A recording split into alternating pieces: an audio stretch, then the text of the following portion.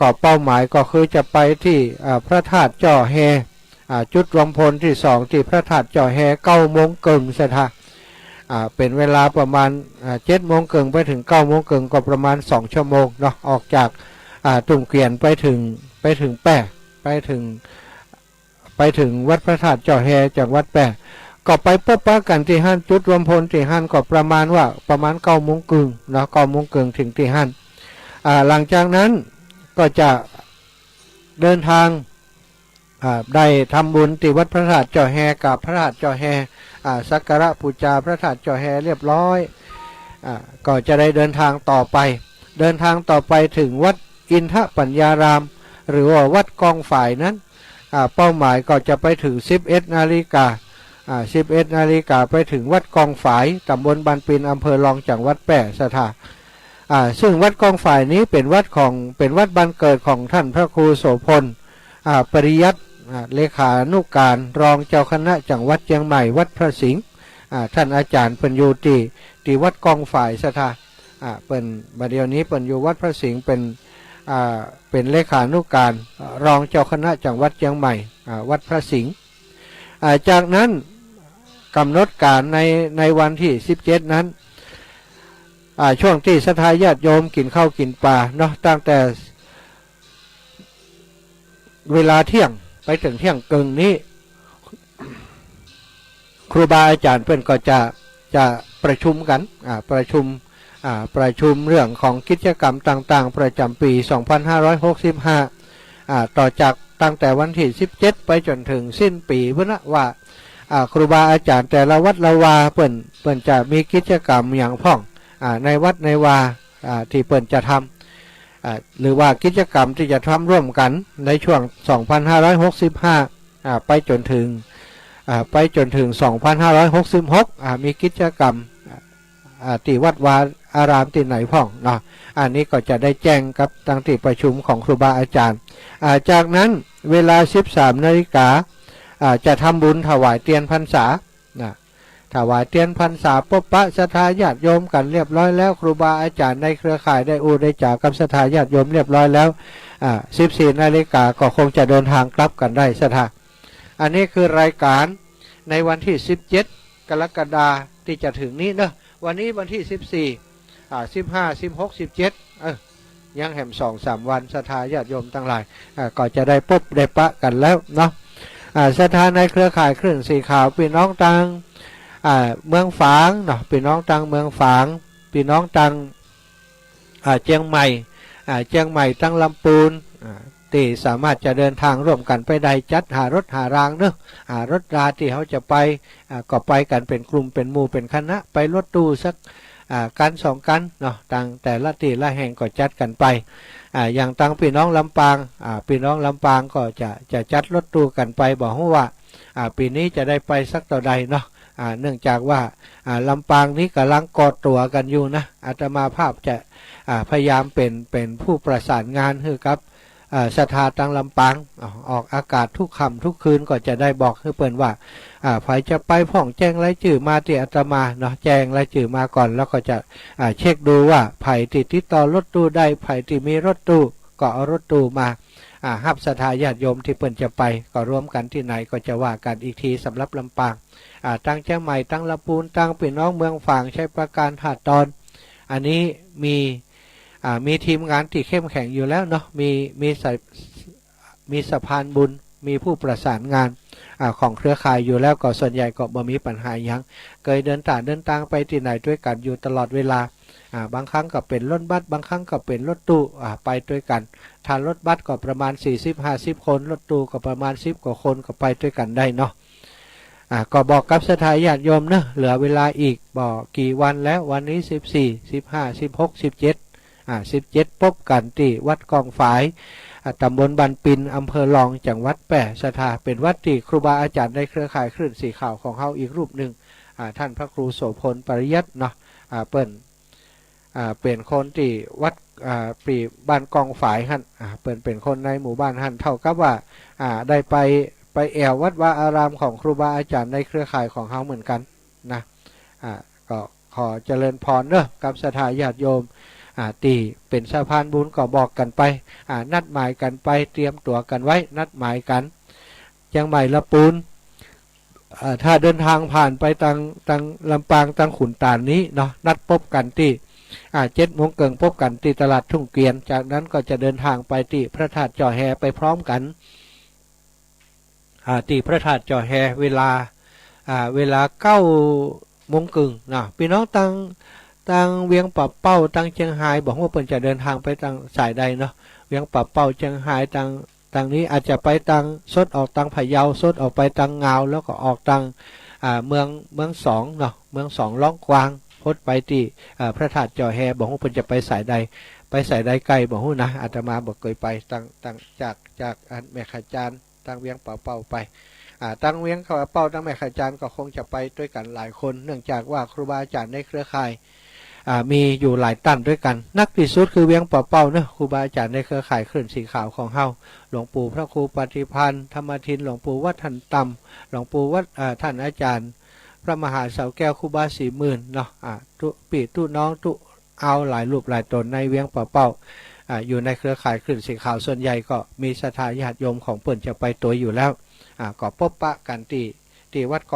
กองฝ่ายที่แปดเนอะศรัทธาญาติโยมหลังจากวันที่17นี้แล้วก็จะปุ้นนะศรัทธาไปแหม17เขา17นี้17เดือนกรกฎาคมที่เขาอูกันไปเร็วนี้วัดกองฝ่าย17 สิงหา17เหมือนกันศรัทธา17 สิงหา2565พบปะกันที่สถาบันธรรมาภิวัตรของท่านพระอาจารย์สาธิตธีระปัญโยศรัทธาญาติโยมหลายคนเคยไปแล้วเนาะเคยไปกะละวะดำหัวกันที่ปุ้นแล้วก็เคยไปทำกิจกรรมตานพระป่าสูติดินของพระอาจารย์สาธิตถวายสถาบันธรรมาภิวัตรในครั้งที่ผ่านมาแล้วครั้งหนึ่งสัตว์เคยนั่งรถไฟไปด้วยกันเนาะศรัทธาเนาะครั้งนี้เนาะก็คงจะเดินทางตามอัธยาศัยใครจะไปรถไฟก็ได้นะ ดูเวลาให้ดี ใครจะไปรถยนต์รถปิ้งอัพรถเก๋งก็ว่ากันไปหรือว่าใครจะไปเหมารถตู้กันการไปเป็นกลุ่มเป็นคณะก็จะดีจะประหยัดค่าใช้จ่ายน้อยนึงเนาะถ้าเอารถส่วนตัวไปก็หลายสตางค์อยู่นะศรัทธาบัดเดียวน้ำมันก็แป้งถ้าเอาไปด้วยกันเป็นกลุ่มก็ช่วยเหลือเกื้อกูลกันไปไปถึงปุ้นก็นัดกันเวลา9 โมงเนาะนิมนต์ครูบาอาจารย์แล้วก็เชิญชวนญาติโยมไปร่วมกิจกรรมด้วยกันเนาะเพื่อทำบุญครบรอบ10 ปีสถาบันธรรมาภิวัตรของท่านพระอาจารย์สาธิตธีระปัญโยศรัทธาญาติโยมอีป่ออีแม่ทั้งหลายที่ได้เตรียมตัวเตรียมใจจะไปกันก็เตรียมความพร้อมเนาะเตรียมความพร้อมด้านสุขภาพร่างกายก็ต้องพร้อมนะเจ็บเป็นเย็นอุ่นก็ไปบ่ได้เห็นว่าถ้าไอข้อแค่กับมดชิดเลยเนาะเพราะว่าบัดเดียวนี้ไข่ก็กลัวโควิดโความนะเวลาเขาไปไอใส่เข่าเขาจะว่าบล่างกายน่ะฉะนั้นศรัทธาญาติโยมไผ่จะไปเตรียมสุขภาพไว้ให้ดีพักผ่อนให้สบายก่อนจะถึงวันที่17 สิงหาคมเนาะก็ขอนิมนต์ครูบาอาจารย์ในเครือข่ายนะนอกเครือข่ายในเครือข่ายที่ฟังรายการนี่ก็ดีที่เป็นครูบาอาจารย์ ที่เคยทำกิจกรรมร่วมกันมาก็กราบนิมนต์ทุกรูปทุกองค์แล้วก็ตึงศรัทธาญาติโยมเนอะที่ฟังรายการตั้งเครือข่ายคลื่นสีขาวได้หู้จักครูบาอาจารย์ในเครือข่ายคลื่นสีขาวหลายผู้หลายรูปหลายองค์ก็อยากจะไปพบไปปะครูบาอาจารย์ที่ไปพร้อมกันที่หันก็ไปกันไปปะพบไปปะไปให้กำลังใจกันครูบาอาจารย์ในเครือข่ายถ้าไปร่วมกิจกรรมอย่างอันมีกัดตู้เจ้าบ่มีศรัทธาญาติโยมสักคนก็จะง่อมจะเงาหากันเนาะเป็นกำลังใจซึ่งกันและกันก็หวังว่าศรัทธาญาติโยมจะเดินทางไปกันนักกันหลายนะที่สถาบันธรรมาภิวัตรของท่านอาจารย์สาธิตหลายคนก็บอกว่าเดี๋ยวไปถึงสถาบันธรรมาภิวัตรแล้วจะแวะไปแอวหาท่านอาจารย์มหาสมชาติโดยที่อุทยานธรรมสุนทรมุนีอาตมาก็จะเตรียมไว้เหมือนกันนะลุกจากที่สถาบันธรรมาภิวัตรก็จะหีบกลับมาที่อุทยานธรรมสุนทรมุนีเพื่อศรัทธาญาติโยมจะมาแอวมาแวะมาดูบายุที่อยู่ที่กินของท่านพระมหาสมชาติเป็นจะได้อุทยานธรรมพระสุนทรมุนีเป็นจะได้ก็มาแวะมาแอวหากันก็ได้เนาะศรัทธาญาติโยมวันที่ สิงหา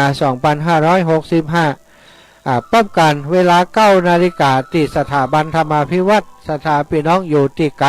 ก็จะต้องเดินทางเจ้าน้อยนึงเนาะออกเจ้าน้อยนึงก็จะไปถึงสถาบันธรรมาภิวัตรก็กว่าจะถึงลำปางออกจากลำปางไปแหมประมาณสัก30 นาทีสถาก็เตรียมตัวกันเนอะกิจกรรมดังกล่าวครูบาอาจารย์เปิ่นฝากประชาสัมพันธ์มาบอกว่าขอกราบนิมนต์ครูบาอาจารย์ที่จัดรายการได้เครือข่ายขึ้นสีขาวทุกรูปทุกสถานีได้ไปร่วมกิจกรรมดังกล่าวข้างต้นเมตตาพิจารณาตามความเหมาะสมและตามที่จะสะดวกพร้อมกันนี้ขอเมตตาให้ช่วยประชาสัมพันธ์ให้ศรัทธาญาติโยมผู้ฟังญาติโยมที่รับฟังทุกสถานีได้ไปร่วมกิจกรรมด้วยกันด้วยเนาะอาตมาก็ขออนุญาตประกาศประชาสัมพันธ์ให้ศรัทธาทั้งหลายได้รับรู้รับทราบได้ไปร่วมกิจกรรมกับครูบาอาจารย์เพื่อนตัวในวันที่17ที่จะถึงไกลๆนี้แล้วเนาะที่วัดกองฝายวัดอินทปัญญารามเนาะวัดกองฝายตำบลบานปีนอำเภอรองจังหวัดแพร่ก็เจริญกราบนิมนต์ครูบาอาจารย์เจริญพรเรียนเชิญศรัทธาญาติโยมทุกผู้ทุกท่านได้ไปร่วมกิจกรรมสำคัญในครั้งนี้ในฐานะของเครือข่ายคลื่นสีขาวด้วยกันวันนี้มาได้ขอบคุณทางเจ้าของสถานีเครือข่ายทุกสถานีทุกเครือข่ายเนอะที่ออกอากาศเอาสัญญาณออกอากาศไปออกตั้งสถานีของท่านทั้งหลายอยู่ในขณะนี้ต้องขออนุโมทนาขอบคุณเจ้าของสถานีป่อเลี้ยงเอียงคำทุกผู้ทุกท่านที่มีสถานีวิทยุแล้วรับเอาสัญญาณของครูบาอาจารย์ที่นี่ไปออกอากาศโดยเฉพาะสถานีต้นสถานีเครือข่ายที่ออกอากาศให้เป็นประจำนั้นเนาะอย่างเช่นสถานีวิทยุวัดฝายหินของท่านพระครูที่ท่านพระครูสมุวิสุวัตวรกิจโจเป็นผู้อำนวยการสถานีอยู่ท่านก็เมตตาเนาะได้ก็สัญญาณได้ลิงก์สัญญาณไปออกอากาศเป็นสถานีแม่ข่ายไปออกอากาศหลายๆสถานีในทุกๆวันที่เฮาจัดรายการพิเศษบางครั้งบางเตื้อเปิ่นก็เอาทีมงานถ่ายทอดสดเปิ่นมาออกอากาศคือวันนี้คงจะใช้เครื่องออกอากาศของอาตมาเนาะที่ออกอากาศอยู่ในขณะนี้นั้นเป็นเครื่องออกอากาศของอาตมาที่ใจอยู่ที่อุทยานธรรมสุนทรมุนีเดินทางไปที่ไหนก็เอาติดตั๋วไปซะท่าเพื่อจะได้ใช้ประโยชน์ครั้งนี้ก็จับพอดีได้ใช้ประโยชน์ที่นี่เนาะได้เป็นสถานีออกอากาศตีม่อน42เมืองที่นี่ก็เดียวตังครูบาอาจารย์ท่านพระครูอภิวัฒนวิกรมแล้วก็ตุ้ลุงยองก็จะได้เดินทางมาถึงเอาแล้วช่วงนี้ต่อที่เข้ารายการขั้นรายการให้ศรัทธาญาติโยมอีป่อยอีแม่ทั้งหลายก็จะได้เอานิทานอดีตชาติของท่านพระอานนท์กับพระพุทธเจ้ามามาจ่าให้ศรัทธาญาติโยมได้ฟังแห่มสักเรื่องหนึ่งเนาะพระอานนท์กับพระพุทธเจ้านี่ศรัทธาเป็นยอดกัลยาณมิตรกันมาตั้งแต่อดีตการเมินมาแล้วไก่เนินนานมาแล้วบ่ฮู้กี่พบกี่ชาติเนาะจากในเรื่องนี้นะจากนครสาคละแคว้นมหิสกะในอดีตการพูดแล้วศรัทธาเป็นบอกว่าในอดีตการในสมัยนั้นมีสระบัวหลวงสวยงามเป็นสระบัวหลวงติเป็นสระที่กว้างใหญ่น่ารื่นรมเป็นที่อาศัยเป็นที่หากินของนกเป็นอันมากพรานนกคนหนึ่งเป็นหู้ที่หากินศรัทธาญาติโยมเป็นหู้ว่านกเนี่ยไปหากินอยู่ในสระหันเนี่ยมีหลายชนิดด้วยกันมีจำนวนนักจำนวนหลายพรานนกคนหนึ่ง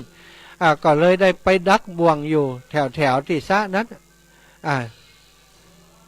แล้วก็นำนกอย่างนกต่างๆติดบ่วงเนี่ยไปขายทำอยู่อย่างอันเป็นประจำศรัทธามีฝูงหงส์อยู่ฝูงหนึ่งอาศัยอยู่ในถ้ำณภูเขาคิชกูฏหัวหน้าฝูงก็คือพญาหงส์ชื่อว่าทัตตรัฐะมีหงส์ติดชนิดชื่อว่าสุมุขะเป็นกัลยาณมิตรกันศรัทธาญาติโยมคราวหนึ่งมีหงส์2-3 ตัวได้ไปหากินที่สระบัวหลวงชื่อมนุษยะก็คือสระที่ว่าตะกี้นั้นที่นายพรานชอบไปดักบ่วงนั้น หงส์สองตัวนี้ได้ไปหากินในสระนั้นก็รู้สึกพอใจเพราะว่าอาหารการกินในสระนั้นนักศรัทธาญาติโยมก็เลยได้มาเล่าให้พญาหงส์ฟังว่าที่ในสระนั้นมีอาหารมากแต่เป็นที่อยู่ของมนุษย์พวกเขาอยากจะไปหากินที่สระนั้นแหมจะได้ก่อพญาหงส์ว่าโอ้ธรรมดาแล้วที่อยู่ที่อาศัยของมนุษย์นั้นเป็นอันตรายต่อสัตว์ทั้งหลายโดยเฉพาะหงส์อย่างหมู่เฮานี้เป็นที่ต้องการของมนุษย์ทั้งหลายพญาหงส์ก็เลยห้ามเพราะว่าถิ่นของมนุษย์นั้นมันเป็นอันตรายสำหรับนกว่าบ่ควรจะไปแต่ว่าบริวารก็อ้อนวอนครั้งแล้วครั้งเล่าศรัทธาพญาหงส์ก็เลยว่าเนี่ยจะได้ดีก็เลยอนุโลมตามที่อันบริวารนั้นขอก็เลยจะไปโดยคราวนั้นมีหงส์บริวารตามไปเป็นจำนวนนักจำนวนหลายก็ได้หล่อนลงไปที่บริเวณสระแห่งนั้นศรัทธาซึ่งบริเวณสระแห่งนั้นอย่างที่บอกไว้มีนายพรานได้ไปดักบ่วงไว้พญาหงส์นี้หันว่าโอ้นายพรานไปดักบ่วงไว้ที่หันก็เลยบินไปตรงที่บ่วงของนายพรานนั้นเพื่อจะให้บ่วงของนายพรานนั้นมันเกิดลั่นขึ้นมามันจะได้บ่ได้ไปถูกใส่อันลูกน้องทั้งหลายที่บินไปหากินในตอนนั้นศรัทธาเมื่อพญาหงส์ล่อนไปตรงที่จุดที่มีบ่วงดักบ่วงที่พรานดักไว้ก็ได้ลัดไว้ที่ข้อเท้าของพญาหงส์บ่วงมันก็จะหัดที่ข้อเท้าไว้หน่อยศรัทธาเนาะพญาหงส์ก็คิดว่าจะทำให้บ่วงนั้นขาดแล้วก็เลยดึงนะศรัทธาก็ดึงบ่วงนั้นอย่างแรงครั้งแรกหนังถลอกครั้งที่สองนั้นเนื้อที่ข้อแข้งของพญาหงส์ก็ขาดครั้งที่สามเอ็นขาดถึงครั้งที่สี่บ่วงก็บาดลึกเข้าไปถึงกระดูกเลือดก็ไหลเป็นอันมากศรัทธาเลือดของพญาหงส์นั้นไหลเจ็บปวดแสนสาหัสพญาหงส์ก็คิดว่าถ้าเขาห้องขึ้นไปถ้าห้องขึ้นว่าเขาติดบ่วงอยู่ที่นี่บริวารซึ่งกำลังหากินเพลิดเพลินอยู่ก็จะตกใจกินอาหารบ่ตันอิ่มเมื่อกินอาหารบ่อิ่มนั้นก็บินกลับไปบ่มีกำลังพอก็จะตกทะเลตายกันพญาหงส์ได้กึศถึงว่าถ้าเขาห้องขึ้นมาเนี่ยศรัทธาเพราะเปิ่นไปติดบ่วงเนาะถ้าเปิ่นห้องขึ้นมาแล้วพญาหงส์ทั้งหลายที่หากินอยู่ในสระอยู่เนี่ยได้ยินเสียงห้องของพญาหงส์ก็จะได้บินหนีกันไปกินอาหารบ่อิ่มเพราะกินอาหารบ่อิ่มเนี่ยบินไปก็กำลังก็จะมดตกไปในทะเลก็จะตายไปว่าก็เลยล้อจนบริวารเนี่ยกินอาหารจนอิ่มตนเองก็ยอมทุกข์ทรมานติดบ่วงอยู่หันเมื่อเวลาล่วงไปพอสมควรแล้วหันว่าพวกหงส์กินกันหมดแล้วกำลังเพลิดเพลินอยู่ก็จึงร้องขึ้นโดยเสียงอันดังว่าตอนนี้เนอะเฮาติดบ่วงอยู่เนอะพ่อหงส์ทั้งหลายได้ยินอย่างหงส์ทั้งหลายก่อนตกใจศรัทธาก็ปากันบินขึ้นไปเป็นพวกบินไปยังภูเขาคิชกูฏก็บินหนีเอาตัวรอดไปพญาหงส์ชื่อว่าสุมุขะก็บินไปกับบริวารเหมือนกันเพราะได้ยินเสียงร้องคำว่าติดบ่วงแล้วก็หู้ว่าเป็นเสียงของไผ่เมื่อบินไปได้สักครู่ก็นึกเฉลียวใจว่าพญาหงส์ถ้าจะติดบ่วงอยู่จึงบ่ได้บินมาตัวเมื่อสำรวจพ่อหงส์ทุกฝูงแล้วก็บาหานว่ามีพญาหงส์อยู่ศรัทธาญาติโยมหงส์ชื่อว่าสุมุขะนี้ก็เลยคิดว่าคงจะเกิดอันตรายขึ้นกับพญาหงส์เป็นแน่แท้จึงรีบบินไปยังสระมนุษยหันศรัทธาก็ได้หันพญาหงส์ติดบ่วงอยู่หงส์สุมุขะนี่ก็บินเข้าไปหาพญาหงส์ก็ไปปลอบใจว่าโอ้อย่ากลัวเลยเนอะท่านพญาหงส์เฮาจะสละชีวิตแทนท่านเฮาจะอยู่เป็นเพื่อนท่านเป็นเพื่อนตายกับท่านพญาหงส์ก็บอกว่าโอ้ฝูงหงส์ทั้งหลายนั้นบินไปหมดแล้วท่านจะได้แบบบินไปเอาตัวรอดไว้ก่อนก็จะมีประโยชน์อย่างกับการที่จะมาอยู่ที่นี่กับเฮาความเป็นสหายบ่มีประโยชน์อย่างแล้วตอนนี้เฮานี้จะต้องตายติดบ่วงอยู่ที่นี่ท่านสามารถบินไปได้ท่านก็บินไปเถอะหงส์ชื่อว่าสุมุขะก็กล่าวตอบว่า โอ้ข้าพเจ้าจะอยู่หรือจะไปก็ต้องตายอยู่ดีเหมือนกันนั่นแหละอาจจะหนีความตายหาเป็นไปได้ไหมถ้าท่านตอนที่ท่านมีสุขข้าพเจ้าก็อยู่ใกล้ชิดกับท่านตอนนี้ท่านมีความทุกข์ข้าพเจ้าจะจากท่านไปได้จะใดการตายพร้อมกับท่านประเสริฐกว่าการมีชีวิตอยู่โดยบ่มีท่านว่าอันเมื่อท่านมีทุกข์อยู่เช่นนี้ข้าพเจ้าจะดูได้อยู่ได้จะใดมันบ่มีความเป็นธรรมกับท่านตอนสุขเขาสุขด้วยกันตอนทุกข์นี้เขาก็ควรจะทุกข์ด้วยกันว่าจะอันสังเกตดูศรัทธาญาติโยมคำพูดของหงสุมุขะนั้นเป็นคำพูดที่ประทับใจแค่ไหนบอกว่าข้าพเจ้าจะจากไปได้จะใดการตายพร้อมกับท่านนั้นประเสริฐกว่าการมีชีวิตอยู่โดยบ่มีท่านเมื่อท่านมีความทุกข์ข้าพเจ้าไปเสียดูจะบ่เป็นธรรมกับท่านเลยว่าอันพญาหงส์พอได้ฟังอย่างอันก็กล่าวว่าโอ้คติของผู้ติดบ่วงเช่นข้าพเจ้านี้จะมีอย่างนอกจากจะต้องเข้าลงครัวจะต้องเข้าครัวให้เขาทำอาหารท่านเป็นผู้มีความคิดจะเข้าใจคตินี้จะใดท่านแห่งประโยชน์อย่างในการที่ยอมตายกับข้าพเจ้าท่านจะยอมสละชีวิตในเรื่องที่บ่ได้เห็นคุณอย่างแท้จริงเหมือนคนตาบอดทำกิจกรรมในที่มืดจะให้สำเร็จประโยชน์ได้จะใดท่านบ่ได้เล็งหันประโยชน์อันลุ่งเรืองเลยพญาหงส์พูดอย่างอีก็เป็นการเพื่อจะฮืออันหงสุมุขะนั้นได้บินหนีไปเหี่ยเพราะเอ็นดูเขาจะมาตายด้วยตัวศรัทธาพญาหงส์พูดจะเรียบร้อยแล้วสุมุขะก็ยังได้ต่อว่าทำไมท่านจึงบอกหู้แจ้งซึ่งความหมายแห่งธรรมธรรมที่บุคคลเคารพแล้วย่อมแสดงประโยชน์แก่สัตว์ทั้งหลายข้าพเจ้านี้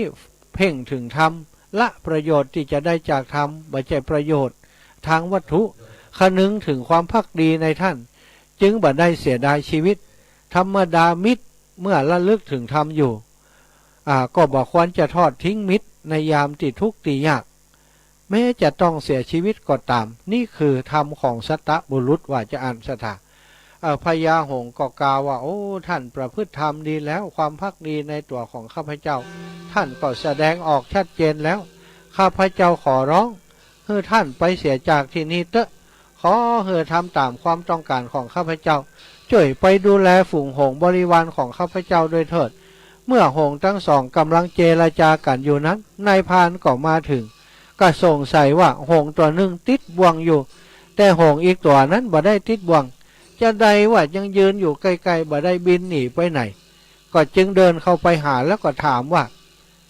ก็ไต่ถามเรื่องราวต่างๆหงส์สุมุขะก็ได้ตอบให้ทราบว่าพญาหงส์ติดบ่วงอยู่นั้นเป็นพญาหงส์เป็นนายของตัวเก่าบ่อาจจะละทิ้งนายให้ตายอยู่คนเดียวได้นายพรานจึงถามพญาหงส์ว่าเป็นถึงพญาหงส์เหตุจะใดถึงได้มาติดบ่วงทั้งที่บริวารก็มีจัดนักจัดหลายบัดติดบ่วงหัวหน้าผู้ฉลาดควรหู้ถึงอันตรายนี่เป็นธรรมบดาของผู้เป็นใหญ่สุมุขะก็ได้ตอบแทนพญาหงส์ว่าเมื่อความเสื่อมมาถึงนั้นถึงเข้าใกล้การใดการนั้นซัดเข้าใกล้บ่วงก็บ่หู้สึกเมื่อถึงเขาจะสิ้นชีวิตก็เช่นเดียวกันจะที่จริงชาดกนี้หากเป็นเขาเรื่องที่น่าสนใจอยู่ศรัทธาญาติโยมอันนี้ก็คือเรื่องของพญาหงส์เนาะพรานนั้นได้หั่นพญาหงส์ถึงสองตัวนั้นมีคุณธรรมก็หั่นพญาหงส์สุมุขะได้ขอชีวิตพญาหงส์จะเนาะนายพรานก็หั่นใจก็เลยปล่อยหงส์ทั้งสองไปพบกับญาติและบริวารเป็นทำนองว่าถ้าฆ่าเขาทั้งสองก็ได้อาหารเพียงมื้อสองมื้อหรือว่าถ้าจะนำไปขายก็คงได้เงินเพียงเล็กน้อยต่ออันเพื่อเลี้ยงชีวิตของตัวไปแต่ถ้าเขาปล่อยพญาหงส์นั้นไปเขาคงจะได้บุญบ่น้อยศรัทธานายพรานนั้นปกติก็นิยมสรรเสริญในน้ำใจภักดีและเสียสละของหงส์สุมุขะอยู่แล้วที่ยอมเสียสละชีวิตเป็นมิตรตพรีจึงมีจิตใจอ่อนโยนต้องการจะปล่อยหงส์ทั้งสองไปแต่ก็ต้องการทดลองใจหงส์ทั้งสองนั้น จึงกล่าวว่าท่านเองติดบ่วงท่านเองไม่ได้ติดบ่วงถ้าเฮาก็ไม่ได้ปรารถนาจะฆ่าท่านจงรีบบินไปเสียเถอะขอให้ท่านอยู่เป็นสุขเถอะตลอดกาลและนานหงสุมุขะก็ตอบว่าโอ้ข้าบ่ประสงค์จะบินไปที่ไหนข้ามีชีวิตอยู่โดยบ่มีพญาหงส์มาได้ถ้าท่านพอใจเพียงชีวิตเดียวก็ขอให้ปล่อยพญาหงส์ไปเถอะว่าอันส่วนตัวของข้าพเจ้าเองนั้นท่านจะปล่อยหรือจะกินก็กินเสียได้ว่าอันบัญยอมหนีไปไหนข้าพเจ้าทั้งสองมีรูปกายเต้ากันถ้าจะเอาข้าพเจ้าไปแทนลาภของท่านก็จะมีได้บกพร่องแต่ประการใดขอได้โปรดเปลี่ยนตัวข้าพเจ้ากับพญาหงส์เถอะถ้าท่านบันแน่ใจก็ขอเอาบ่วงมาผูกที่ขาของข้าพเจ้าไว้แล้วปล่อยพญาหงส์ให้บินไปนายพรานก็คิดก็มีจิตใจอ่อนโยนยิ่งขึ้นต้องการจะยกพญาหงส์เพื่อเป็นรางวัลแก่สุมุขะจึงได้กล่าวว่า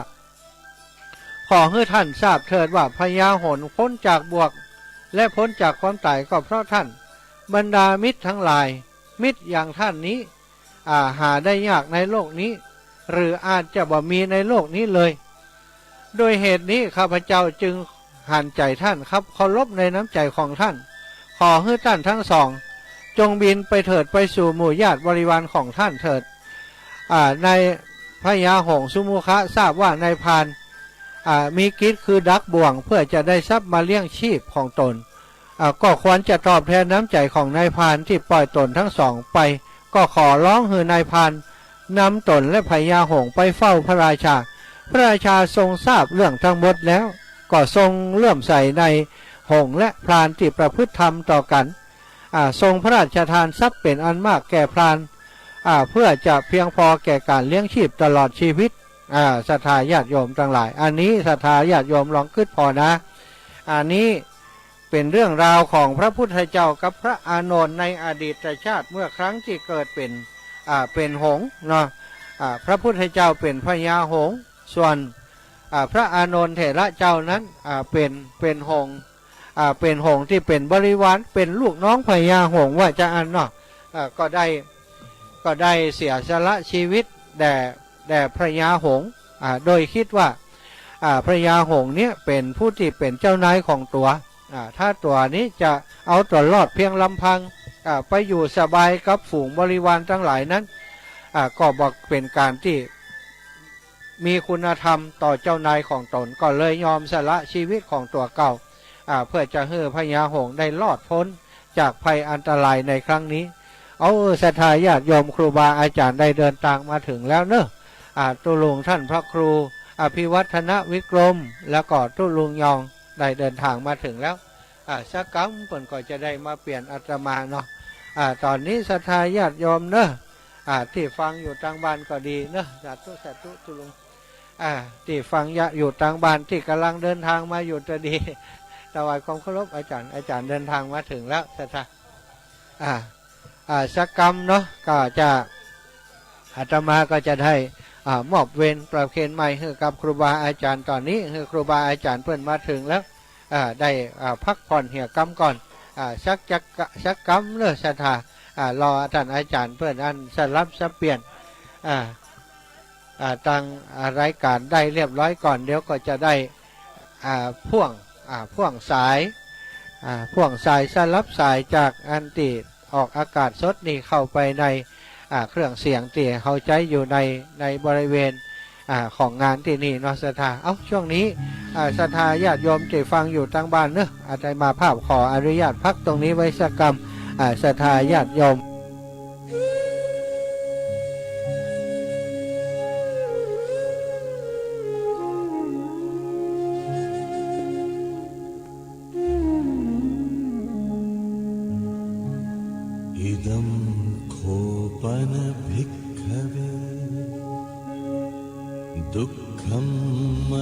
सच्चम जातिपि दुःखा जरापि दुःखा व्याधिपि दुःखा मरणंपि दुःखम् पियेहि संपयोगो दुःखो पियेहि विपयोगो दुःखो यं पिच्छं नो लभति तंपि दुःखम् संखित्ते पञ्चुपादानखन्धा दुःखा इदं खोपन भिक्खवे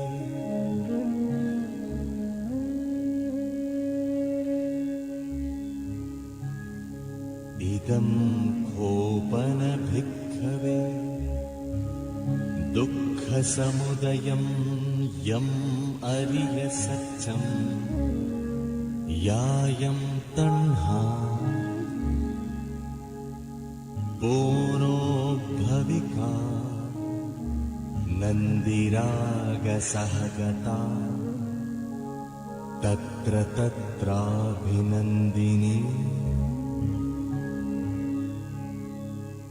सेयद्धीदं कामतण्हा भवतण्हा विभवतण्हा इदं खोपन भिक्खवे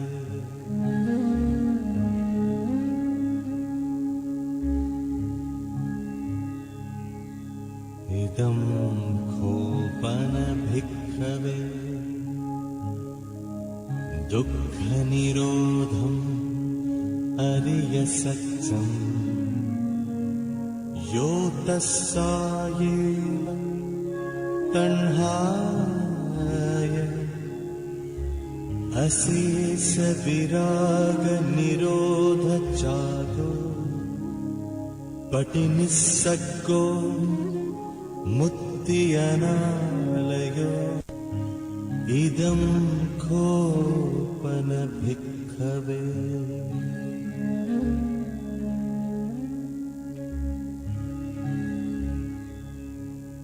इदं खोपन भिक्खवे दुःखनिरोधगामिनी पटिपदा अरियसत्यम् अयमेव अरियो अट्ठङ्गिको मग्गो सेयत्थिदम् सम्मादिट्ठि सम्मासङ्कप्पो सम्मावाचा सम्माकम्मन्तो सम्मा आजीवो सम्मावायामो सम्मा सति सम्मा समाधि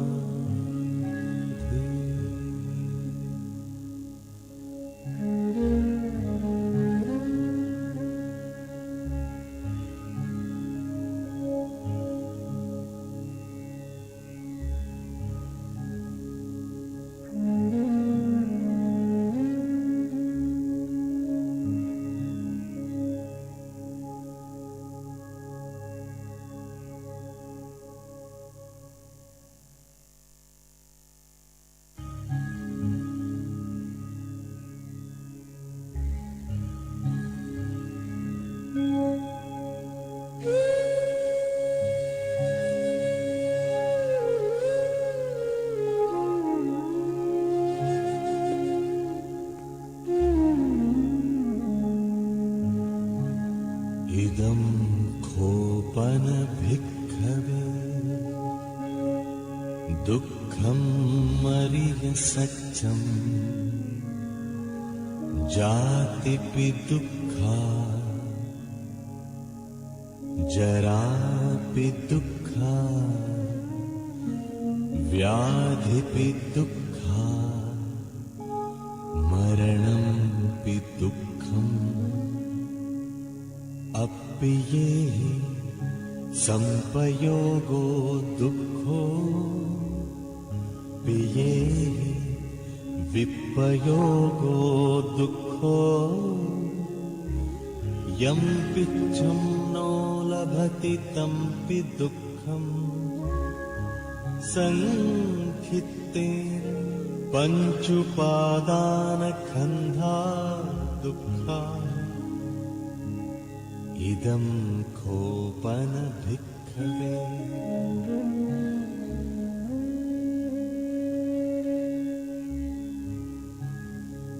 इदं खोपन भिक्खवे दुःखसमुदयं यम् अरियसत्यं यायं तण्हा पूर्णोद्भविका नन्दिरागसहगता तत्र तत्राभिनन्दिनी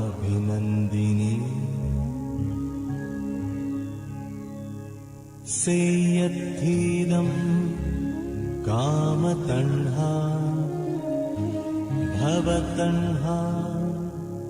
विभवतण्हा इदं खोपन भिक्खवे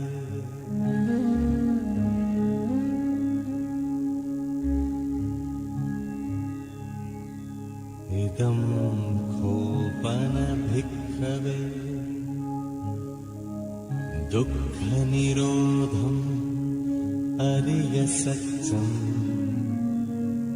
यो तस्सायेव तण्हाय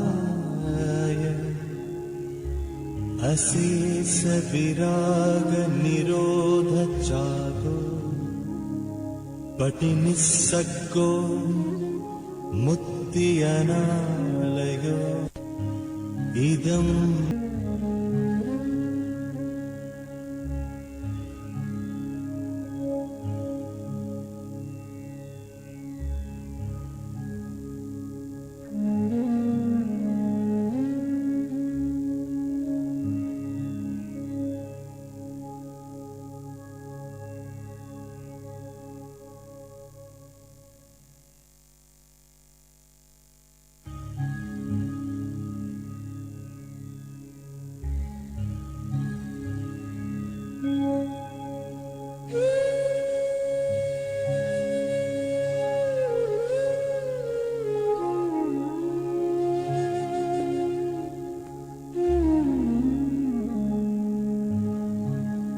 इदं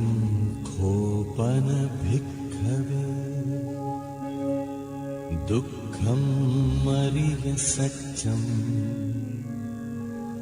जातिपि दुःखा जरापि दुःखा व्याधिपि दुःखा मरणं भगता तत्र तत्राभिनन्दिनी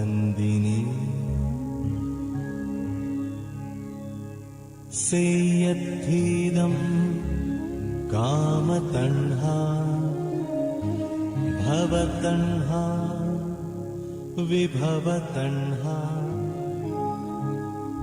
इदं खोपन भिक्खवे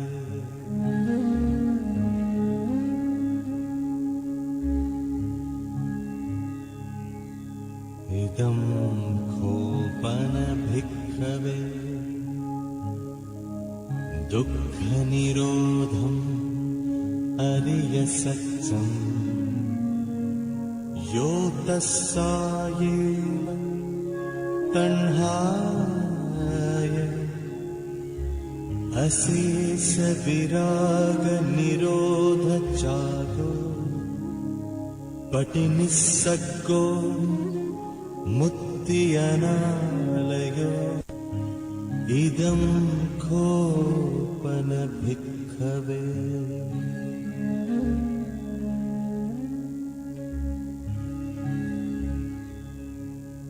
इदं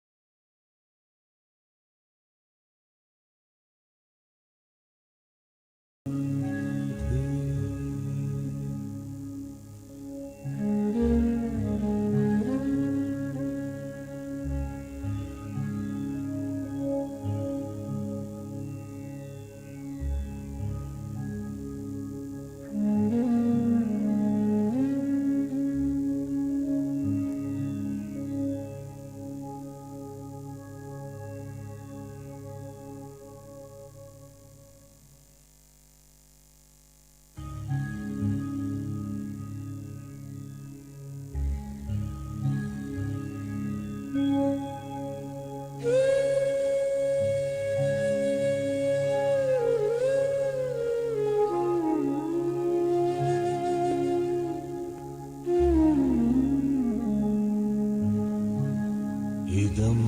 खोपन भिक्खवे दुःखं मरिय सत्यं जातिपि दुःखा जरापि दुःखा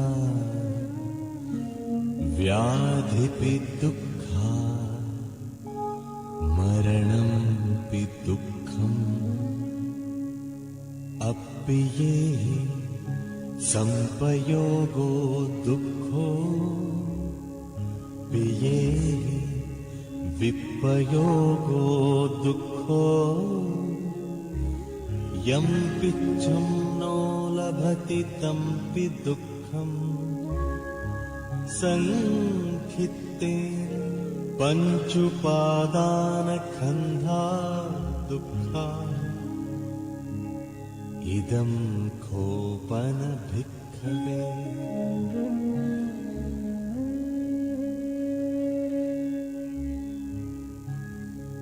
इदं खोपन भिक्खवे दुःखसमुदयं यम् अरिय सत्यं यायं तण्हा पूर्णो भविका नन्दिरागसहगता तत्र तत्राभिनन्दिनी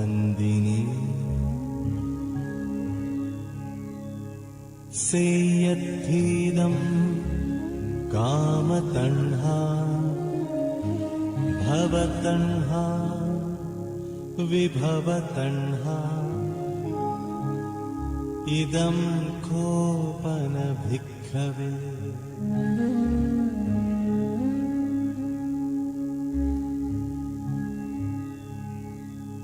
इदं खोपन भिक्खवे दुःखनिरोधम् अरिय सत्यम् यो तस्सायेव तण्हाय अशेष विराग निरोध चागो पटिनिस्सग्गो मुक्ति अनालयो इदं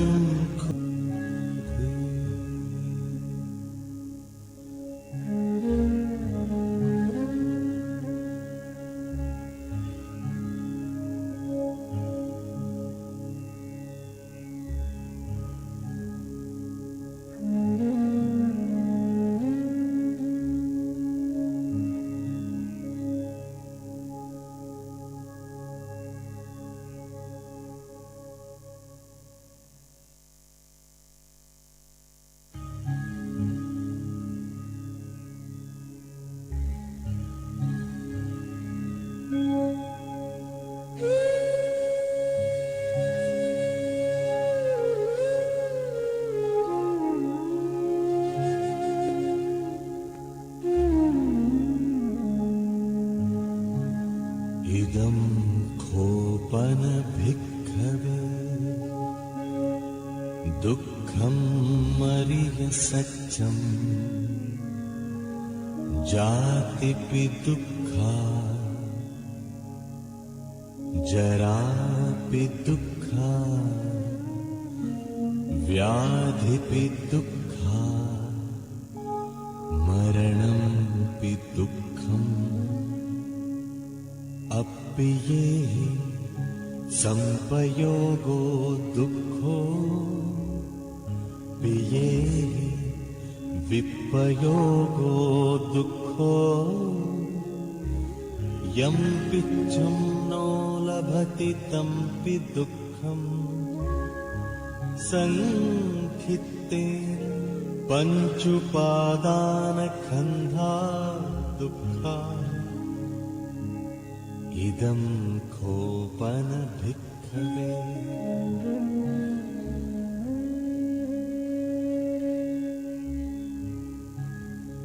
इदं खोपन भिक्खवे दुःखसमुदयं यम् अरिय सत्यम् यायं तण्हा बोरोद्भविका नन्दिरागसहगता तत्र तत्राभिनन्दिनी ท่านบอลเนอะโยมพี่เนอะสาธุสาธุ सेयद्धीनं ในวันนี้นะเดี๋ยวรอท่านมาหาสมชาติเปิ้นกำลังฉันเจ้าอยู่เดี๋ยวเอาซองเป่ามาได้เลยเนอะซองเป่าเปิ้นทำเอาซองเป่านี่ แต่ว่าวันนั้นมีจัดหลายเดี๋ยวเอาซองเป่ามาพ่อถ้ามีปากกา มีสมุดก็เอามาตัวยเนาะอาจจะได้ลิขิตจิตเขียนตอนเจ้ามานี่ก็ต้องขอบคุณท่านพระมหาสมชาติชาตปัญโยเปิ้นก็มาอู้เอิญในรายการต่างๆแล้วก็เปิ้นก็มานอนนี่ด้วยมานอนคนเดียวกลับมาตัวนี้ตัว มาตัวนี้มาดึงไปไหนเนาะฝนตกตัวเนาะตุลุงนี่มนต์ฮะนั่งแวะมานั่งด้วยกันแวะนะโฮงตาลมาแต้มแล้วอีพี่ขึ้นไปบนนะพี่เด้อถ้าจะฮับปอนฮะใจเย็นๆบัดเตเปมาลามดูของงานท่านพระครูเนาะพระครูเปิ้นเกาะมาแต่เจ้าเอาเครื่องเสียงมาช่วยตัวพระครูก็โอ้แต่มีการมีงานแต่ละครั้งก็ได้ช่วยกันสดาญาติโยมทั้งหลายก็ถ้าว่ามีโฮงตาลดังใดอย่างดังใดแต่ละมืดก็จะได้ประกาศเนาะพี่น้องทางขุนลาวแต่ที่เป็นเก้าเป็นกันนะก็จะรับความเมตตาจากท่านพระครูเลขาเฮาโดยเอาโฮงตาลมาทุกครั้งแล้วก็เอาลูกเนนมาช่วยเสิร์ฟน้ำโดยมาช่วยการช่วยงานโดยนะแล้วก็พี่น้องทางขุนลาวก็มาแล้วดูไล่หลังกันมานี่อันนั้นก็เอามาแถมที่เป็นพี่น้องทางใดญาติโยมมาแล้วการขึ้นดอยมาต้องใส่แมสก็ได้ด้วยโยมเนอะมันอึดอัด มันหายใจบาโล่งดูอันนี้เอาไปทำปุ้งก็ได้เลยที่เขาเคยไปที่ขันนะพุ้นน่ะพี่น้องทางขุนลาวเลยแม่เนาะขุนลาวพี่น้องขุนลาวดูมาจัดไหลเดี๋ยวได้พิการจะตัวยมาเนาะ โอ้ไวยสาบารมีธรรมเนอะครูบาอาจารย์ได้เมตตาเดินทางมาแล้วนะครับเนาะตรังคณะสงฆ์ตึงอำเภอดอยสะเก็ดแล้วก็อำเภอเวียงป่าเป้านะจะได้มาร่วมกันในวันนี้ก็เดี๋ยวก็ครูบาแดงก็จะมานิมนต์หลวงพ่อมานั่งนะเว้ยนั่งด้วยกันนี่นี่ก็สดาญาติโยมกันลังขึ้นดอยมานี่ดูอีแม่เขาเอาแม่อ่อนนะแม่เด้อมันอึดอัดนะ มันไปโวยอย่างเดียวกว่าเนาะขึ้นดอยมามันอึดอัดมันหายใจบาโล่งจากนั้นก็คณะศรัทธาไม่อย่างพี่น้องไม่อย่าง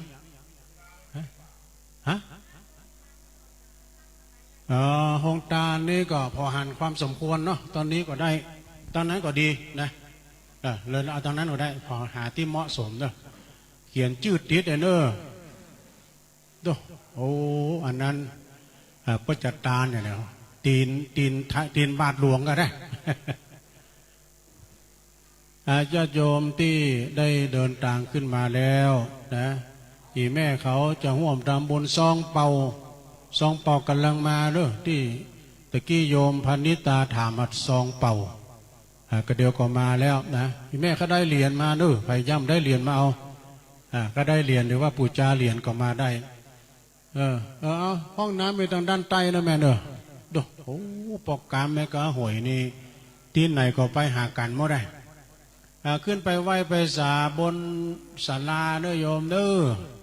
ตอนนี้ปัจจะมาอู้มาจ่ามาคุยสนทนาธรรมกับพ่อครูอ้วนนิพนธ์ยุคคันธรเนาะยุคคุณสมาร์ทยุคคุณธรนะฮะ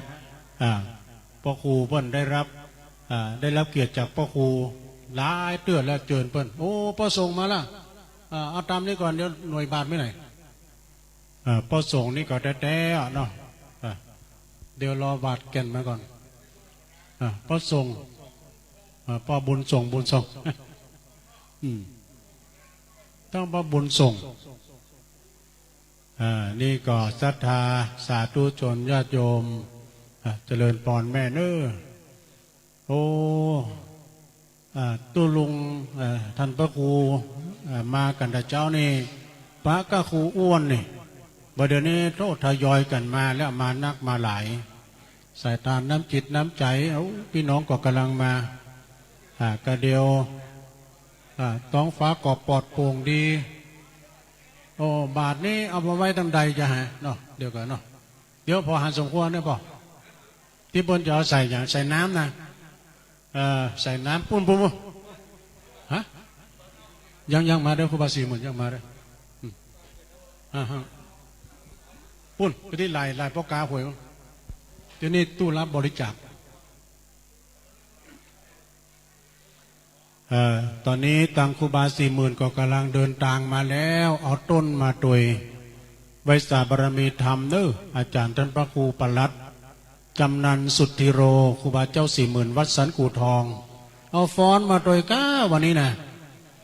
ฟ้อนสันกูทองก็ฟ้อนงาม โอ้เพิ่นมาหนาด้วยวันนี้นะ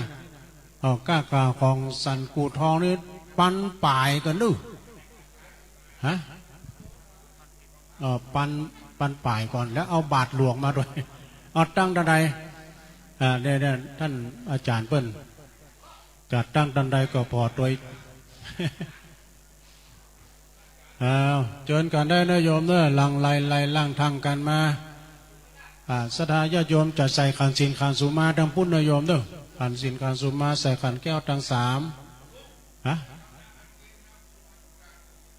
เกมน้ำขบิสุมปล่อยสุมาโคตานด้วยดูพอครูอ้วนเพราะว่าใส่แปลงขันไว้ปากันแปลงขันโยงขันสุมาน้ำขบิสุมปล่อยแต่กระเดียวป้อบุญส่งพอกำนึกหันใกล้ๆเอาป้อบุญส่งเนี่ยเนาะป้อครูป้อจะเวียนตาลม้วนเอ่ยชื่อเอ่ยเสียงเอ่ยนามเนาะเจ้าภาพเก่าคุณแม่จันฟองคุณเชิดพงษ์กิ่วแก้วตอนนี้นะฮะคุณแม่เปิ้นก็ยังไม่ได้มาเตื้อแล้วก็คุณเชิดพงษ์ได้เดินทางมาถึงแต่เจ้าแล้วนะเจ้าภาพใหญ่ของเราแล้วก็เกียมไวเดอร์สัปดาห์สดาญาติโยมทั้งหลาย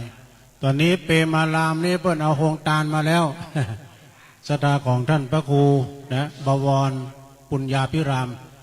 เปิ้นเป็นเจ้าคณะตำบลมาแล้วไหมถ้าได้ซองก็ซองยังมาตั้งแต่เดี๋ยวนี้นะถ้าได้ของดีมาดานีดูไปก็ได้ของดีเหรียญพระแม่เจ้า42เมืองเหรียญของงานพระเจ้า42เมืองเนาะมีที่นี่แล้วเดียวท่านครูบา40,000ก็มาแล้วจะได้ญาติโยมที่จะร่วมปูจาก็ได้อีแม่เขาจะขึ้นไปไหว้ไปสาตังบนตำบลสันลาก็เจิญกันได้เนอะใส่ขันศีลขันสุมาใส่ขันแก้วทั้ง3เสร็จสับเรียบร้อยหาที่นั่งตามอริยสัย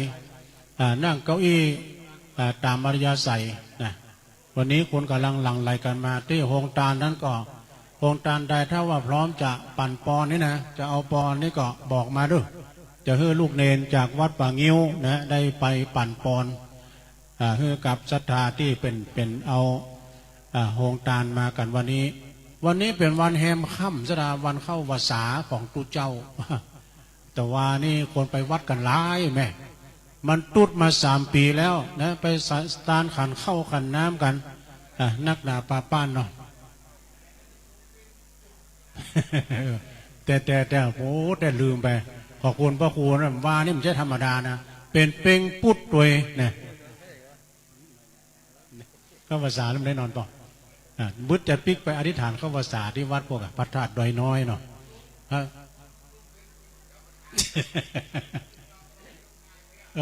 แต่กัน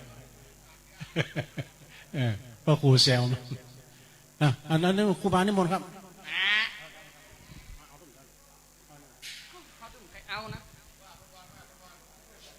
2 3 4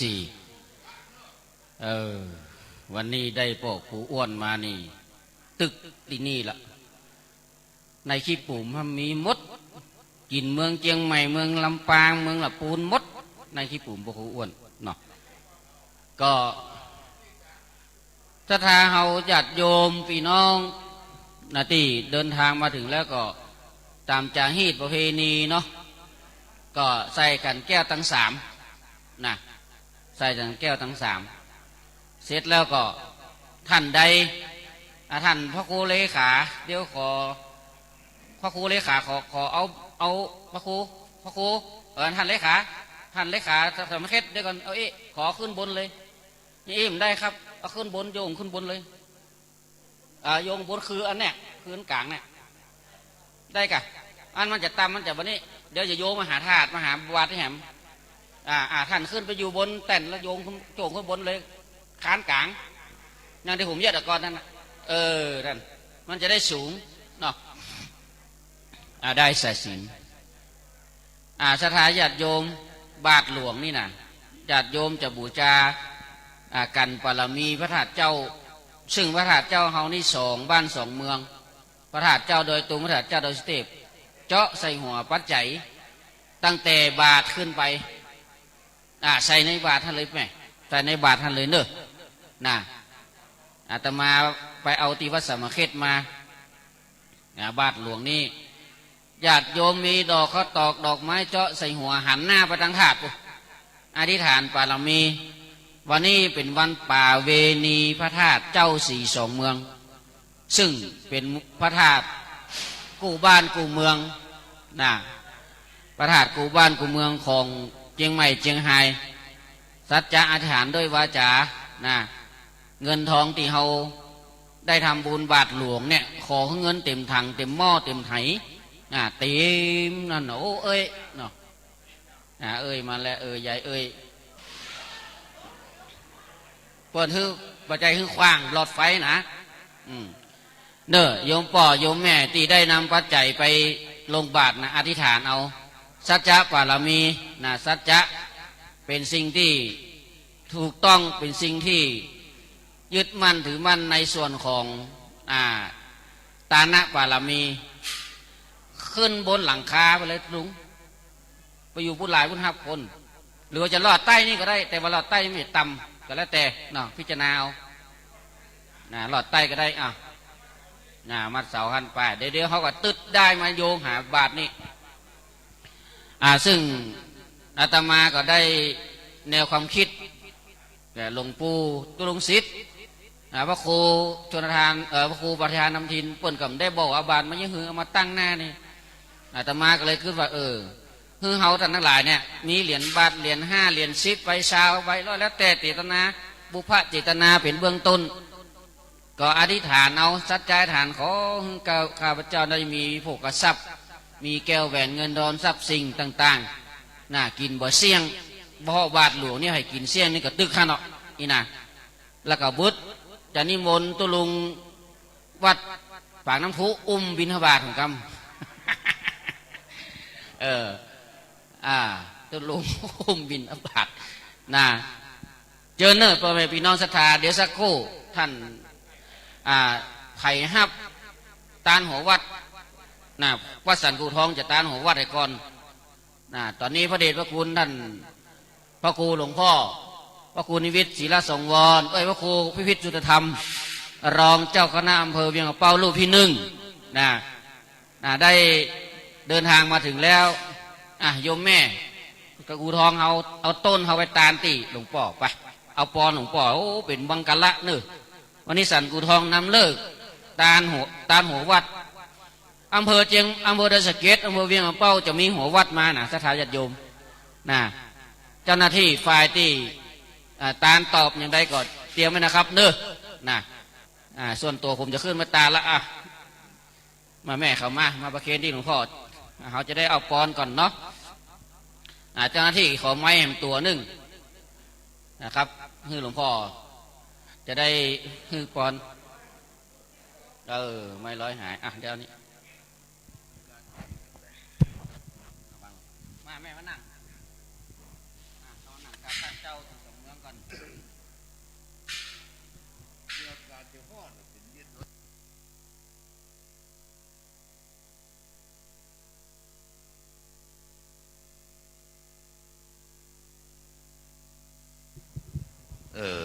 วันนี้ปีนอกคณะสถาวันเสริมกูทองมาห่วมทำบุญ1,160 บาทต้องขออนุโมทนาบุญตัวยะทาวาริวหาภูราปาริปุเรนติสากรัง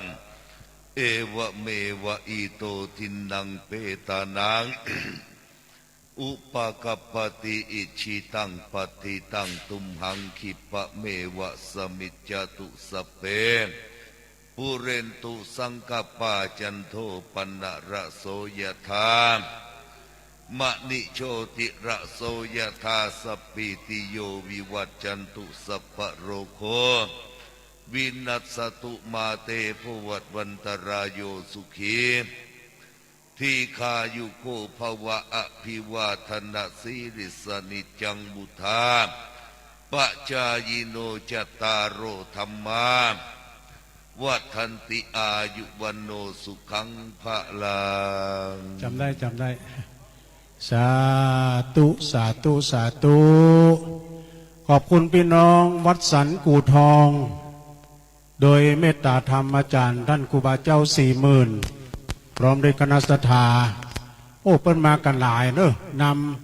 นำศรัทธามาเอาโฮงตาลมาด้วยแล้วศรัทธาญาโยมตอนนี้กำลังทยอยกันมาเนาะพี่น้องขุนลาวพี่น้องขุนลาวก็มาแน่นหนาเพราะว่าตุพิการจัดการแล้วด้วยตอนนี้ตังคณะศรัทธาจากขุนลาวหลู่ตุงดอยกันเนาะพี่น้องบ้านขุนลาวพี่น้องบ้านขุนลาวเนอะขึ้นไปตานตัวท่านเจ้าว่าศรัทธาพี่น้องบ้านขุนลาวฮับปอนยะทาวาริวหาภูราปาริปุเรนติสาการังเอวะเมวะอิโตทินังเปตานังอุปกัปปติอิชิตังปฏิตังตุมหังคิปะเมวะสมิจจตุสัพเพปุเรนตุสังกปาจันโทปนะระโสยธามณิโชติระโสยธาสปิติโยวิวัชชันตุสัพพะโรโควินัสสตุมาเตภวัตวันตรายโยสุขีทีคายุโกภวะอภิวาทนาสีลิสนิจังบุธาปจายโนจตารโอธรรมาวัฏันติอายุวันโนสุขังภะลังสาธุ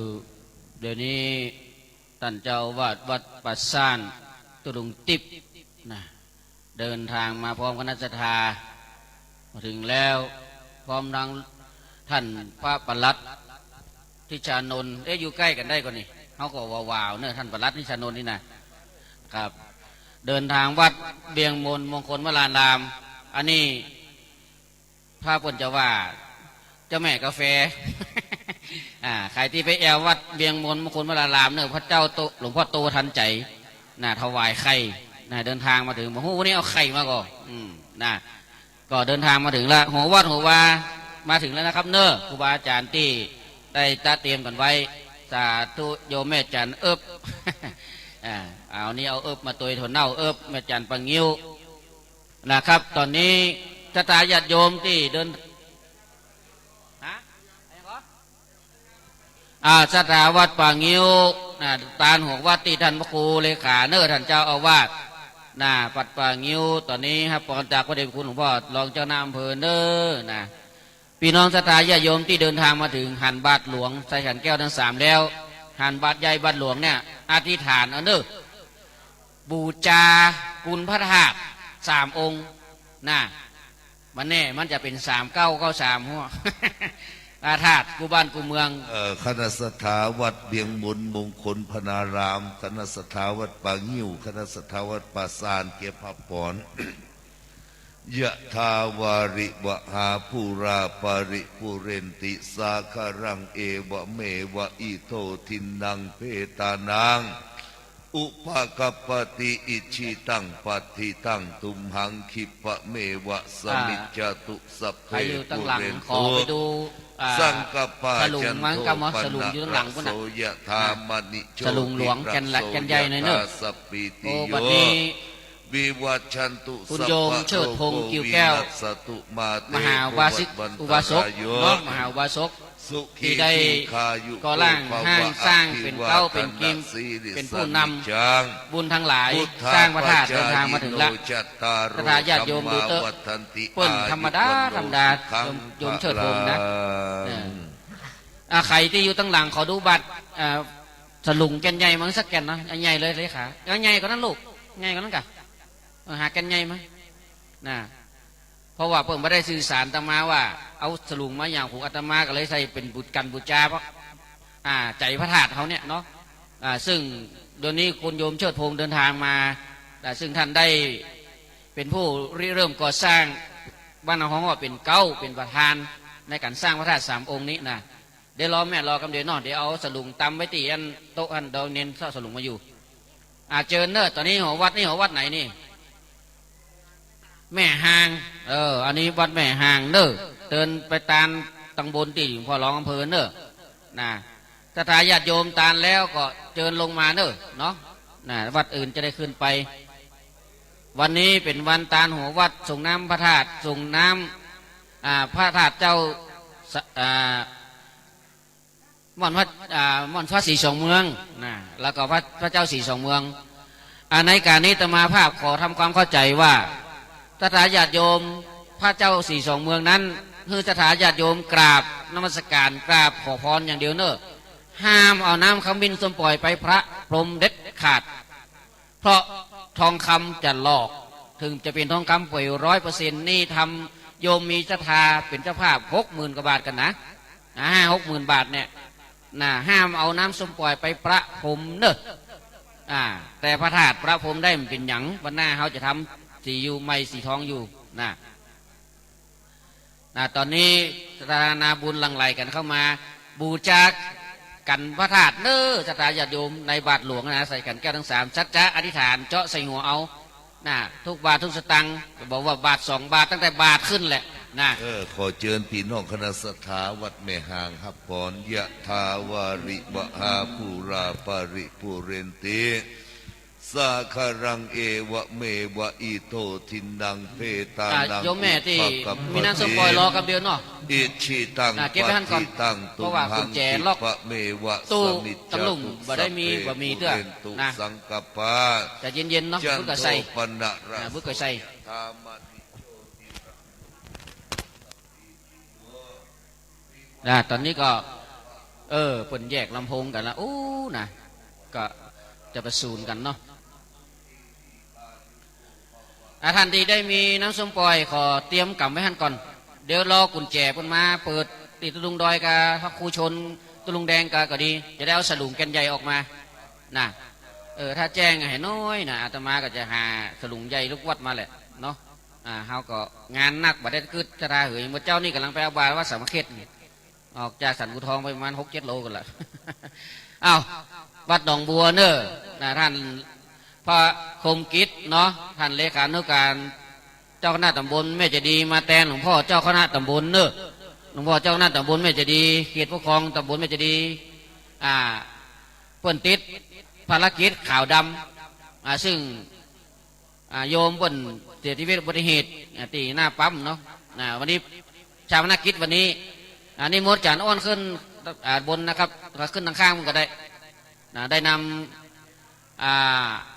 หัววัดมาแล้ววัดหนองบัวตำบลแม่เจดีย์วันนี้มาแทนหลวงพ่อเจ้าหน้าตำบลเนาะแล้วก็ญาติโยมที่เดินทางมาถึง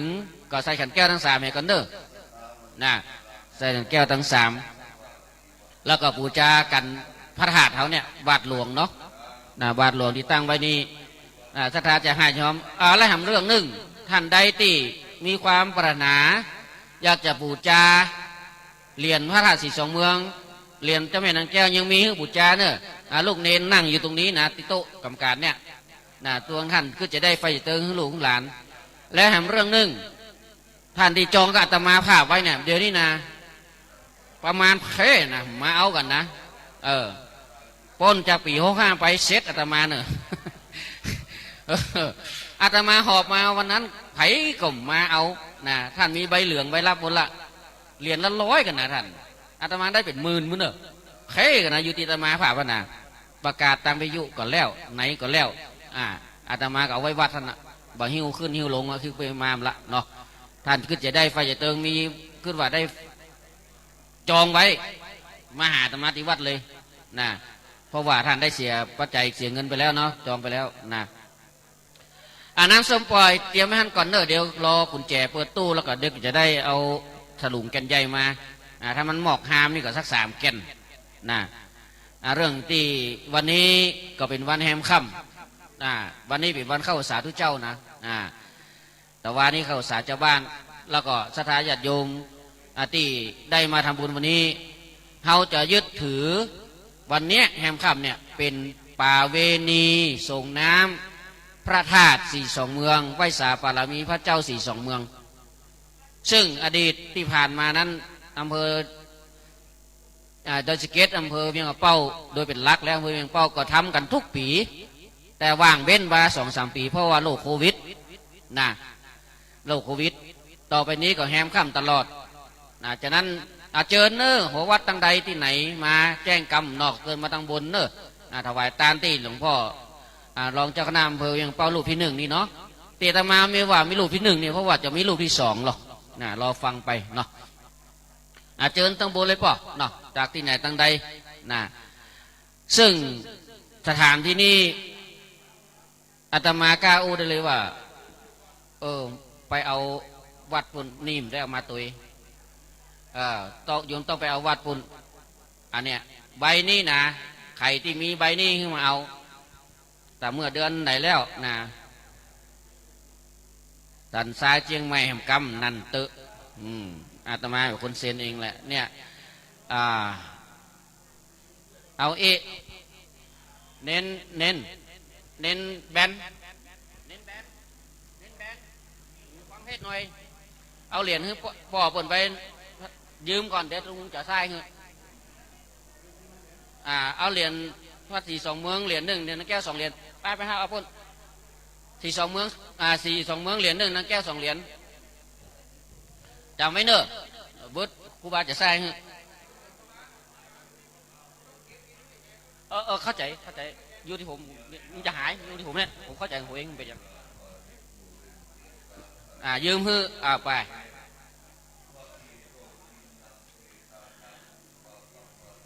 วันนี้ตียังได้อู้ไปเนาะปีวันแฮมค่ำเฮาก็จะได้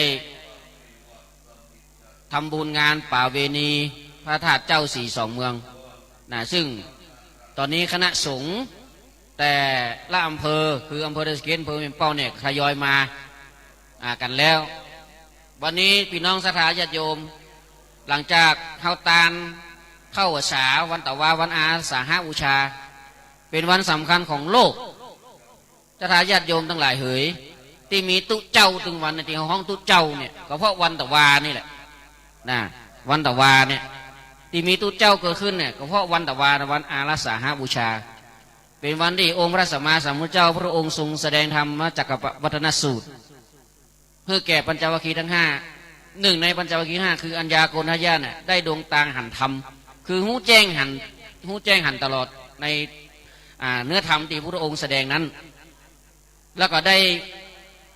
บรรลุโสดาบันแล้วก็บวชโดยพระสัมมาสัมพุทธเจ้าเอหิภิกขุอุปสัมปทา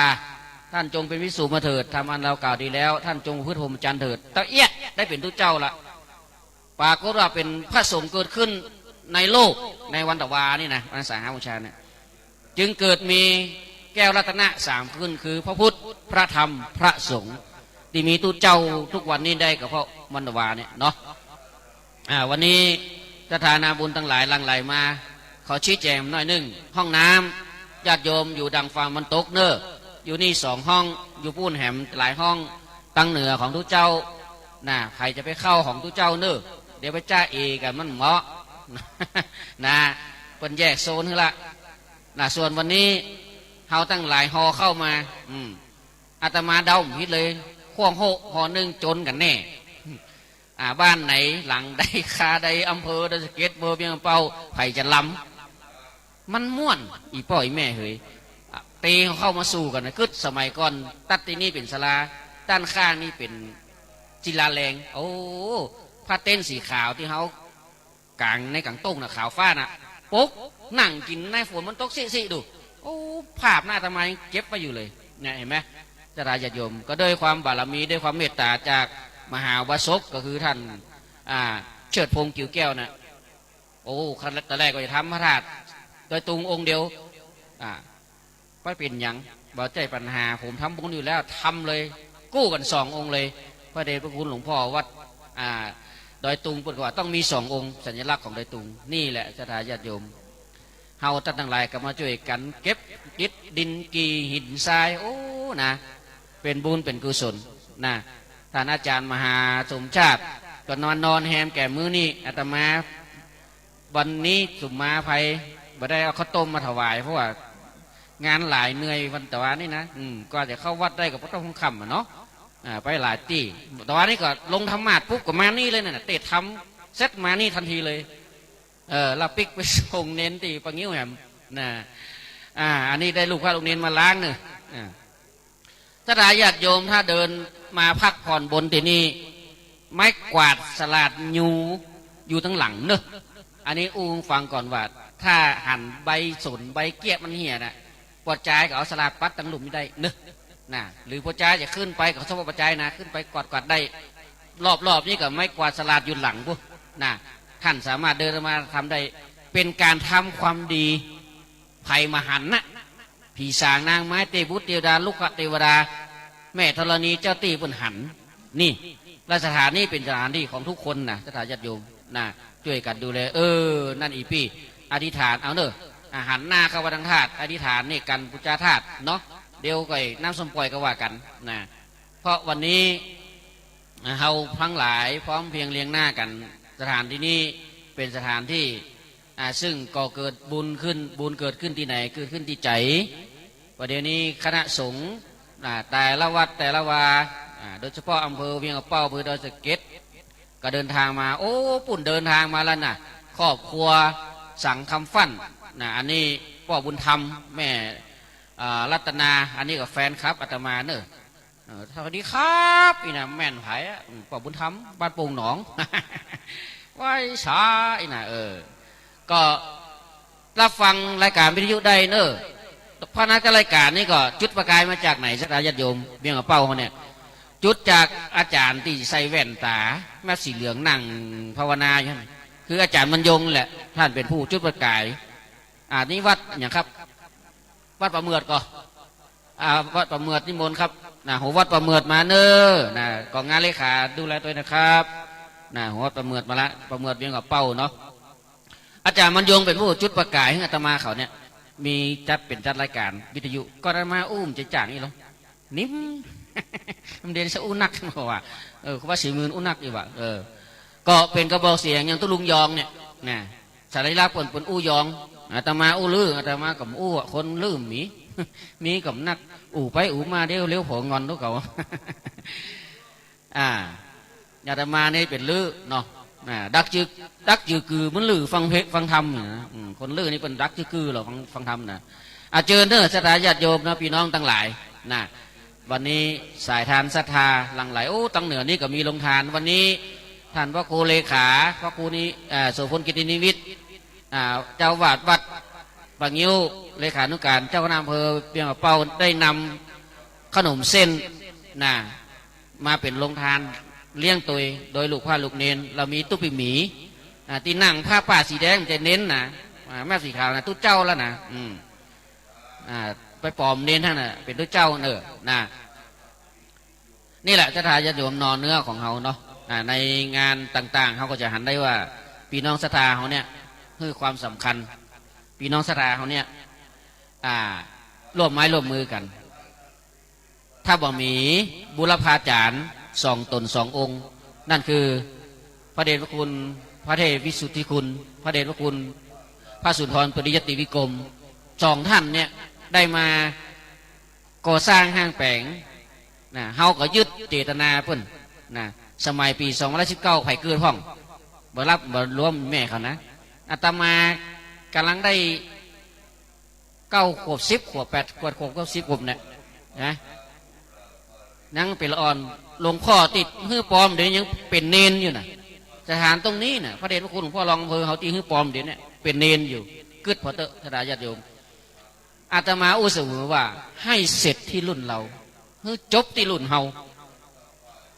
สถานที่นี้จะเป็นรามณียสถานเป็นสถานที่ทุกท่านขึ้นมาได้หมดนะมากราบไหว้สักการะบูชาแต่ของช่วยกันดูแลบ่ต้องกลัวกล้องมีเปลือกอาตมาเขาจะลักคออยู่วัดในมือถือนะเอาไว้ให้ก่อนแม่เดี๋ยวรอก่อนหม่อนพระเจ้าหม่อนจอมพอตุลุงมาแล้วยังลุงมายังตุลงตามมาโอ้หลวงตาซิดหลวงตาดอยตุลุงพระครูปฏิภาณมาได้เนอะจะทาพาลูกวัดตุปีอ๋อยว่าปวดตั้งในลูกได้เอากบุญปารามีเนอะนะเดี๋ยวผ่อนมือไม้หายไปหลวงปู่เนอะวันนี้หลวงปู่มาได้ตุปีอ๋อยพาลูกวัดมาตานเนาะก็ว่าเป็นยังนะเนี่ยอโลคยาปรมาลาภาความมีโลกเป็นลาภประเสริฐชะตาญาติโยมทั้งหลายนะสิ่งที่เกิดขึ้นบางครั้งเขาต้องมองเป็นอนิจจังทุกขังหน้าตาเนาะปูจากันพระธาตุเนอะแม่เนอะใครในบาทหลวงขนาดโอ้นะหันหน้าไปทางพระธาตุเลยก็ได้นะสัจจะอธิษฐานเนาะ3 องค์เนี่ยธาตุ3นะธาตุ3 องค์นี่ก็เป็น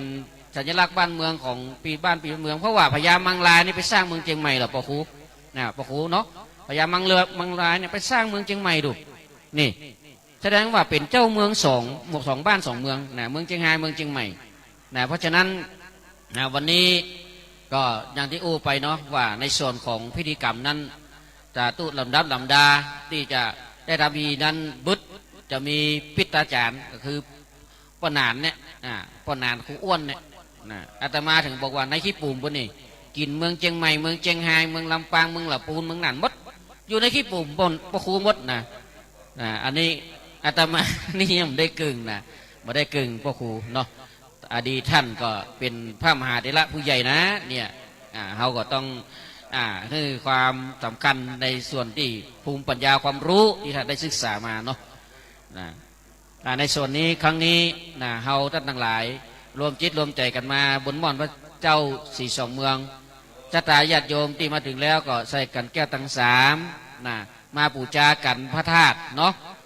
บอดแน่ใจว่าใครจะขึ้นเต้าทั้ง4พ่อครูก็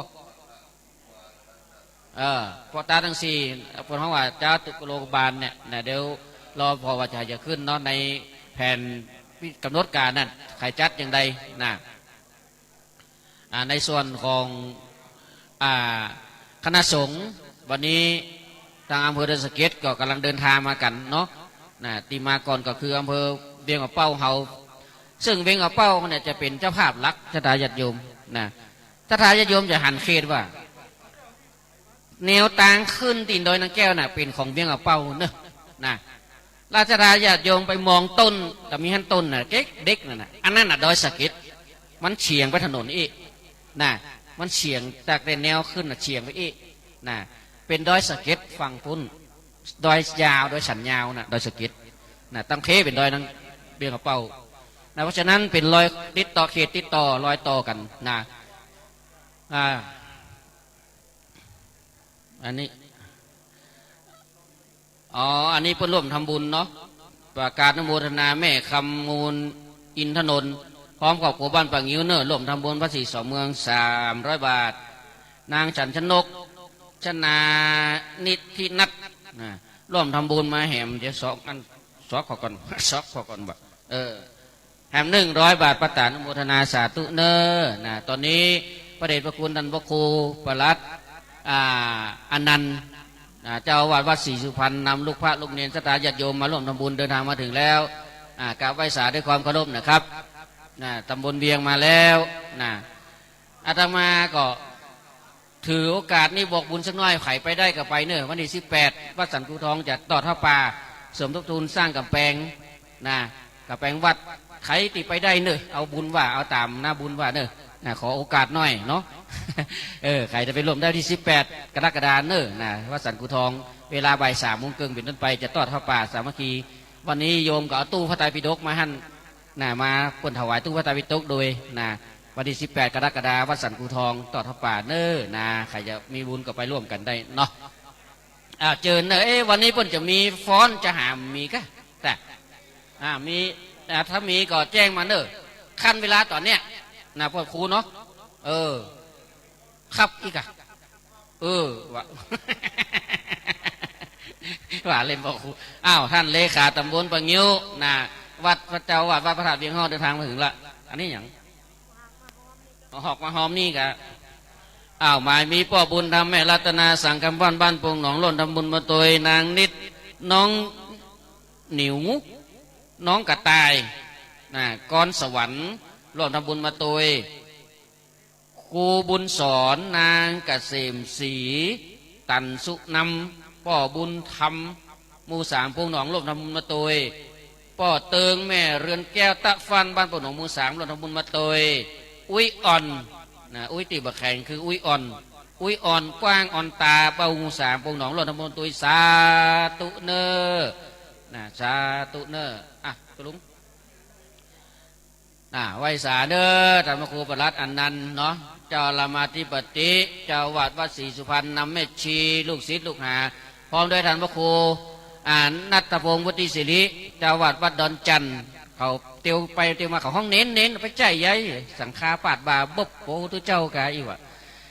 ถ้าวันเน้นนี่มาตัวน้อยเนี่ยท่านพระครูประหลัดเดินทางมาถึงแล้ววัดป่าจันบ้านป่าจันเอาฟ้อนมาตัวนี่โอ้สีอ่อนจอนงามเนาะแล้วก็ท่านเป็นพระนักจัดรายการตัวคาถาญาติโยมคงจะหูจักดีวันนั้นตัวเดินเตียวนำหน้าตมาของห้องเน้นตมาก็เหลียวใจตุนหน้านั่นไงวะไปใจใหญ่ตัวเจ้าอีเนาะโอ้เปิ่นตัวน้อยอันนี้มนต์ขึ้นประธานหัววัดบุญนะครับวัดไหนห้องแจ้งเตนเนอร์ตอนนี้จังฟ้อนวัดประจันเนาะลูกเนาะอันนี้สืบรุ่นนี่ก็เพราะแม่ครูท่านวันคนเชียงใหม่วันไหนคนมาสอนนี่แม่ครูท่านวันนี่มาจัดงานนี่ช่วยนี่ตลอด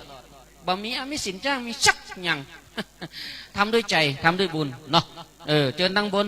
ครับท่านพระครูครับเนาะเชิญตั้งบนเนาะในเขตปกครองนี่ก็เป็นพระครูบวรธรรมาภิรามเนอะหรือว่าตุลุงมาเนี่ยตุนเนี่ยเนาะนี่ก็เป็นตันตีเรื่องเทคนิคในการถึงเสียงไฟฟ้าอย่างนี้จบตีท่านเจ้าหน้าตำบลนี่เลยจับง่ายจับดีแง่พอจะลุงที่ไหนปอดโถปลายต้นเสาไฟฟ้าวันนี้ก็เป็นสิ่งที่เฮาท่านทั้งหลายเนาะบางครั้งทุกเจ้าคนก็เป็นก็ถูกก็ทำเนาะจะได้แม่ที่ไหนนี่เนาะตีสีสองเมืองนี่เนาะนึกว่าของครูบาสีเมืองนี่นะนาห้อง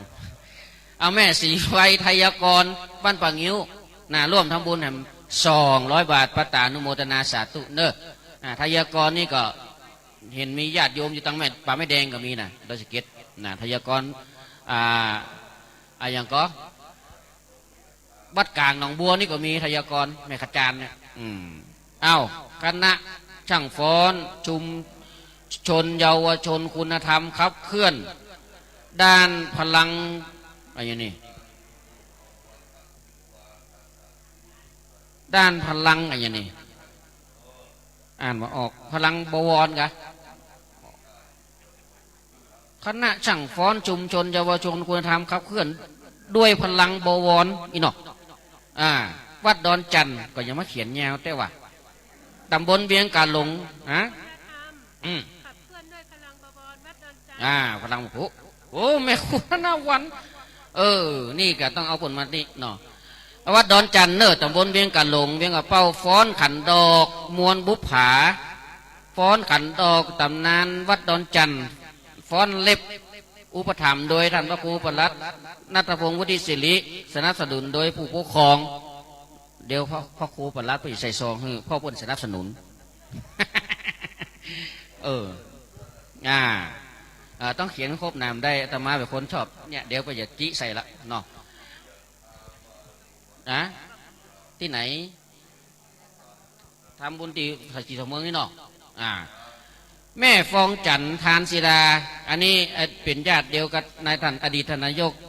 ทวินทานศิลาตำบลแม่จะดีก่อนเนาะบ้านปังงิ้วเนอะอันนี้แม่ฟองจันทำบุญร่วมพระศรีสองเมือง100 บาทพระตานุโมทนานะแล้วก็มีโยมล้านทมหนอนะเอามายืนให้เราโยมล้านทมเนอะเก็บไว้ก่อนทำบุญตัวเอาตอนนี้เลยบอกลูกแม่ครูว่าใดเอาละเนาะเอาพี่น้องเอาตัดใดดีนะวันนี้มันได้มันฟ้อนมันนักปอกมันนักเดี๋ยวกันเนอะห้องที่ใดก็แม่ครูดูหรอนะอันตัวลุงยองจันมหาสมชาติผมขอเวลากำเนอะบุตรผมจำได้กำไม้ละ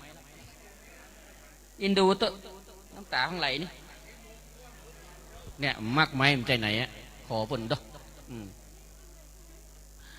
ติดตามโดยแม่จันแม่จันตุลุงศิษย์ว่าแม่จันผู้เน่าตัวเน่าอันนี้ลำนะเจ้าสำรับตัวเน่าแม่จันพร้อมครอบครัว162 หมู่ 1ปังงิ้วเนอะร่วมทำบุญวัดบัจจัยวัดเนอะถ้าทายาโยมจะไปว่าวัดบอกว่าม่อนพระเจ้าศรีสองเมือง100 บาทพระตานุโมทนา10 เอกสอ10 เอกคทาวุฒินางสาวเกวลินเตจยาเด็กชายปิยพัฒน์เตจยาบ้านเหล่ายาวร่วมทำบุญมาโดยพระตานุโมทนายายน้อยสิงคัสแซบ้านหนองอาบจ้างร่วมทำบุญมาโดยพระตานุโมทนาพ่อสมแม่นวลอุตตมะแก้วบ้านเหล่ายาวบ้านห้งละปูนลมทำบุญมาโดยเนาะลือให้หน่อยพ่ออายแม่แสงเพียนแก้วมาบ้านปะเงี้ยวถวายพระศรีสองเมือง100 บาทพระตานุโมทนาแม่เถาวันธนูใจ142 หมู่ 3บ้านพงหนองตำบลเวียงอำเภอเวียงกว่าเป้าจังหวัดเชียงรายร่วมทำบุญมาโดยพระตานุโมทนานะตุลุงยองนี่แล้วนี่ใครหันตุยองวะในตัวนี้ขอเจาะหัวเจาะเหี้ยจะไปขึ้นเลือดออกเนอะขอเจาะหัวถ้าก็ตกใจหมดนะ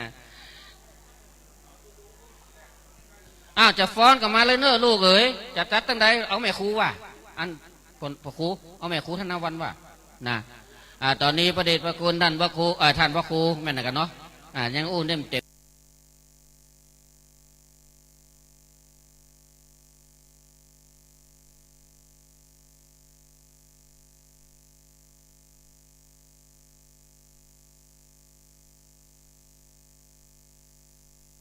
แต่ท่านพระที่การอภินันท์วินันโทจะฟ้อนกับมาเลยเนอะลูกเอ๋ยจะตัดตั้งใดเอาแม่ครูว่ะอันคนพระครูเอาแม่ครูธนวันว่ะนะตอนนี้ประเดชพระคุณท่านพระครูท่านพระครูแม่นกันเนาะยังอู้เต็มแต่ท่านพระที่การอภินันท์วินันโท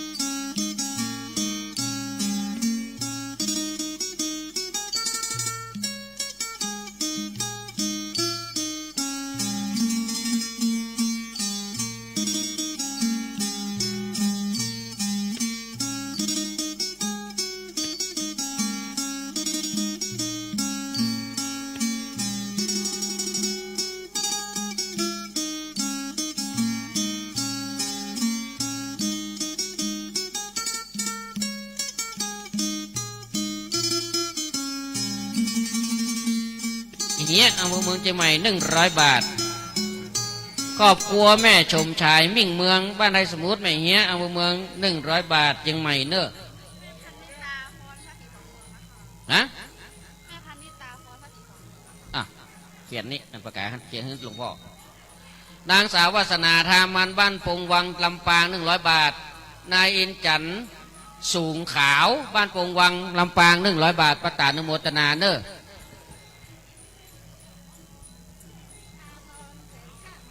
ก็แม่พิพาพรเสียงมาเขียนวัดมาอ่านออกแม่นิพาพรเสียงช่างไม้อ่ะนุโมทนาอนุโมทนาเนอะนะพอละน้ำทุบไวคนจอกกับพอละเนาะเอาละตอนนี้วัดบรรษาวัดกลางเนาะนำโดยตุปีทศตุปีวีได้นำหัววัดมานิมนต์ขึ้นทางข้างนะครับเนอะนะเอาละจบหรือยังหมูเนาะไฟสาปรามีจบแล้วนะลูกเนาะปรบมืออู้ศรัทธาญาติโยมใครจะมีรางวัลน้ำใจให้ลูกหลานเนาะเป็นทุนการศึกษาก็ว่าไปเนอะแม่ครูก็ตั้งกันขันสักคำเนี่ยนะส่วนของลูกของคุณโยมนี่พนิตาพรหมินเนี่ยจะฟ้อนลำฟ้อนเนี่ยพระราชสีสองเมืองเนอะศรัทธาญาติโยมพระราชสีสองเมืองนี่มีเพลงประจำนะเดี๋ยวศรัทธาฟังกันเถอะอาตมาฟังแล้วขนคิงลุกขนคิงสแตนด์อัพแล้วก็ปอดจาที่ห้องนั่นน่ะลืมจื่อไปเงี้ยซึกเลยยังหูผลไปบวชที่วัดพระธาตุดอยสุเทพนะคุณนงนงอภิญญาก็ถ้ามันมีแหมก็มาใส่แหมพวกเขาเขาเปิดแล้วนะไปค้นหมดเถอะมันต้องมีมันมีต้องมีอาหารหลายอันอยู่นงอภิญญา2 ภาษาล่ำบาซึกเถอะนะเดี๋ยวฟังเพลงเนอะเสียงเด้งขึ้นเต้งเต้งนะภาษีสองเมืองเนี่ยเนาะแล้วก็ห้องตัวไม่ยิงคือคุณโยมพนิตาในพรหมินนี่แหละนะเอาละต่อไปจะเป็นการฟ้อนใคร ขันดอกบุผามาลาบุผาว่าปีนปะเนี่ยโดยน้องหนูเยาวชนเนอะอ้าวขยับขยายหน่อยตีก็บักใครนักนะป่ายไม่ก็ได้แม่ครูไม่ก็ได้โอ้สาธุเดินทางมาแล้วเนาะอนุโมทนาพี่น้องศรัทธาเนอะใส่กันแก้วกันดอกกันสามแล้วใครจะบูชากันพระธาตุเนาะในบาทหลวงเนอะเขาจะไปเอาน้ำสมบวยเขาใส่เนอะนะสลุงเขาซ้อสลุงปะนะเดี๋ยวนี้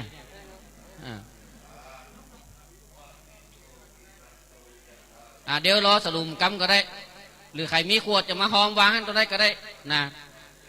ถ้าบอกสักกำนะธรรมะก็ลืมขึ้นไปสลุงใหญ่วัดมามีกันบุเละบุเรนน่ะใครพระครูปีหน้าเนาะ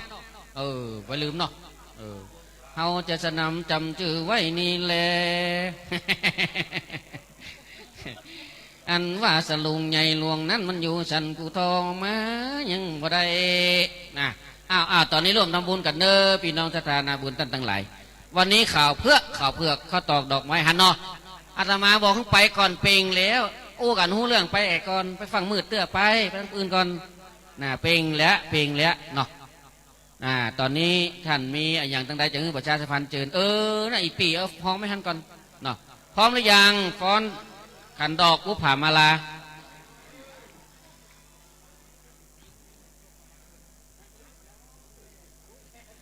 อันนี้ใส่อย่างอันเอาไปให้กันมั้งเอาไปใส่ถลุงนั่นเอาไปใส่ให้กันมั้งวางตีสลุงปอกฮะตัวหนังสือนี่นะแม่เสาสุดาจันทร์บ้านปังงิ้วร่วมทำบุญ100 บาทพระตานุโมทนา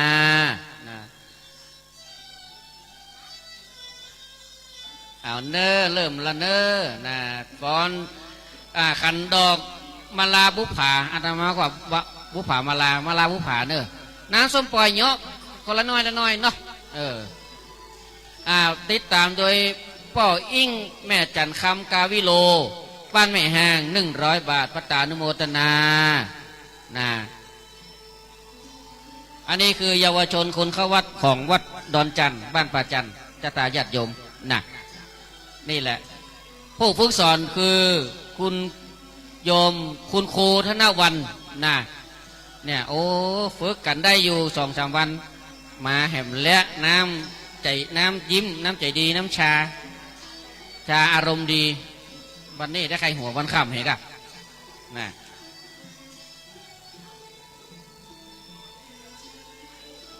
อันนี้ฝึกกันชะตาญาติโยมหลายเห็นไหมมันก็ไปตามสเต็ปเนาะน้องหนูกำลังฝึกฮัดกันนี่เหมือนดังบุกป่ามาลาดอกติบล่วงหล่นมาจากฟ้าสุราลัยสู่แดนดิน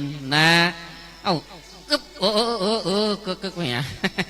ก็เป็นอย่างความน่าฮักของอ่อนเนาะเดี๋ยววันหน้าก็จะคล่องไป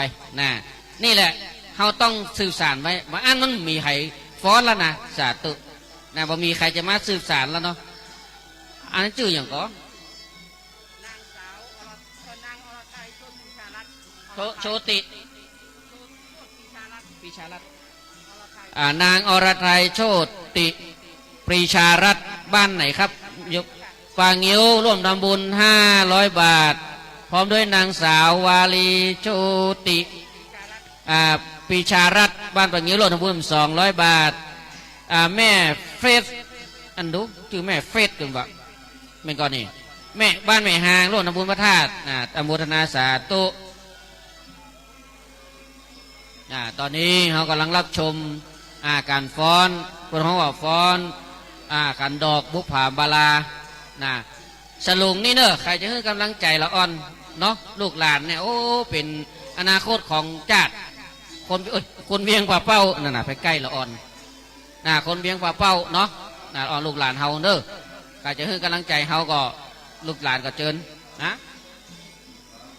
อันนี้ซ้อมกันเองหั่นดอกซ้อมตึงวันพระครูประหลัดนัทพงศ์ว่าเป็นอย่างกาไฟตุลุงใจเฮ้ยหรอติดตามด้วยพ่ออินจันแม่นงยาวปันษาบ้านปูหนองตำบลวิง100 บาทแม่เขียวเสาแก้ว รวมญาติร่วมทำบุญส่งน้ำพระธาตุเนาะบ้านแม่หุ้ยเมนี่บ้านปางอายเนาะอนุโมทนาสาธุนะแล้วก็พ่อหลวงก็พ่อหวนแม่อำพรสารคัดบ้านปางอายร่วมทำบุญโดยประตานุโมทนาเน้อนะตอนนี้ลานตรงบันไดด้านหน้าพระเจ้าสี่สองเมืองประดับประดาด้วยคันธะของหอมดอกไม้ที่ลูกหลานเยาวชนบ้านดอนจันทร์บ้านประจันวัดดอนจันทร์กำลังไล่รำฟ้อนขันดอกบุพผามาลาหรือมาลาบุพผานั่นแหละนะอันนี้แม่ครูเป็นซ้อมกันเองนี่วะซ้อมกันเองตัวน้อยตัวนิดนี่อยู่ปฐมเนาะป.1อยู่ก็เนี่ยนะป.1ป.2ป.3ป.4ป.5ป.6เนาะอันนี้แหละเป็นสิ่งที่สื่อหันว่าวัฒนธรรมประเพณีของเฮาบ่สูญหายจบหรือยังจบแล้วปรบมืออย่าลืมแบงค์ซาวแบงค์50แบงค์100นะให้กำลังใจลูกหลานไปถ้าทายเหยเนาะร่วมกันได้เสร็จแล้วติดตามด้วยฟ้อนขันอะไรยังไงแม่มีแล้วเนาะหมดหรือยังเอาฟ้อนเล็บติดตามด้วยฟ้อนเล็บกราบสาธุเนาะจังฟ้อนไปฮับรางวัลทางบนเนอปัจจันเนาะหมายมีนายบุญมีนางอำพรตาสะอูนตาสนู100 บาทขอเมตตาเขียนชัดนะเนอะคนอ่านไม่ได้เขียนต้องเขียนได้อ่านต่อไปฟ้อนเล็บของใครของประจันกันเดียวรอกำเดียวคุณโยมพนิตารอกำเดียวเนาะฟ้อนเล็บเฮาจะสังเกตได้ว่าฟ้อนเล็บนี่ปล่อยหลวงชะทาอีเมย์ปอดทั้งหลายตะติงมงเฮาเยาะก็ได้นะอายเพิ่นนะฟ้อนเล็บมันเป็นหีบหอยเลยถ้ามีเสียงแห่นี่ขึ้นมานะปึ้งขนาดปึ้งปล่อยหลวงเนาะเดี๋ยวเราจะพอการฟ้อนเล็บเป็นจะใดเนาะจากเยาวชนบ้านประจันอาหารเลี้ยงพระเจิญด้านในจากที่ไหนวางงิ้วด้านหลังเลยแม่ด้านหลังเลยเจ้าไปด้านหลังเลยมีโรงฉันด้านหลังไหว้สาปารมีเนอท่านหลวงพ่อวัดป่าม่วงเนาะตัวลุงสมสุมาจำหลัดยินธรรมไรเนาะวัดป่าม่วงเดินทางมาถึงแล้วเนอะครูบาอาจารย์ที่หัววัดต่างๆจะมาตามหัววัดนิมนต์ขึ้นข้างๆนะครับแล้วก็ประเดี๋ยวนี้ทำพระครูปริยัติรัตนโชติเหลืออาจารย์มหาเสาแก้ววัดร่องกูเดินทางมาถึงแล้วบอกว่ามีจังฟ้อนก็ถ้ามีก็ขาใจมาเนอะเพื่อเวลา2 นาทีจบเพราะว่าเดี๋ยวเวลาจะได้ยันกันตอนนี้ชุดเดิมผสมผสานฟ้อนเล็บตะตึงมงเนาะตะตึงทรงนั่นแหละเอาว่าตอนนี้ท่านตุปิลุ่นพระธาดาเดินทางจากวัดลังกาเข้าทางข้างนะครับนิมนต์ข้างอันนี้มนต์ทางข้างอาติมจากไหนลังกาเอาติมมาเอาติมมาฝ้าเขาบุดเลยฮะนาตีเอาน้ำฮ้อนมากับฝ้าได้แจ้งนิมนต์ตาหัววัดด้านข้างนะครับเนินด้านหน้าขึ้นได้ละเนาะตอนนี้หลั่งไหลกันมาแล้วด้วยบางคนก็ติวข้าวหนมข้าวต้มของกินของว่าเดี๋ยวนี้ลังกาเป็นเอาติมมา1 ถังเนอะไปลืมตู้เจ้านะ เขาจ้างลืมตู้เจ้าเดี๋ยวก่อนปอดใจเย็นเพลงยังออกจ้ะฟังกล่องเปียงก่อนเอาละเนี่ยเปิงขนาดอีแม่พ่อทั้งหลายถ้าเป็นป้อยหลวงนะกึดถึงแล้วเป็นละอ่อนบ่กำขนมถังแตก เตียวขึ้นเตียวหล่องในวัฒนาพระสงฆ์องค์เด่นนิมนต์มาตั้งเหนือเพ่นตั้งเหนือเพ่ลูกอันนั้นแต่อย่าวัดวัดร้องเน้นวัดร้องนิมนต์ตั้งเหนือนะครับส่วนชาวบ้านอยู่ตะวันตกหัววัดหัววาทยอยเดินทางขึ้นมาละเนาะนิมนต์นะครับตอนนี้เรากำลังรับชมฟ้อนเล็บของเยาวชนคนเข้าวัดดอนจันทร์บ้านป่าจันทร์ซึ่งบ้านป่าจันทร์เนี่ยจะตาญาติโยมเป็นบ้านของอาจารย์บรรยงเนอะบ้านเกิดเพิ่นโยมพ่อโยมแม่เพิ่นอยู่ป่าจันทร์อาจารย์บรรยงนี่เป็นคนเพียงกับเป้าเฮาล่า ได้ไปอยู่ปากทางเจริญเนาะได้เป็นเจ้าหลวงอยู่ปากทางเจริญผู้ที่จุดประกายพระนักราชการเกิดขึ้นนะแม่น้อยยาวิราชร่วมทำบุญมาเน้อ100 บาทประตานุโมทนานะ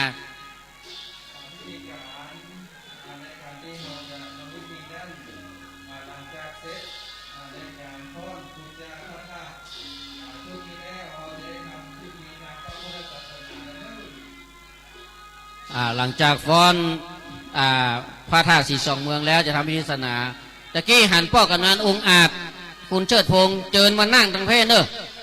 เดี๋ยวจะเสร็จแล้วจะได้ทำพิธีแล้วนะคุณเชิดพงษ์กิ่วแก้วพ่อกำนันองค์อาจขันใจพ่อหลวงเดินเจิญมาตั้งทางในเพศเนอะเดี๋ยวจะได้ทำพิธีก็จะได้เจิญมานั่งทางในเนอะที่จริงเต็นท์ตรงหน้านี่ก็จัดคือคุณเชิดพงษ์พ่อกำนันเขาการเขานี่นะพ่อหลวงเขาได้นั่งเนาะจะตาญาติโยมเดี๋ยวเก้าอี้ตรงนี้เสริมก็ได้มันเป็นยังเดี๋ยวนั่งทางไหนนี่ก็ได้ถ้าฟ้อนแล้วก่อนเนาะถ้าฟ้อนเสร็จก่อน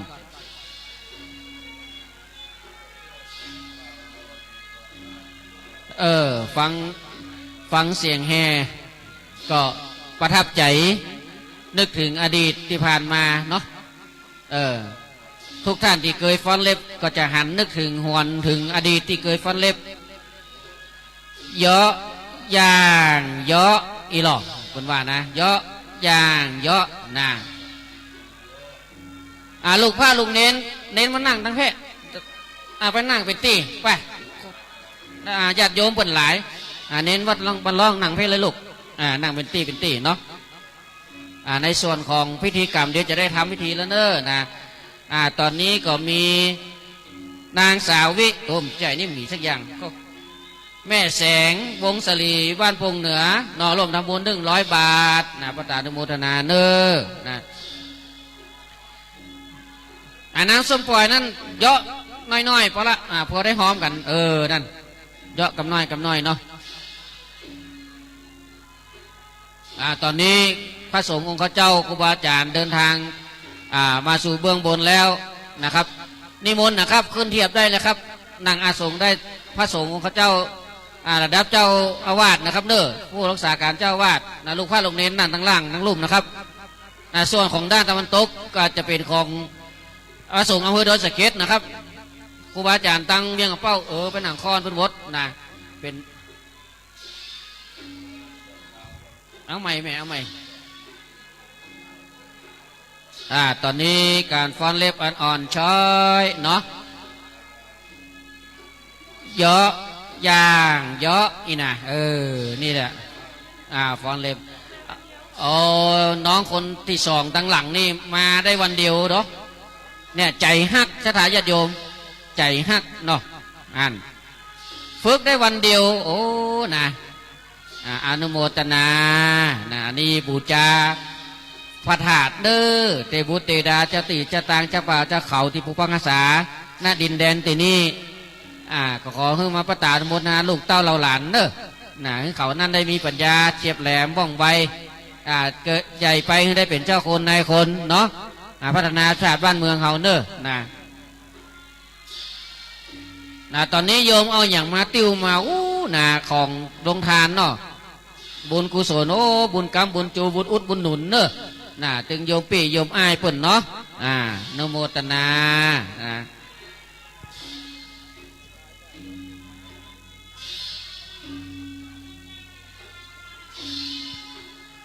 ได้รับแจ้งจากพระเดชพระคุณท่านพระครูปริยลโชติว่า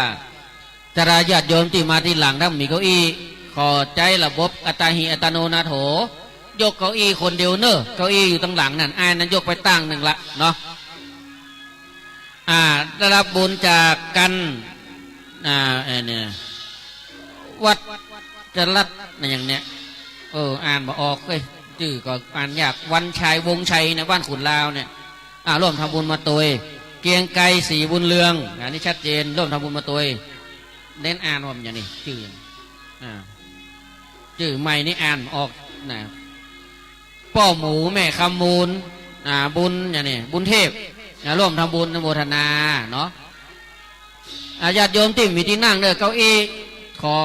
จัดการไม่ตาคนเดียวเนอตั้งหลังก็จะเป็นตั้งนะสีน้ำตาลนะสีน้ำตาลเนาะ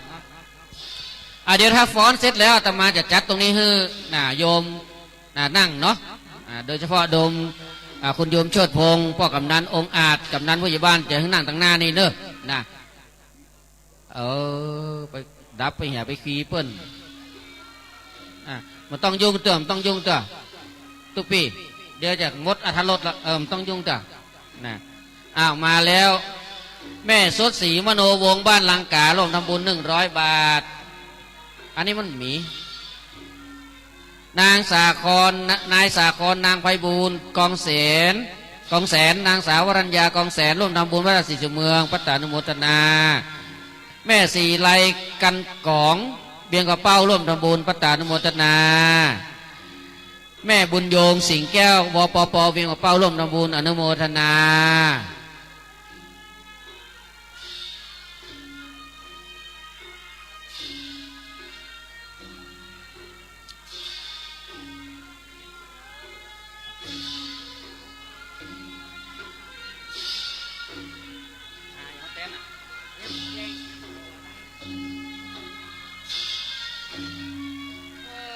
จัดการเลยอันน่ะ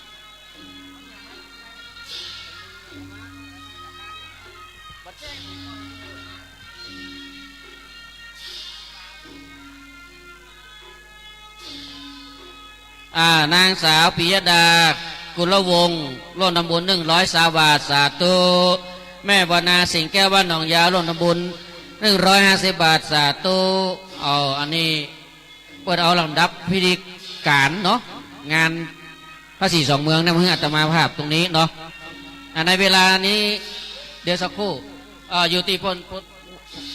อาจจะมีการจุดธูปเทียนบูชาพระศรีสองเมืองเนอะพระเจ้าศรีสองเมืองก่อนแล้วก็จุดธูปเทียนบูชาพระธาตุเจ้าโดยตุงแล้วก็จุดธูปเทียนบูชาพระธาตุเจ้าโดยสุเทพหลังจากนั้นก็จุดธูปเทียนบูชารูปเหมือนหลวงปู่พระเทพวิสุทธิคุณจุดธูปเทียนบูชารูปเหมือนหลวงปู่พระสุนทรพระปริยัติวิกรมอดีตเจ้าคณะอำเภอทั้ง2 อำเภอแล้วก็ประธานจะได้ประเคนขันศีลขอสมทานศีลเบญจศีลเนาะพิธาจารย์หรือปูจารย์จะได้กล่าวกรรมบูชาพระไตรไหว้พระหับศีลต่อไปประธานสงฆ์หึงศีลเนาะหลังจากนั้นก็จะได้ทำพิธีสวดเจริญพุทธมนต์น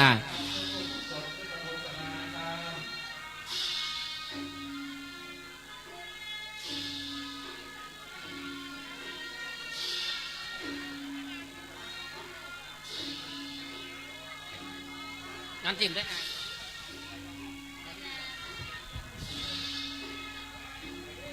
ฝากเกลือตุลุงไว้นี่หนึ่งไหว้สาปารมีครูบาอาจารย์ตุ้ตนองค์ขึ้นบนศาลาเด้อนิมนต์นะครับโดยเฉพาะเจ้าอาวาสทุกวัดทุกวาพระสงฆ์ที่ตามดังปมือดังสามเณรนั่งในศาลาเด้อต่อไปลูกหลานพระธาตุเจ้าดอยสุเทพฟ้อนเนอลูกหลานประจันเข้าที่ก่อนลูกหลานประจันเข้าที่จะทาเกียมตัวเนอ4 โมงบ่ายแล้วหาที่นั่งเรียบร้อยเดี๋ยวมันจะจวดเพลนเอาแฟนได้ใส่เครื่องเรียบร้อยสถาหาที่นั่งเรียบร้อยเนอะใกล้เวลาแล้ว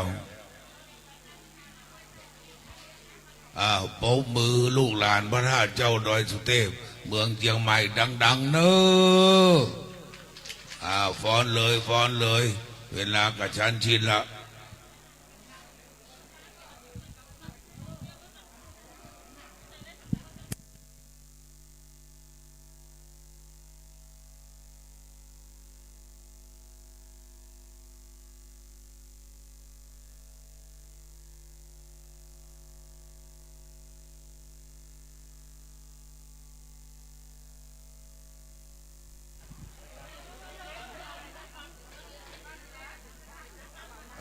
พร้อมแล้วก็ฟ้อนเนอะ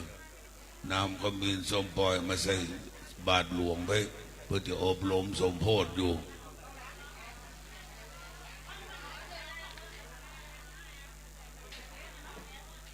แฟนได้ได้ความแล้วก็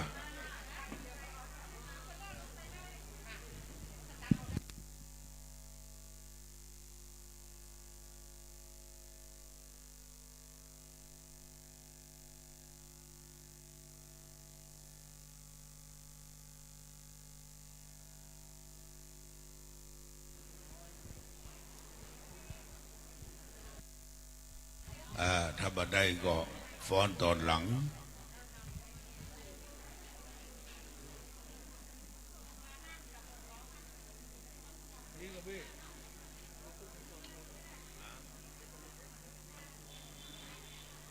ยูทูบก็ต่อบัดได้ดักก่อนทำได้แรงก็ฟ้อนบึดตอนนี้เวลา10:19 นาทีจะฟ้อนหนึ่งชุดหนึ่งก่อนจะฟ้อนตัวลุงนึกก่อนจะเย็นตันเอาเลยนะเดี๋ยวจะได้ทำพิธีตั้งบนก่อเฮงแล้วคุณหลวงพนานเลยเอาพ่อหลวงซิดจัดเก้าอี้ให้โยมพ่อกำนันกับคุณเชิดพงษ์นั่งกำ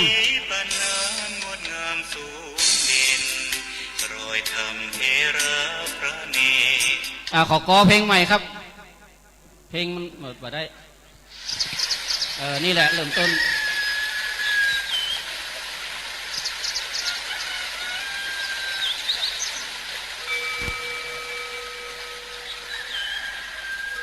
พี่น้องสถานเขาก็นั่งเป็นตีเป็นตางได้แล้วเนอะตอนนี้เนาะ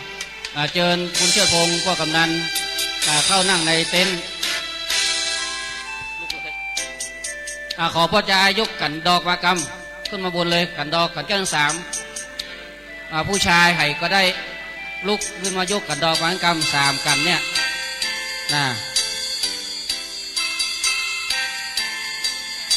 ขอยกกันดอกมากรรม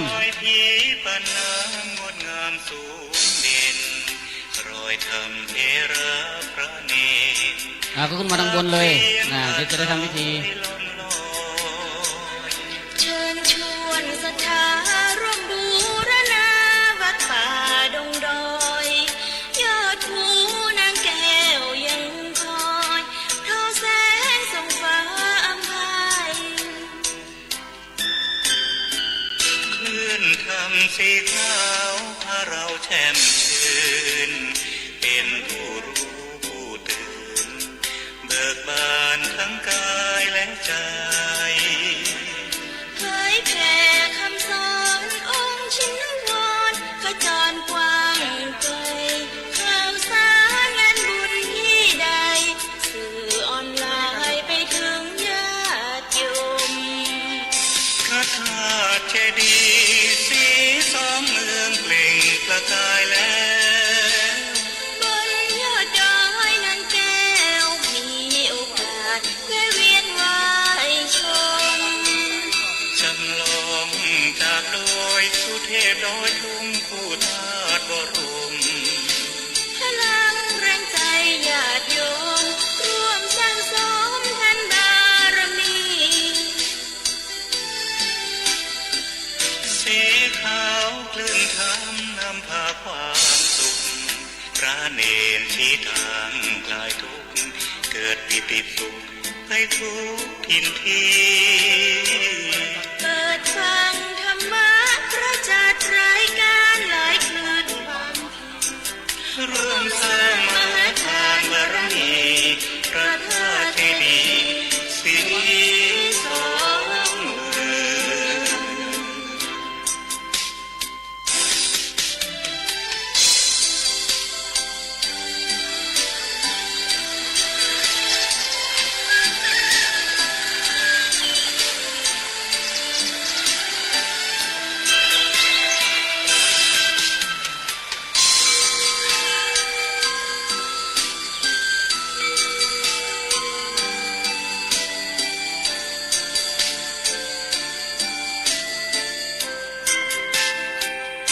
พระธาตุเจดีย์สีสองเมืองเปล่งประกายแล้วบนยอดดอยนางแก้วมีโอกาสแวะเวียนไหว้ชมจำลองจากดอยสุเทพดอยตุงผู้ทาสบรมพลังแรงใจญาติโยมร่วมสร้างสมทันบารมีสีขาวคลื่นธรรมนำพาความสุขพระเนรชี้ทางคลายทุกข์เกิดปิติสุขให้ทุกทินทีเปิดฟังธรรมะพระจัดรายการหลายคลื่นความร่วมสร้างมหาทานบารมีพระ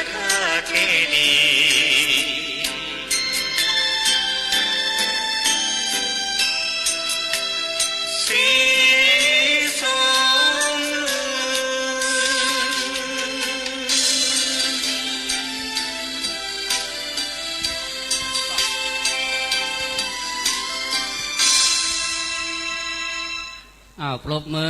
อเจิญตัวแทนตั้งฟ้อนอากาศก่อนลูกมารับเรานำใจตีพระเดชพระคุณหลวงพ่อเจ้าคณะอำเภอเนอหลวงพ่อพระคุณนิวิตศิลปบอลขึ้นไปลูกขึ้นไปถึง3เลยก็ได้ขึ้นไปเลยโอ้นางฟ้าบัดนี้ทุกสิ่งทุกอย่างพร้อมเนอะเจ้าฟ้อนน้อยๆหน้าพ่อคูณเนี่ยก็ย้ายก็ลูกเอ้ยนั่งลงปุ้นไปมานั่งก่อนไปเลยโอ้ยย้ายที่หนูลูกไงย้ายไปนั่งที่อื่นโว้ยลูกเอ้ยบนเก้าอี้มันก็มีไวยสายังพระเจ้าสรีทรงเมืองเชียงใหม่เมืองเชียงรายเทวดามีเจ้าแม่นางแก้วเป็นเก้าเป็นประธานไวยสาพระเดชพระคุณหลวงพ่อท่านพระครูนิวิตศิลาสังวรเจ้าคณะอำเภอเวียงป่าเป้าวัดห้างต่ำประธานสงฆ์พระเทลานุเทระถึง2 จังหวัดบัดนี้ทุกสิ่งทุกอย่างพร้อมเจ้าหน้าที่จุดเทียนชนวนตั้งมั่นจุดเทียนชนวนกับมาเนอร์คนบ้านนนนะขอคนบ้าน1 คนกราบเรียนคุณเชิดพงษ์กิ่วแก้วรัตนมหาอุบาสกได้ขึ้นจุดธูปเทียนบูชาพระเจ้าสรีทรงเมืองขอเรียนเชิญครับผมทุกท่านประนมมือตาถึง2คือพอหูคือฟังปากคือลำงับเห่าไปอู้เนอะคุณเชิดพงษ์กิ่งแก้วรัตนมหาอุบาสกจุดเทียนเล่มที่1บูชาพระธรรมแห่งพระพุทธเจ้าเทียนเล่มที่2บูชาพระวินัยแห่งพระพุทธเจ้าธูป3 ดอกบูชาพระบริสุทธิคุณพระปัญญาคุณพระมหากรุณาธิคุณแห่งองค์สมเด็จพระสัมมาสัมพุทธเจ้าใจดีคือพระพุทธใจบริสุทธิ์คือพระธรรมใจงามคือพระสงฆ์พระพุทธช่วยนำพระธรรมช่วยแต่งพระสงฆ์ช่วยแจ้งตัวเราคือแหล่งทำแต่ความดีเจ้าหน้าที่เอาเตียนชนวนที่คุณเชิดพงษ์ลงมาลุ่มไปเนอะกราบเรียนคุณแม่ตุนแก้วแดงเรืองจุดธูปเทียนบูชาพระมหาจินธาตุเจ้าดอยตุงพระธาตุประจำเมืองเชียงรายนะครับเนอะคุณแม่ตุนแก้วตามนะครับป้อกำนันองค์อาจในตามเตียนบูชาพระบรมธาตุเจ้าดอยสุเทพเมืองเชียงใหม่ประเดชพระคุณหลวงพ่อท่านพระครูพิษสุตธรรมรองเจ้าคณะอำเภอเวียงป่าเป้าวัดบ้านร้องปุจจาหูเหมือนพระเดชพระคุณหลวงพ่อพระเทพวิสุทธิคุณอดีตเจ้าคณะจังหวัดเชียงใหม่รูปที่10วัดบุพารามนครเชียงใหม่เอามาส่งแม่ตุนแก้วครับแม่ตุนแก้วไปไหนเอาเตียนชนวนลงมาครับเนอะครับเนอะแม่ตุนแก้วตามเตียนปุจจาพระธาตุเจ้ามหาจินธาตุเจ้าเดินตุงนะครับพระเดชพระคุณหลวงพ่อท่านพระครูนิวิตศิลาสังวรเจ้าคณะอำเภอเวียงป่าเป้าตามที่พระเดชพระคุณหลวงพ่อพระสุนทรปริยัติวิกรมนะครับเนอะแม่ตุนแก้วตามยังครับทุกท่านครับ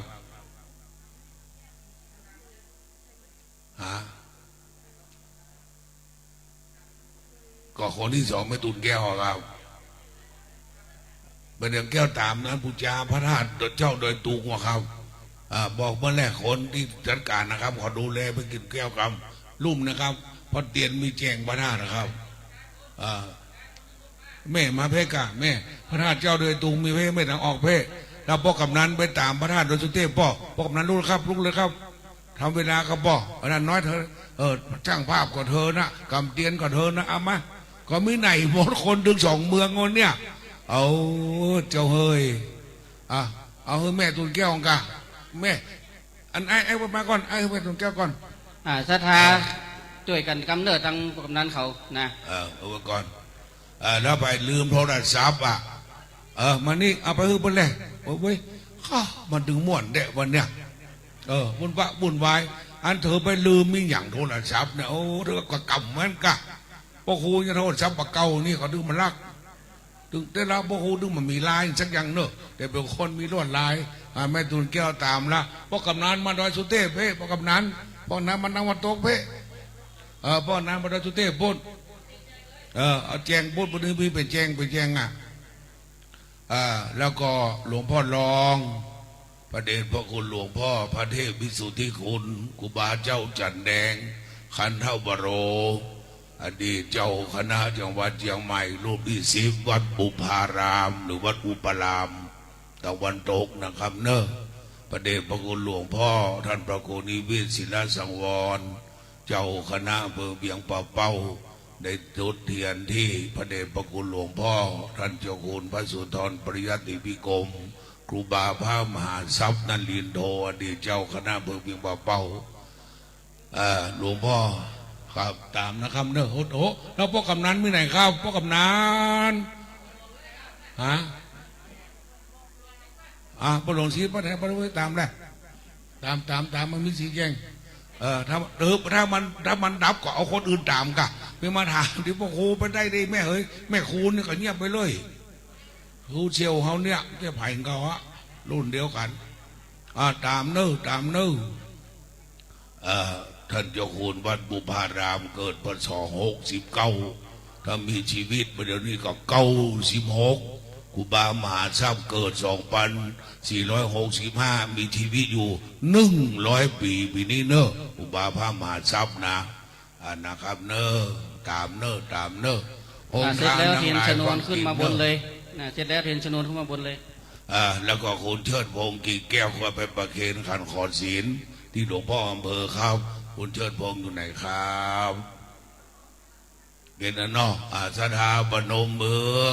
องค์ทานทั้งหลายยังเน้อกินก่อนทานมันก่อนแท่งจะเป็นเพศเป็นผีกินก่อนทานก่อนฟังกินเตื้อทำบนทำได้ตามนึกเอาเทียนชนวนมาที่มนหลวงพ่อรองวัดบันรองจุดที่หลวงพ่อพระเทพวิสุทธิคุณพระเดชพระคุณหลวงพ่ออำเภอจุดที่ครูบาพระมหาทรัพย์นลินโทนะครับ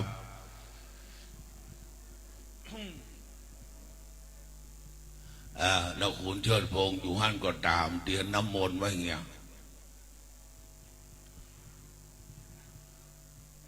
ศรัทธาปนมมือเนอะไปเดือดไปอู้ไปกินเตื้ออดเอากินอิ่มทิพย์หลวงพ่อลองตามหลวงพ่อวัดอุปราม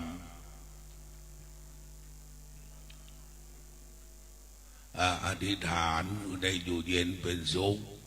วัดบุพารามเพิ่งเกิดปีนี้96ปีนี้ทั้งบนมีชีวิตเป็นเสียงบุญอายุ91หลวงพ่อเจ้าคุณพระมหาทรัพย์ก็80ปลายนะครับวันนั้นได้มาร่วมงานกันอยู่ศรัทธาปนมมือต่อบัดนี้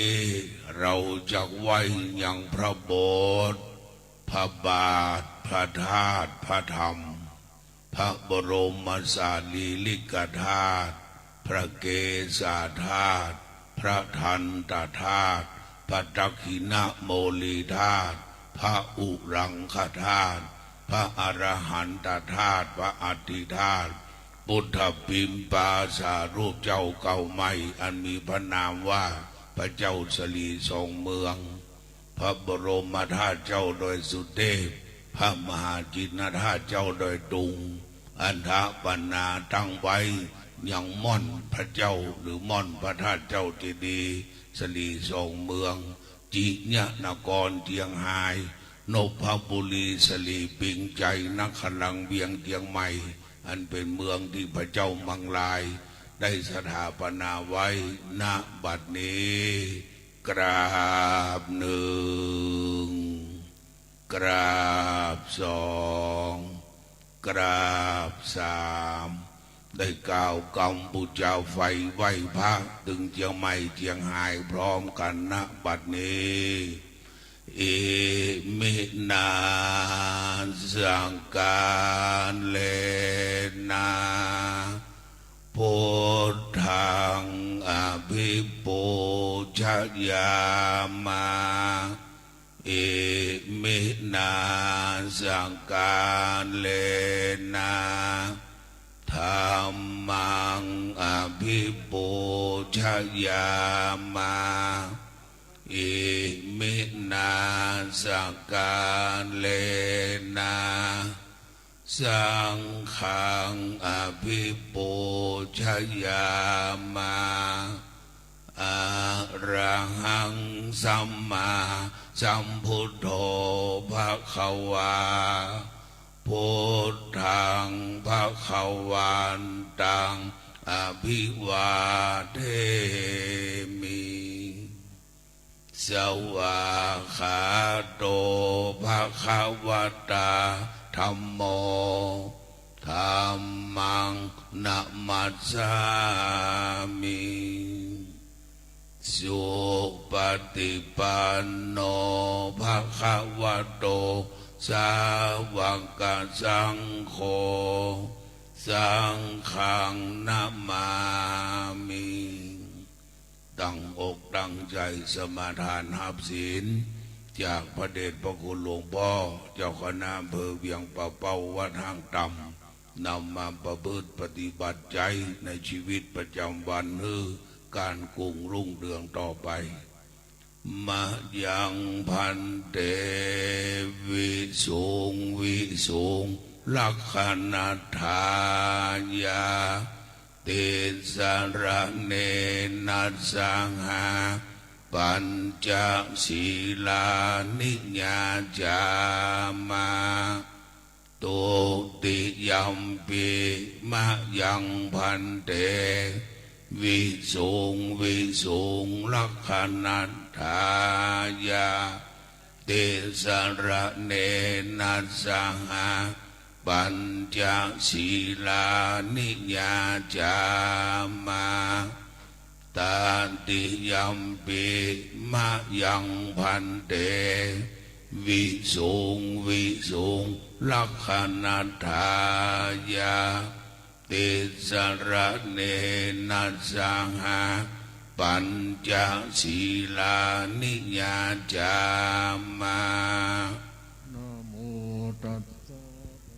ภะคะวะโตอะระหะโตสัมมาสัมพุทธัสสะ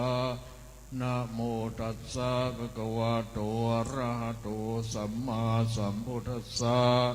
นะโมตัสสะภะคะวะโตอะระหะโตสัมมาสัมพุทธัสสะนะโมตัสสะภะคะวะโตอะระหะโตสัมมาสัมพุทธัสสะนะโมตัสสะภะคะวะโตอะระหะโตสัมมาสัมพุทธัสสะนะโมตัสสะภะคะวะโตอะระหะโตสัมมาสัมพุทธัสสะพุทธังสรณังคัจฉามิพุทธังสรณังกัจฉามิธัมมังสรณังคัจฉามิธัมมังสรณังกัจฉามิสังฆังสรณังคัจฉามิสังฆังสรณังกัจฉามิทุติยัมปิพุทธังสรณังคัจฉามิตุติยัมปิพุทธังสรณังกัจฉามิทุติยัมปิธัมมังสรณังคัจฉามิตุติยัมปิธัมมังสรณังกัจฉามิทุติยัมปิสังฆังสรณังคัจฉามิตุติยัมปิสังฆังสรณังกัจฉามิตติยัมปิพุทธังสรณังคัจฉามิตติยัมปิพุทธังสรณังกัจฉามิตติยัมปิธัมมังสรณังคัจฉามิตติยัมปิธัมมังสรณัง กัจฉามิ ตติยมปิสังฆังสรณังกัจฉามิ ตติยัมปิสังฆังสรณังกัจฉามิ ติสรณะกมนังนิทิตัง อา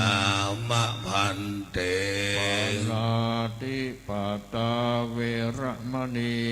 สิกขาปะทังสมาธิยามิ ปานาติปาตาเวระมณีสิกขา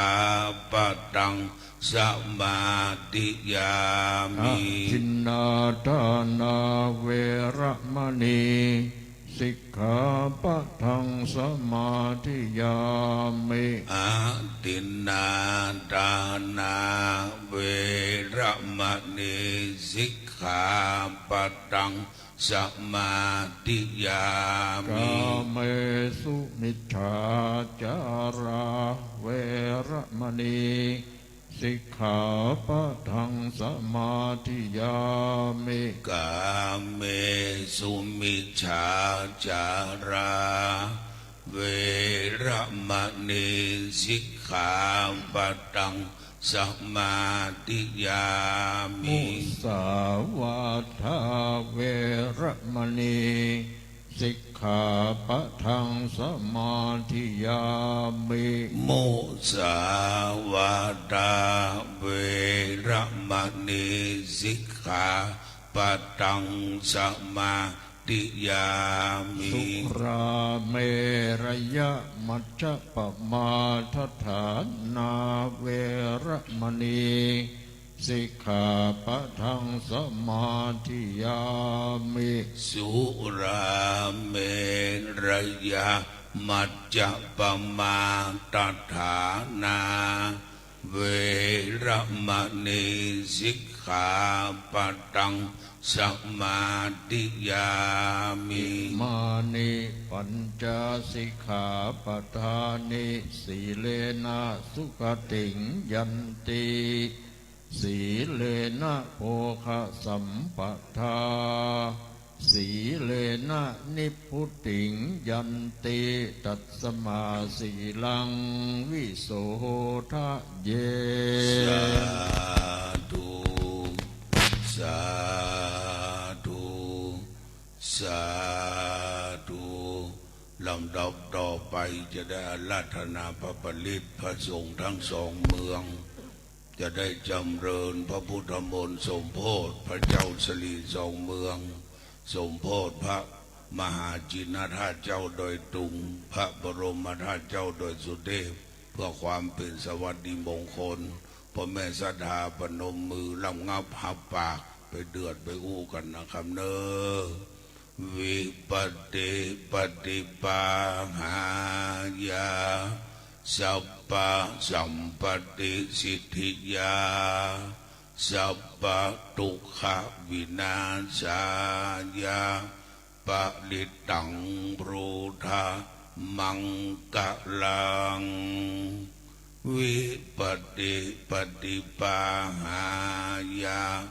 สัพพะสัมปติสิทธิยาสัพพะพยาวินาศายาปะลิตังปรูธามังกะลังวิปติปฏิปาหายาสัพพะสัมปติสิทธิยาสัพพะโรคะวินาศายาปะลิตังปรูธามังกะลัง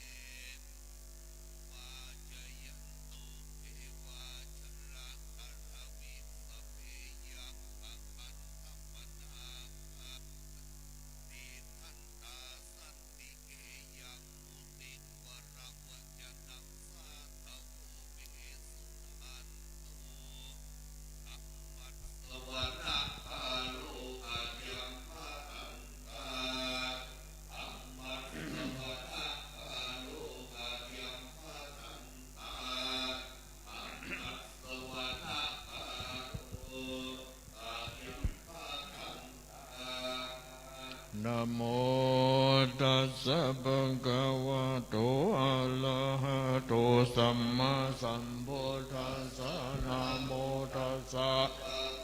วะโตอะระหะโตสัมมาสัมพุทธัสสะนะโมตัสสะภะคะวะโต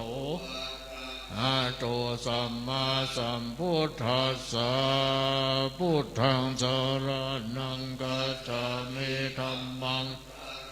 นังกัจฉามิสังฆังสรณังกัจฉามิทุติยัมปิพุทธังสรณังกัจฉามิ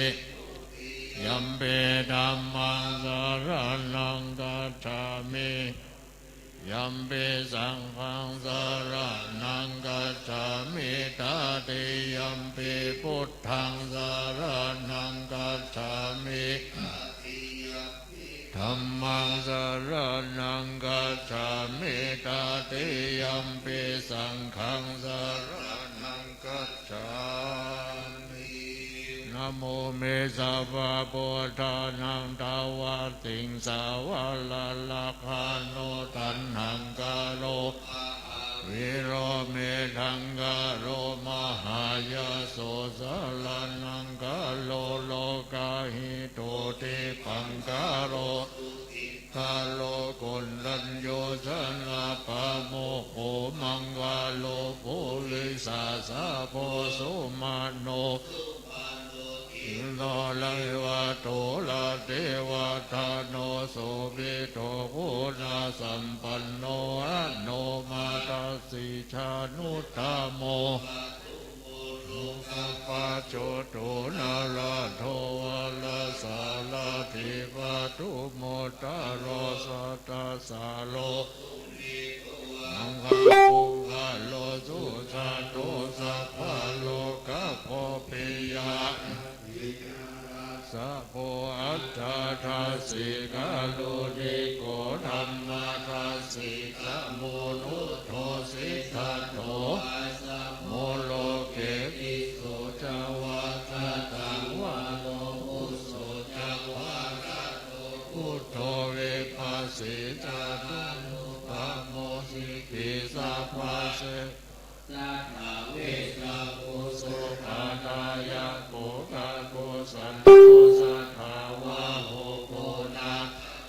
โนรานัญจาโหปัสสะโพธิริสัพพันโนโหตัมโมสังฆายะปุงกาโวอัตถวิสติสัมปะทาอิภิพุทธามาเอติกาการุณาปุณะสัมปันนา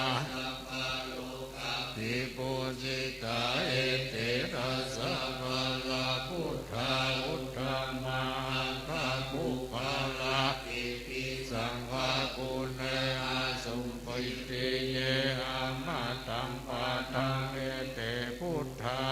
ติตัจจมังภาลาหุนติสัพพะทาราวิสติเมพุทเทวันตาลิสัพพะทาเทสัมญาเนนะสีเลนะขันติเมตตาภาเลนะจติปิโนอนุรักขตัวโลกาเยนะสุเขนะจาอันตวิสติเมพุทเทโยนะโรสละนังปะโตกะปะเนสัตตาสา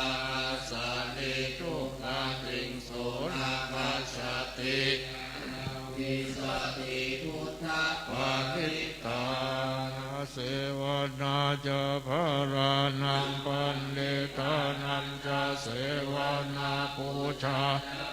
จาเนยานังเอตัมมังกลามุตตมังปฏิโรปะเทสวะโอเปจวัตตาปุญญาตาตราสัมมาปันเนเตจาเอตัมมังจันจาสิปัญจวินัยโยจะสุสิกิโตสุภาสิตาจยาวาจาเอตัมมัง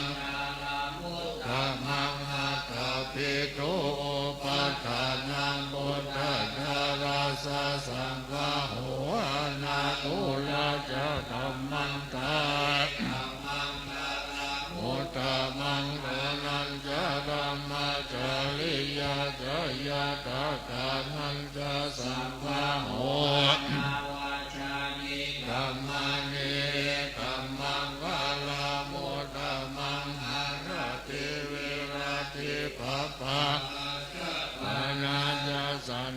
โมอาปะมาโตจะธรรมเมสุเอตัมมังคาลามุตตะมังโมจะนิวาโตจะสันตุติจะกะตัญญูตากาเลนะสวานังเอตัมมังคาลามุตตะมังโสวาจัสสะ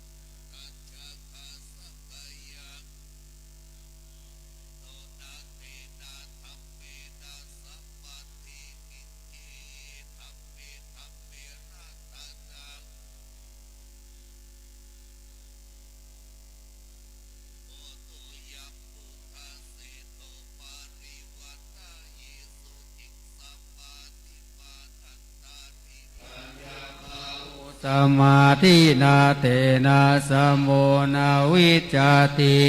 ตัมปิ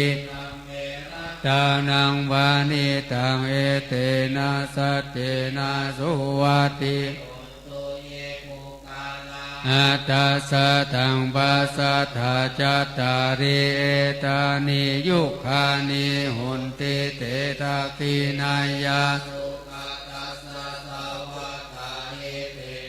อินานิมหาปาลานิ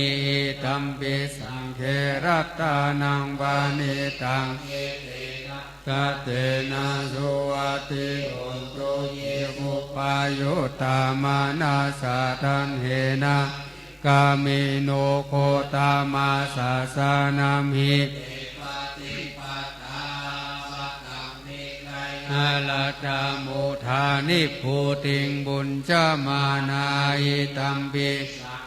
ละตานังวานิตังเอเตนะสัจเจนะปฏิหุนตุขีนังปุรานังนาวังนาติสัมภาวังจิตตายาติเกภวัจจามิงเตกินาปิจาวิรุณิฉันทานิปันติติราชถาทิโปอิตัมปิสังเขรัตตานังวานิตังเอเตนะ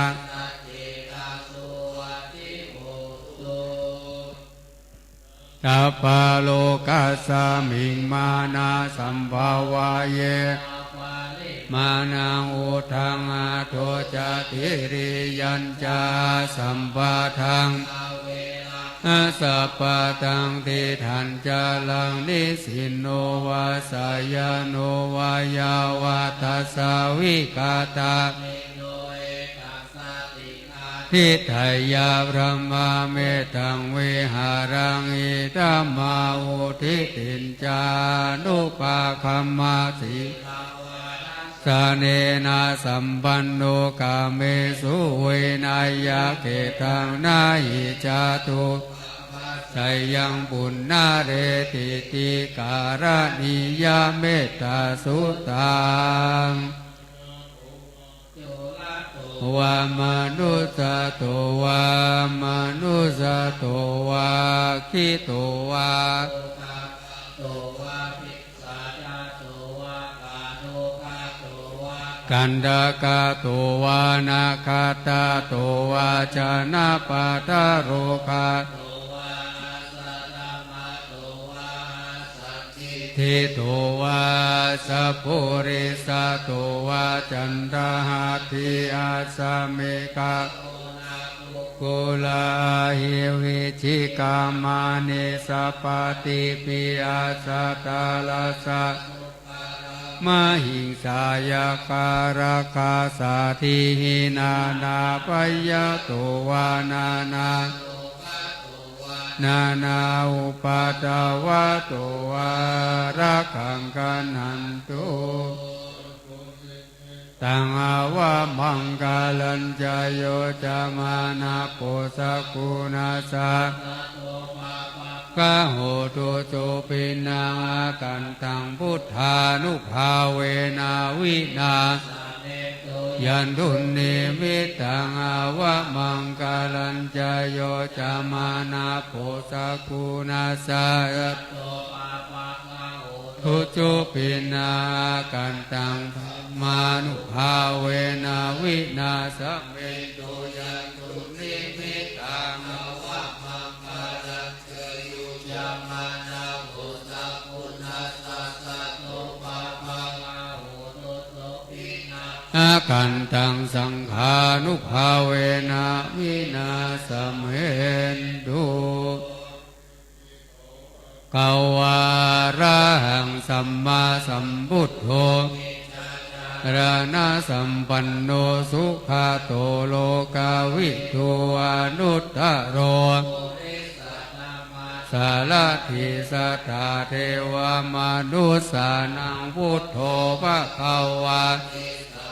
คาโตภควาตาธัมโมสันติติโกอากาลิโกเอหิปัสสิโกปานาจัตตังเวทิตาโปวินโยเหติสุปฏิปันโนภควาโตสาวะอุชุปฏิปันโนภควาโตสาวกสังโฆยายะปฏิปันโนภควาโตสังโฆสามีจิปฏิปันโนภควาโตสาวกสังโฆปุริสายุคานิอัตถะปุริสาปุคาลาเอสะภะคะวะโตสาวกหูนายโยปะหูนายโยทักขินายโยอัญชลิการณิโยอนุตตลังเกตังโลกัสสาสมาภินิมเมตาสาวุทันตังกริเมฆรังโพลาสาเสนามาลังธานาทิธรรมาวิธีนาจิตตวามุนินโตปวันตุเตชะยมังคลานิมาราติเรกามาปิยุชิตาสัพพาราติงนาลาวกามามาตัตถายาขังกันติสุทันตาวิหินามุนินโตตันเตชะสาภวันตุเตชะยมังคลานิคิริงรังอาติมันตาปูตังตาวันติจับเขาสิสินันตังเมตัมโพเสกาวิหินาตันเตชะสาภวันตุเตชะยมังตาปะคามาติหัตตาสุทารุนันตังภวันติโยชนะปะทังกุริมาลาวันตังสังกตามโนจิตตวามุนินโตตันเตชะสาภวันตุเตกาธมุทารังอิวะคาปินิยาจินจายาตุตาวะจานังจายกายมัจเจ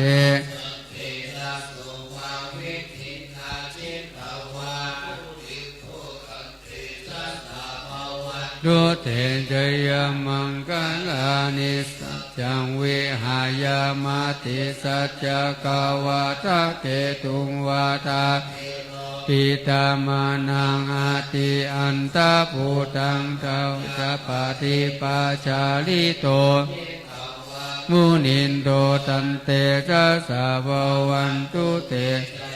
มังกรานินันโทปานันตาพุทธคังวิพุทธังมาหิติงพุทเตนะเถระธรรมาปายันโตอินทุปาเตสาวิธีนาจิตาวามุนินโตตันเตจะสาทุเตชยมังกลานิทุกขาหาทิฏฐิปุจจเกนะ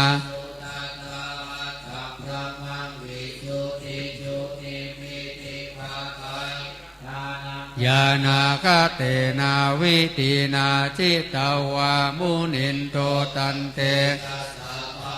ตุเตชยมังกลานิเอตาปิพุทธชยมังกลาทาคาทายโยวัจโนตินาทิเนเตมาตันติหิตัวนาเนกาวิวิธานิจุปัตตวานิ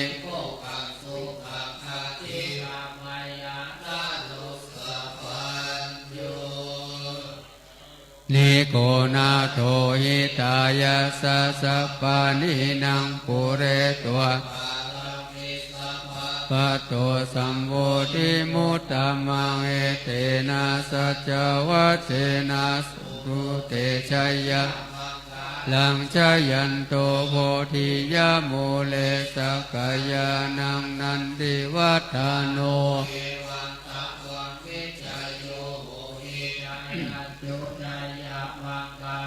อาปาลาชิตาปันลังเกสีเสปาทาวิปุกาเร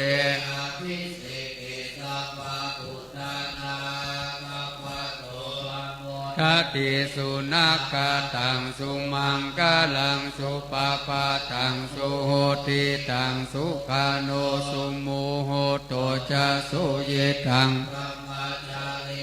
ปาทะขีนังกายกัมมังวาจากัมมังปาทะขีนังปาทะขีนังมโนกัมมังปาทะขีนาปาทะขีนานิกาตัวนาลาปันตเตปาทะขีเนนิทุกาปยปตาจานิปยาสุกาปตาจานิสุกาสัพเพวิปานิโนเอตาวาทาจาอัมเหหิสัมปะตังปะทังสัพเพเทวานุโมทันตุสัพพสัมปติสิทธิยาทานังสัทธายาสีลังละขันตุสัพพทาภาวนาปิรตาหุนตุกัจฉันตุเทวตาคาตาสัพเพพุทธาปัจเจกานัญจายังวรังอรหันตานัญจเตเชนารักขังวันดามิสัพพโสตานังปะปะคาหานิวารานาปาลิตัสสานุภาเวนะหันตัวปัตตะเวนะคาตายาคาปุตานังปะปะคาหานิวารานาตัสสานุภาเวนะหันตัวเตสังอุปัตตะเวนะคาตายาคาปุตานัง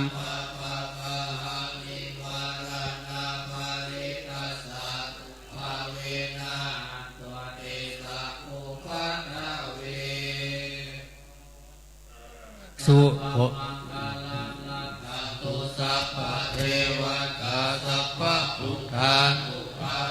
นัสสะทาสุธีภวันตุเตภวัตุสัพพมังคลังลักขันตุสัพพเทวตาสัพพธัมมา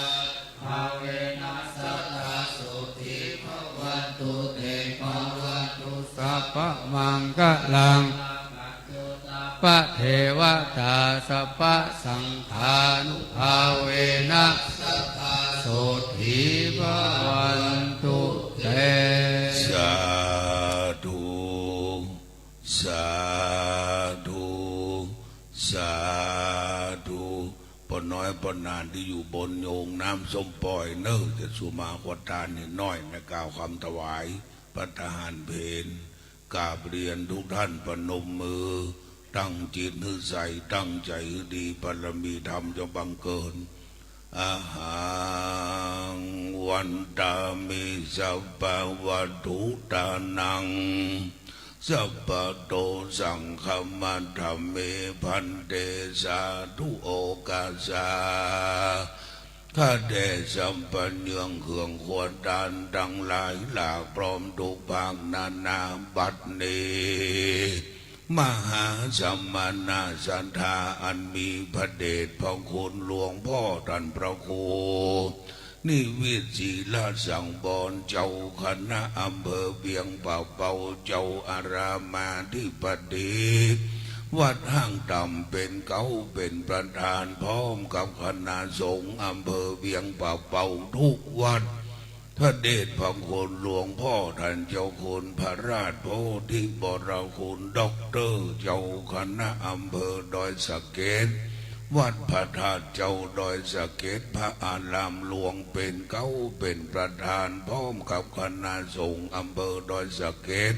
จังหวัดเชียงใหม่ทุกวัดทุกวาตลอดถึงท่านพระครู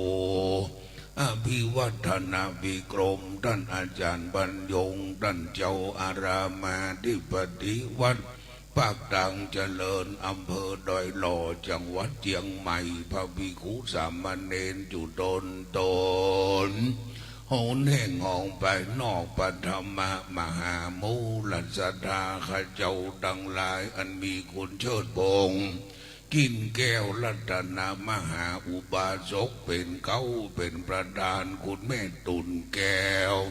แดงเหลืองรัตนมหาอุบาสิกาพ่อกำนันองค์อาจท่านนายกแก่วัดแก่วาสถาข้าเจ้าดังหลายถึงเวียงเป่าเป่าและดอยสะเก็ดและอื่นๆเป็นเก้าเป็นประธานได้ตกแต่งแปลงพร้อมน้อมนำมายังดูพระบุพาราชาดวงดอกเขาดอกดอกไม้และลำเทียนน้ำสุกันโธตากาอัมพิโลตากาเบวาจังมาขอสุมายังสัพพะวัตถุตนาเจ้าทั้งหลายกลายเป็นนาทีบิมปังโกอโหสิกรรมอย่าได้เป็นนิวรณธรรมกรรมอันแก่นกล้าอันห้ามตับผลทางจากสู่จันฟ้าและนิพพานเจ้านั้นจุงจักมีกาญะตัวเลวจีตัวเลมโนตัวเลสันติจาอสันติจาปมาตะโตสังปัจจุปนะโตสังสัพพังโตสังฆมันตุโนสุลนันตุพนโตเทวาสังฆโยไวสาเทวดาเจ้าหมื่นโลกจังกวาลอันมีเทวดาเจ้าหักษามหาจินนาถาเจ้าโดยตรงเมืองเชียงไฮ้เป็นเก้าเป็นประธานพระบรมธาตุเจ้าโดยสุเทพเมืองเชียงใหม่เป็นเก้าเป็นประธานพระธาตุเจ้าโดยสะเก็ดมิ่งขวัญแห่งอำเภอโดยสะเก็ดพระเจ้าจอมพอมิ่งขวัญแห่งอำเภอเวียงป่าเป่าและเทวดาเจ้าอันหักษาม่อนพระเจ้าชลีสองเมืองตัดที่นี้มาปัตตาอนุโมทนาว่าวันนี้เป็นงานสักการะนมัสการไหว้สาพระมหาจินนาถาเจ้าดอยตุงเมืองเชียงไฮ้จำลองพระธาตุเจ้าดอยสุเทพเมืองเชียงใหม่จำลองงานไหว้สาบารมีพระเจ้าชลีสองเมืองณม่อนพระเจ้าชลีสองเมืองม่อนดอยนางแก้วตำบลแม่เจดีย์ใหม่อำเภอเวียงป่าเป่าจังหวัดเชียงไฮ้กำหนดกฎเอาวันเข้าวันษาแลม1 ค่ำเป็นต้นมา สมณะศรัทธาและมูลศรัทธาข้าเจ้ามาเจริญพระพุทธบนต์สวดโยโกห้องอบรมสมโภชเพื่อความเป็นมังคลกรรมก็เป็นที่เรียบร้อยแล้วบัดนี้จะได้นบเวรเกณฑ์ทานถึงแก่ปฏิทัลไลลันตนาแก้วเจ้าทั้ง3ประการมีธรรมะเมตตาอ่อยนาปฏิฆหาเล่าเอายังวัตถุไตรญาณานสังฆทานจตุปัจจัยไตรญาณานพิฆหานสหบริวารดังหลายดังมวลในฐานะที่หมู่เฮาเจ้าข้าเป็นพระสงฆ์นิกรไตรเบืองพยุคลบาท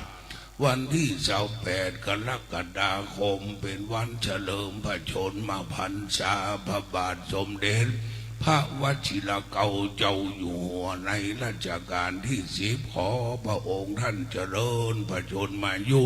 ยิ่งเดินนานบุญกินบุญทานแผ่ไปถึง7 เจ็ดข้าวกูลเป็นเก้า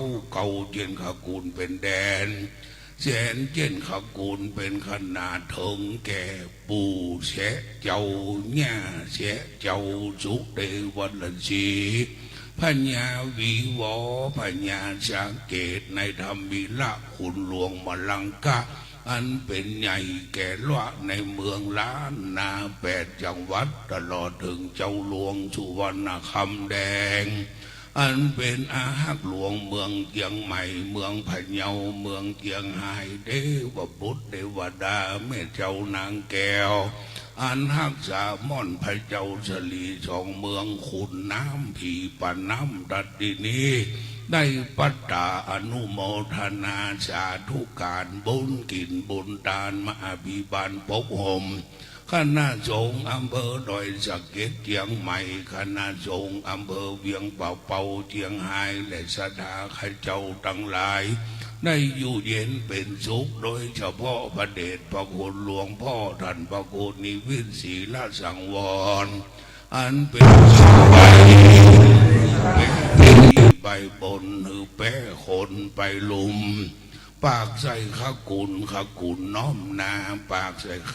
าโยมมือว่ากล่าวแก่พระภิกษุสามเณรใต้บังคับบัญชาคือเขาเจ้าเหล่านั้นสิโลลาภขาไว้เป็นที่หักใคร่แก่คนและเทวดาพระอินทร์หันก็ชื่นชมพระพรหมหันก็เมตตาเทวดาหันก็คุ้มครองคุณเชิดพงกินแก้วเม็ดดุลแก้วแดนเมืองแดนสถาข้าเจ้าทั้งหลายก็ฮือปันมาหาก็ฮือปันใด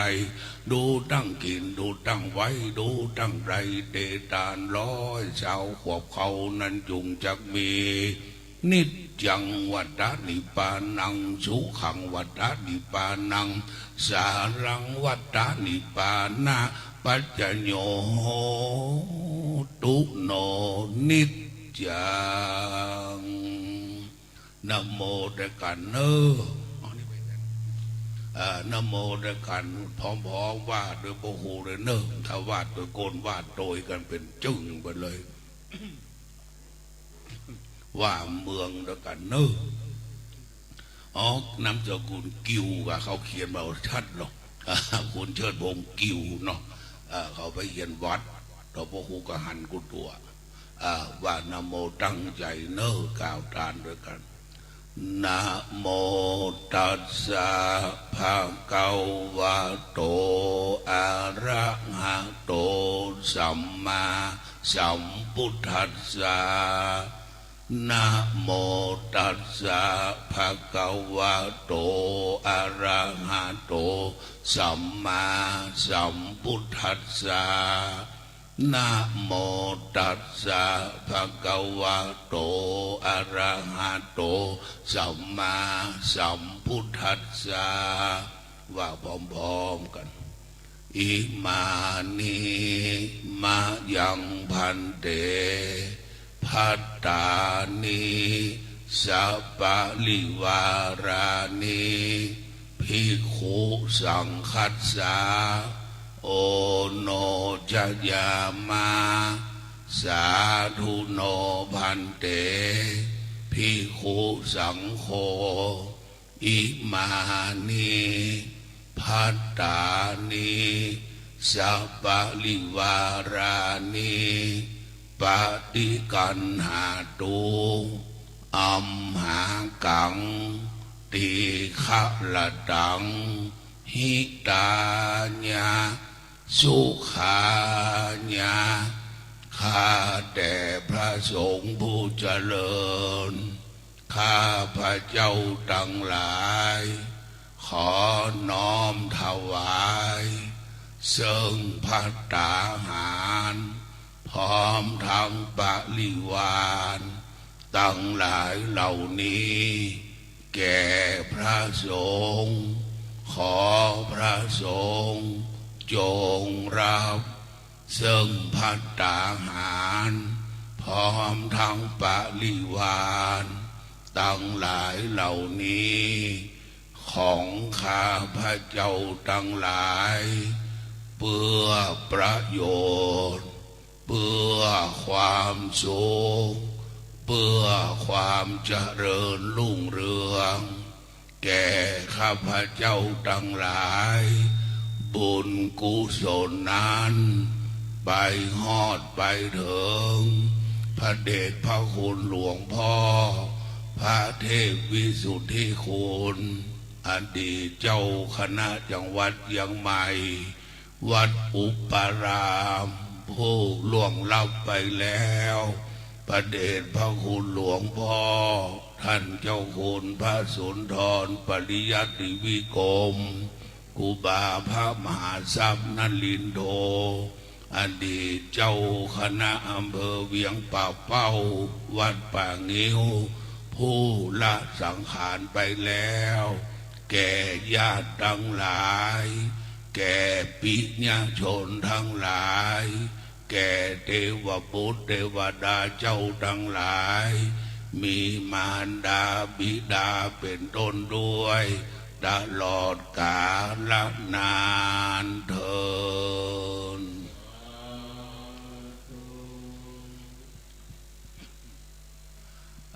ถ้ามีปัจจัยมีอย่างตุลุงลองว่าเข้าไปเขาประเคนแต่นึ่งก็ว่าเพิ่นนะครับเนอะ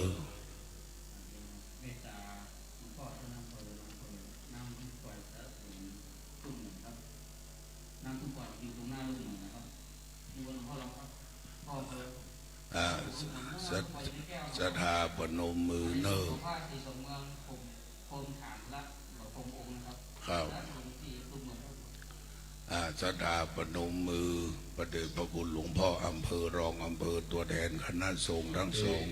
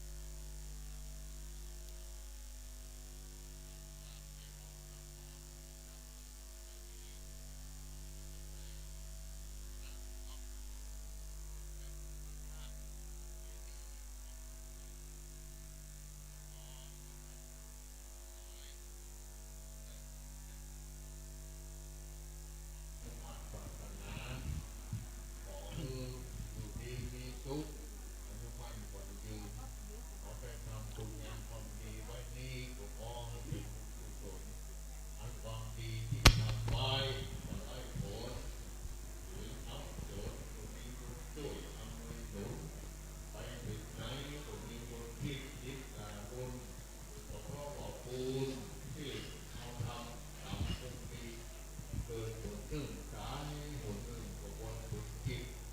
ดำรงจิตเที่ยงธรรมจำเริญสีแม้นที่เขาดับทักโลกปัตภีชื่อเสียงเขาคะแนนตีไว้ในโลกาก็ขอเจริญพร สาธุมีน้ำยาน้ำแล้วหลวงพ่อจะขึ้นยาทานละยาน้ำมันสองขยักเดี๋ยวอีตังมันกำนิมนต์หลวงพ่อด้วยนะครับ ลำดับต่อไปพระเดชพระคุณหลวงพ่อท่านพระครูนิวิสิตสังวร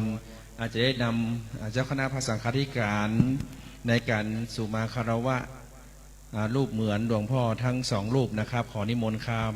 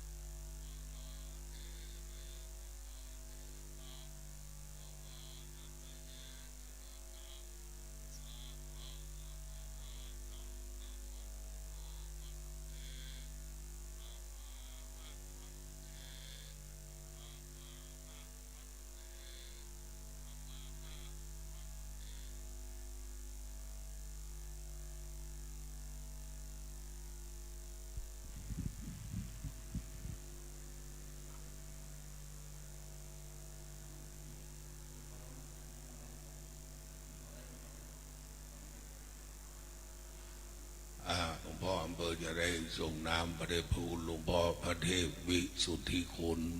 ครูบาเจ้าจังแดงคันธวโรอดีตเจ้าคณะจังหวัดเชียงใหม่ตนทวนศิบถ้ามีชีวิตปัจจุบันก็ได้8 รอบ2896ครูบามหาทรัพย์ได้มีชีวิตปัจจุบันก็100 ปีเต็มปีเนี้ยพอเกิดพศ65หลวงพ่อพระครูบาพศ69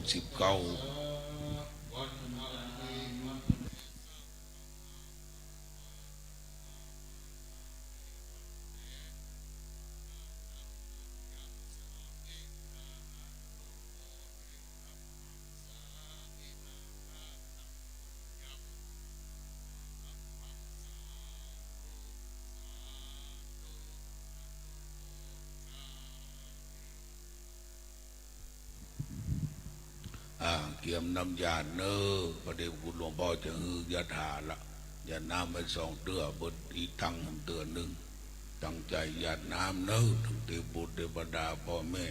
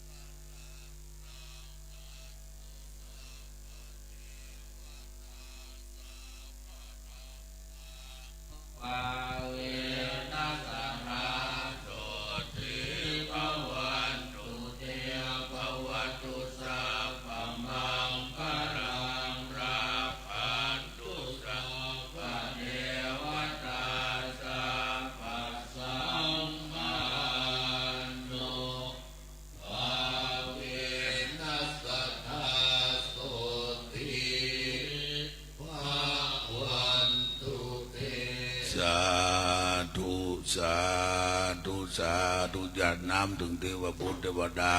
เจ้าแม่นางแก้วเนอ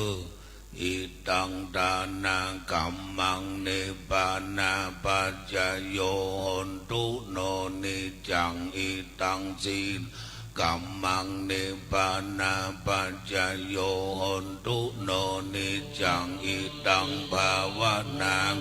มังเนปานาปัจจโยหนตุโนนิจังยังกินเจกุสารังกัดปังกัมมังสัพเพหิกะเตหิกะตังปุญญังโนอนุโมทตุสุนันตุพนโตเยเตวาอัจฉมิงทานิอติกาตาติกาโยมสัตตาหนตุสัพพสัตตานังสุขีอัตตานังปาลิหะลันตุมาตามตาจุกิตาหนตุตุขาปามุนจันตุสัพเพยันติกาสุขิตาหนตุตุขาปามุนจันตุสัพเพอัญญาติกาสุขิหนตุตุขาปามุนจันตุสัพเพปิสาสัพเพยัคขาสัพเพเปตาสุขิตาหนตุตุปามุนจันตุสัพเพนักขตาสุขิตาหนตุตุขาปามุนตุสัพเพเทวาสุขิตาหนตุตุขาปามุนจันตุสัพเพอาจาริโยปัจจญาสุขิตาหนตุตุปามุนจันตุสัพพสัมปตินังสามิจันตุโววันตาน้อยพระมหาเถระมัชฌิมเถระอนุเถระสามเณรทุโตเนวันตามิพันเตสัพพังอาปาราทังคามาทะเมพันเตมะยังกาตังปุญสามินาอนุโมติตะปังสามินางกาตังปุญยังไมหังตาตัปปังสาธุสาธุอนุโมตามิ11 โมงเกิงชันพอดีนะว่าถึงบอกว่าดึงกะนะไม่พอนาฬิกานะอนมนต์ส่งน้ำพระธาตุทั้งหลายเนอมงคลดีๆวันนี้เลิศแล้วไว้บอนพระธาตุแก้วคุ้มของรักษาเทวดาเปิดประตูแดนเนอนำดูใครแล้วเนอะมงคลดีๆวันนี้เลิศแล้วไว้วอนพระธาตุแก้วคุ้มของรักษาศรัทธาพี่น้องที่เข้ามาหา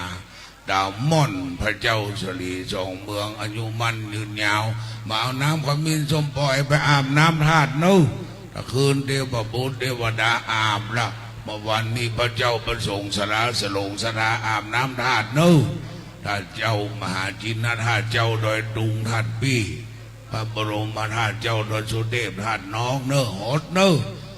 เทวบุตรเทวดาเปิดประตูแดนใครประตูแดนเนอขออนุญาตในการใจเสียงประชาสัมพันธ์นะครับขออนุญาตประชาสัมพันธ์อนุโมทนาลงทานต่างๆเนอที่ได้มาวันนี้เนาะลงทานวัดห้างต่ำลงทานคุณพวงภกาคุณวริชาลงทานคุณอนุสรณ์คุณทิติมาวรรณชัยลงทานน้ำประปาวัดห้องกูลงทานขนมเส้นน้ำงิ้ววัดป่างิ้ววัดเวียงมนลงทานข้าวมันมะม่วงกับไอติมวัดลังกา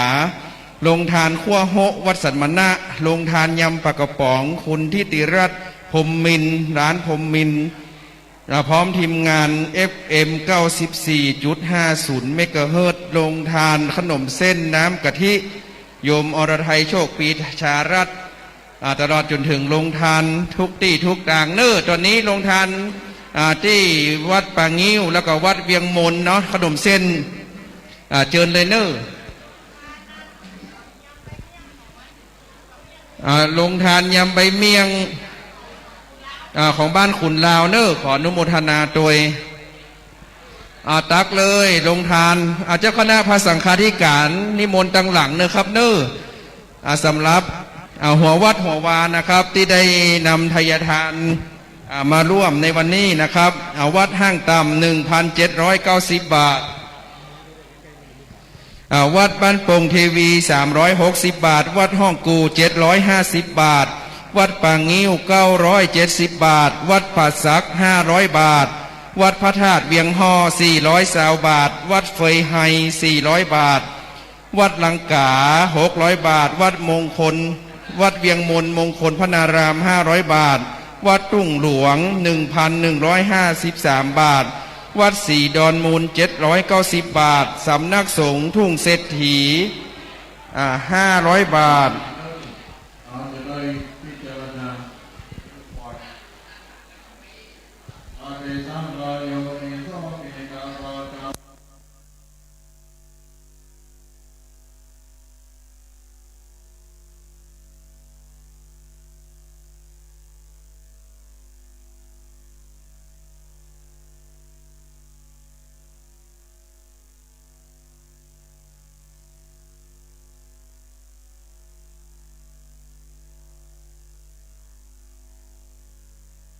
ตักเลย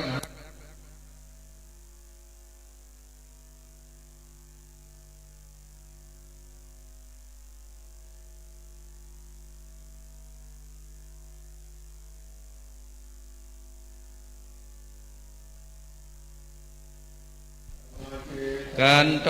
นิพุทโธจตุวังภวสัพพิติโยวิวัชชันตุสัพพะโรโควินาศเตภวัตวันตรายโยสุขิติขายุโกภวะอภิวาเดสนิจังวุธาปัจจายโนจัตตารโอธรรมาวาทันติอายุวันโนสุขังภะลังขออนุโมทนากับวัดป่าม่วง700 บาทวัดศรีสุทธาวาส 1,000 บาทวัดศรีคำเวียง 1,080 บาท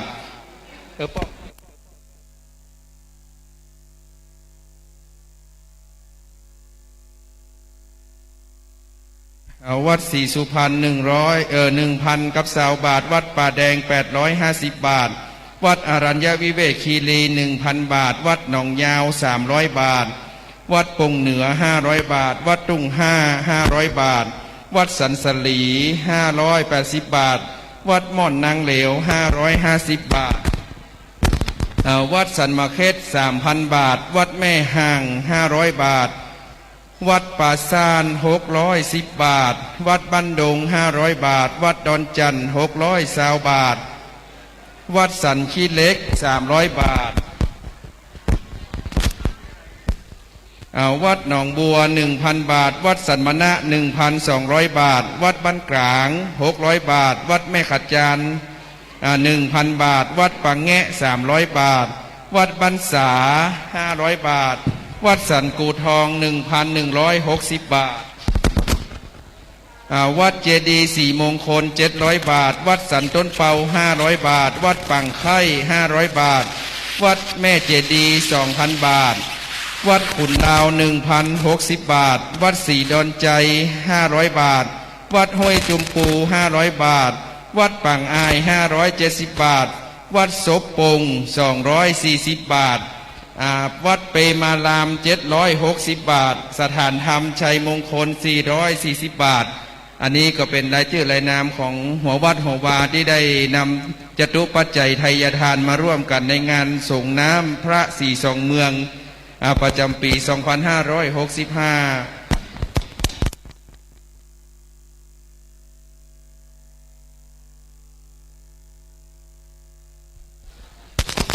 สำหรับการส่งน้ำพระสี่สองเมืองนั้นขอเอาตั้งเป็นฐานเนอซึ่งองค์พระสี่สองเมืองนั้นเขาได้ปิดคำเนาะปิดคำปิดหยังถ้าเราเอาน้ำเข้ามินสมปล่อยมาสละสลงมันจะเศร้าแล้วมันจะลอกเนาะอันนั้นขอแจ้งให้กับสถาญาติโยมส่วนพระธาตุนั้นท่านทั้งหลายก็เจริญพรได้เลยเนอได้เอาน้ำเข้ามินสมปล่อยที่ในบาทหลวงไปสละสลงพระธาตุ 42เมืองของเฮาสำหรับลงทานเนอร์ตอนนี้ขอเจริญพรได้เลยลงทานแต่ละที่แต่ละตังที่ได้นำมาให้กับบรรดาคณะสัตยาในวันนี้เนาะ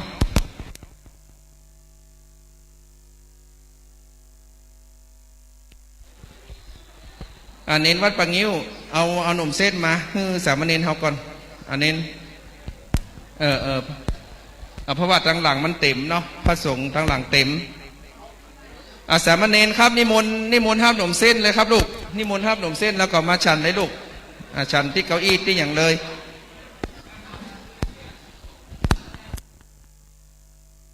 อาการแสดงเจิญเลยติดต่อเครื่องเสียงเจ้าหน้าที่เนาะจะฟ้อนก็ฟ้อนปูจาเจิญเลยเนอฟ้อนปูจาเจิญเลยครูเก่งเอาหนมเส้นมาสัก10 กว่าถ้วย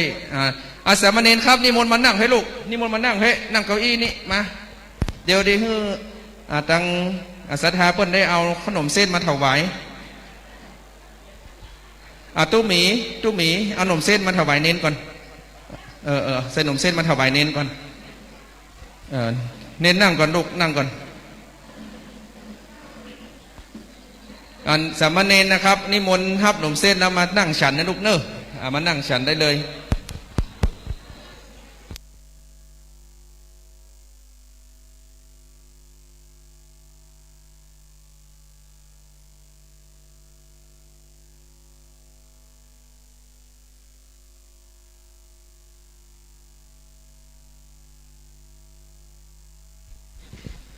เครื่องเสียง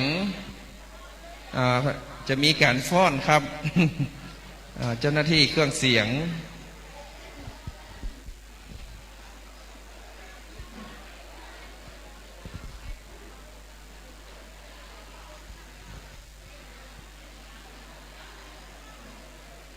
ลูกยกหนมเส้นมาถวายเน้นก่อน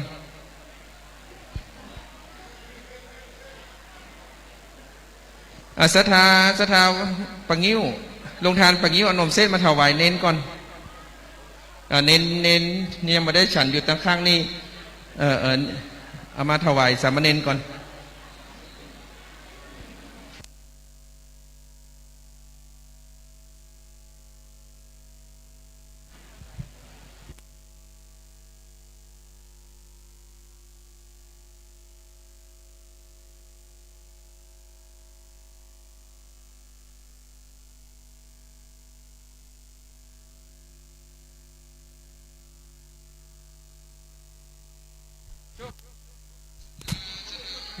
ตอนนี้จังฟ้อนเนอะท่านอาจารย์จังฟ้อนครูบาอาจารย์ก็ฉันภัตตาหารอยู่เนาะตอนนี้ตั้งนี้ลูกเนนอยู่นี่เนอะลูกเนนวัดป่างิ้วศรัทธาญาติโยมที่มีหงตาลเจริญพรเอาหงตาลมาถวายพี่เนนลูกเนนเนาะมาช่วยงานตั้งตะวาแล้วเนอะลูกเนนวัดป่างิ้วโดยการนำของครูบาอาจารย์เปิ้นตอนนี้ฟังตอนนี้ก็จะเป็นฟ้อนเนอเจริญพร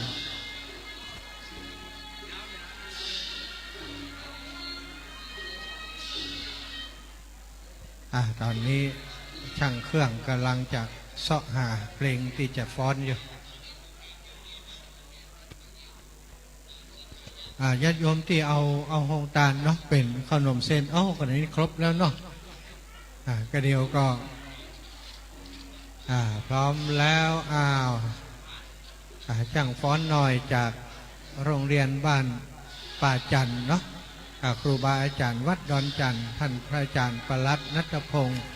แม่ครูธนวันเป็นผู้ฝึกสอน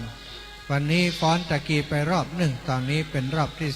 2ชมจังฟ้อนก่อนเนอะศรัทธา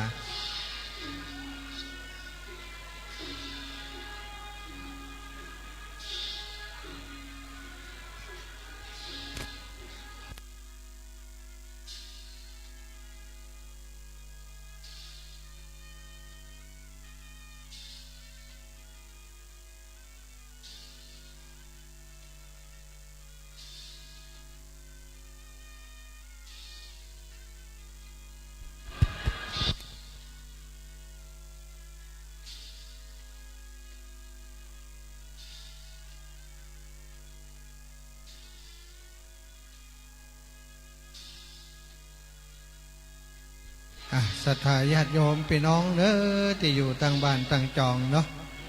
ตอนนี้บรรยากาศของงานส่งน้ำพระธาตุสามิจิกรรมครูบาอาจารย์พระมหาเถระเจ้าตอนนี้ก็เป็นจังฟ้อนน้อยลูกหลานบ้านป่าจันของเฮาโดยการดูแลของแม่ครูธนวันแล้วก็ท่านอาจารย์ประรัตน์ณัฐพงศ์ซึ่งเป็นเจ้าอาวาสวัดป่าจันวัดดอนจันเนาะได้เอาลูกหลานไปฝึกซ้อมเป็นการอนุรักษ์รักษาวัฒนธรรมศิลปวัฒนธรรมของล้านนา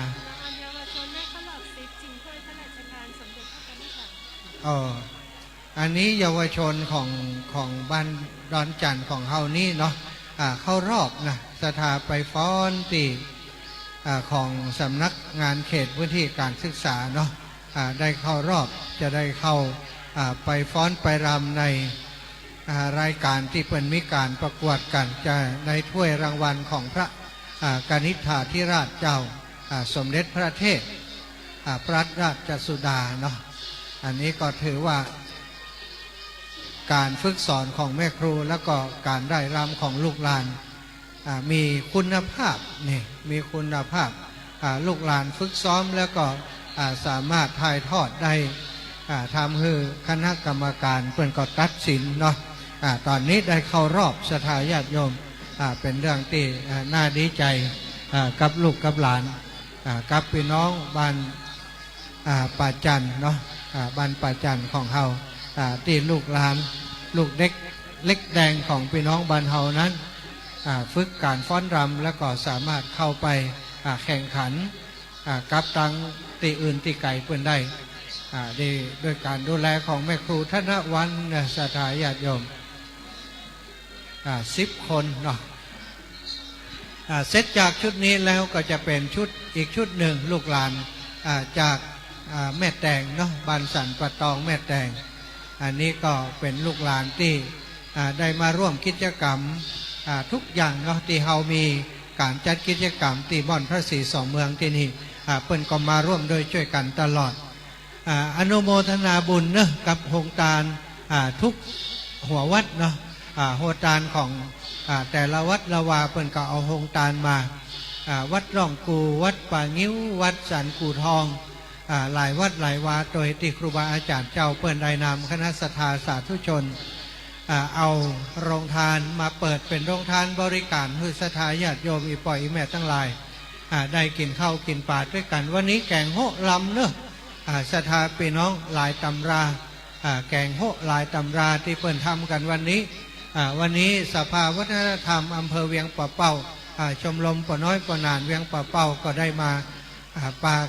พี่น้องเวียงป่าเป้าเข้ามาร่วมกิจกรรมการสามิจิกรรมสละสลงพระพุทธรูปเจ้าสารุปเป็นป่าพระเจ้าสี่สองเมืองแล้วก็สละสลงอย่างพระธาตุเจดีย์เนาะพระธาตุเจดีย์จำลองดอยตุงแล้วก็ดอยสุเทพสถาพี่น้องอนุโมทนาบุญกับครูบาอาจารย์ที่ได้นำศรัทธาญาติโยมลูกศิษย์ลูกหามาเปิดโครงการในวันนี้เนอะลูกหลานตั้งจอมตองเนาะตั้งแม่แตงตั้งสันปะตองเปิ่นก็มาเอาควาโหมาเยะกันที่นี่ก็ล้อควาโหจากครูบาอาจารย์ว่าจะเอาห่อนึ่งมาเปาะกันโอ้ครูบาอาจารย์ลืมไปวันนี้ก็เลยได้กินควาโหของอันแม่แตงอย่างเดียวเนอะของที่อื่นยังไม่ได้มาเปาะมารวมกันแต่ว่าพี่น้องเจ้าบ้านเนาะเปิ่นก็ได้เตรียมโครงการเนาะกับข้าวกับป่ามารวมโดยช่วยกันอยู่แล้วเนาะวันนี้ศรัทธาพี่น้องบ้านป่างิ้วเปิ่นเอาข้าวหนมเส้นมาเนอะได้ข่าวว่าข้าวหนมเส้นหมดแล้วจะมีก๋วยเตี๋ยวอีกนะอันนี้ไผ่กินข้าวหนมเส้นไว้อิ่มก็รอสักกรรมนะอาจจะมีก๋วยเตี๋ยวตามมาก็ได้เนอะวันนี้ต้องขอบคุณครูบาอาจารย์ทุกรูปทุกองค์พี่น้องตึงครูบาอาจารย์มหาเถระเนาะตังเวียงป่าเป่าและก็ตังดอยสะเก็ดวันนี้ขาดสีสันตุลุงแดงบ่มมา ตู้ลุงแดงคงจะมีกิจส่งกิจนิมนต์เนาะภาระหน้าที่ตีดอยสะเก็ดบ่ได้มาโอ้อันนี้ของแถมกันสาธุสาธุคนขับรถเนอะคนขับรถของอาตมาตีมาจากลำปางน้องใหม่น้องใหม่นิยมน้องนิยมสมมีมากินข้าวกินปลากับคณะศรัทธาเพิ่นก่อนเนอะน้องใหม่น้องนิยมสมมีถ้าขึ้นมาที่บริเวณงานตังบนนี่เข้ามาหาทุกปีกรรมเดียวมาเอาสำรับกับข้าวที่ศรัทธาเพิ่นฝากนี้ไปใส่รถไว้เนอะตอนนี้ก็กินข้าวกินปลากันไปกินข้าวอิ่มแล้วก็ได้มาพอจังฟ้อนน้อยเนาะจาก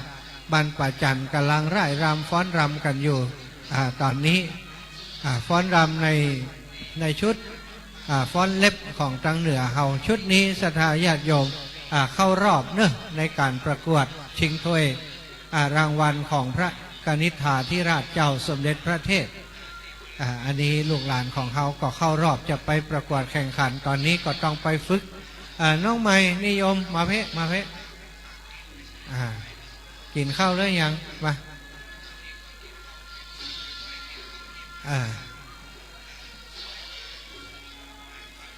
เอานี้ไป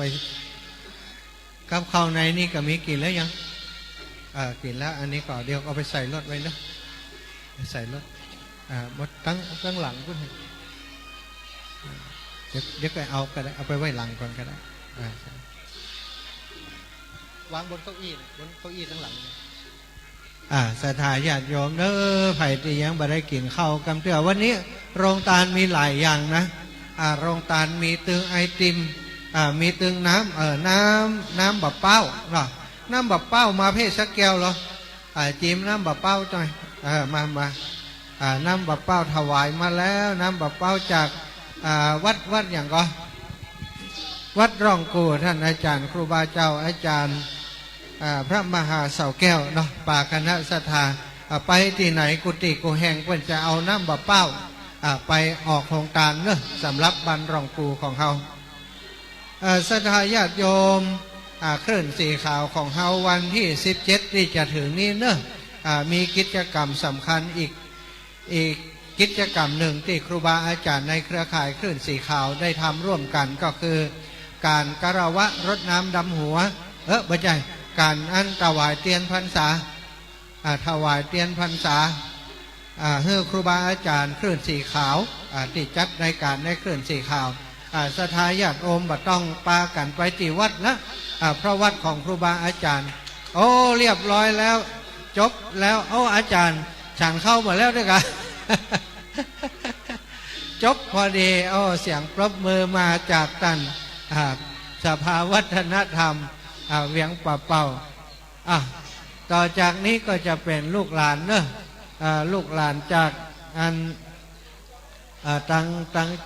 สันปะตองกำลังกินข้าวอยู่ก็ตอนนี้นะอาจารย์ลองเอาของอาจารย์มาแล้วล่ะเอาของอาจารย์เปิดพอละตะกี้บลูทูธเน็ตบ่มีมั้งเน็ตบ่มีกะเข้าเดี๋ยวลองก่อนเนอะลองก่อนอาจารย์ลองหน่อยลองบลูทูธตัวนี้ให้เปิดแล้วเปิด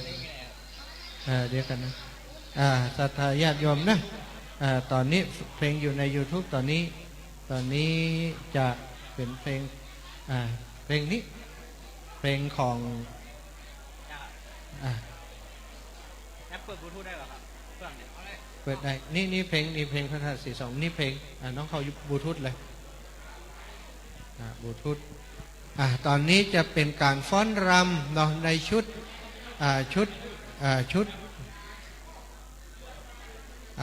ของ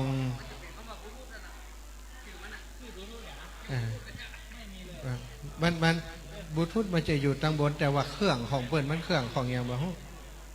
ชื่ออย่างแอมนี่ชื่ออย่างไอ้อย่างต้องพอแอมก่อนว่ามันชื่ออย่าง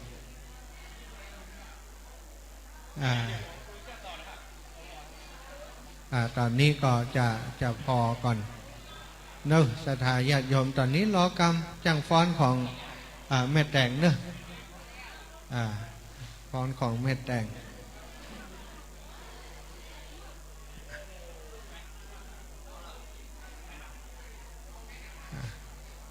ตอนนี้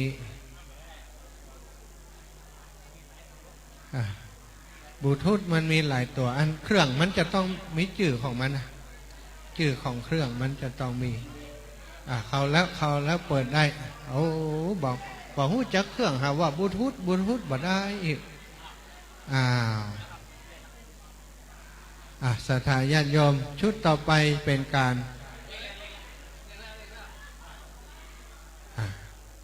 ตอนนี้คืนอะไรอย่างถ้าบ่คืนก็จิ้มมันไม่อย่างเก่านะศรัทธาญาติโยมเนอะตอนนี้จะเป็นการฟ้อนของลูกหลานจากตังอำเภอแม่แตงสันปะตองชื่อชุดว่าพระศรีสองเมืองเนาะจากวิทยาลัยนาฏศิลป์ของเชียงใหม่เนอะศรัทธาพร้อมกับลูกหลานบ้านสันปะตองด้วยเนาะตอนนี้จะเชื่อมต่ออยู่ศรัทธาญาติโยมที่ยังไม่ได้กินข้าวกินปลาคำเตือนเนอะตอนนี้กับข้าวกับปลาก็ยังมีเหลืออยู่นะบะเดียวขนมเส้นขนมจีนมดแล้วก็จะเป็นก๋วยเตี๋ยวเนอะไผ่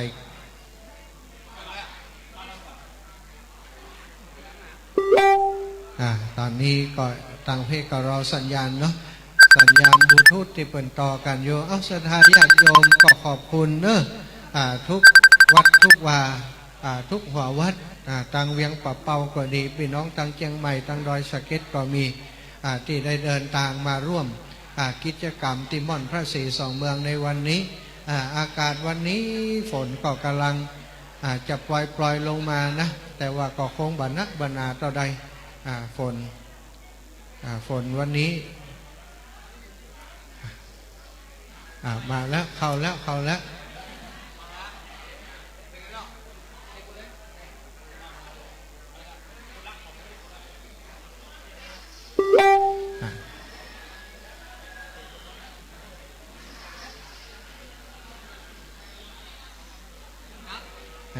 ดังแล้ว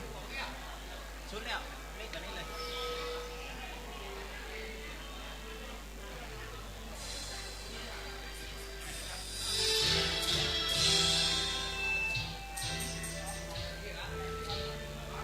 ตอนนี้ที่ศาลาเนาะพระศรีสองเมืองขณะนี้เป็นการแสดงของลูกหลานจากแม่แตงจากบ้านสันปะตองแม่แตงรำชุดพระศรีสองเมืองพระธาตุศรีสองเมืองเนื้อประกอบเพลงพระธาตุศรีสองเมืองซึ่งขับร้องโดยคุณโยมคุณโหน่งกับน้องพันนิตรา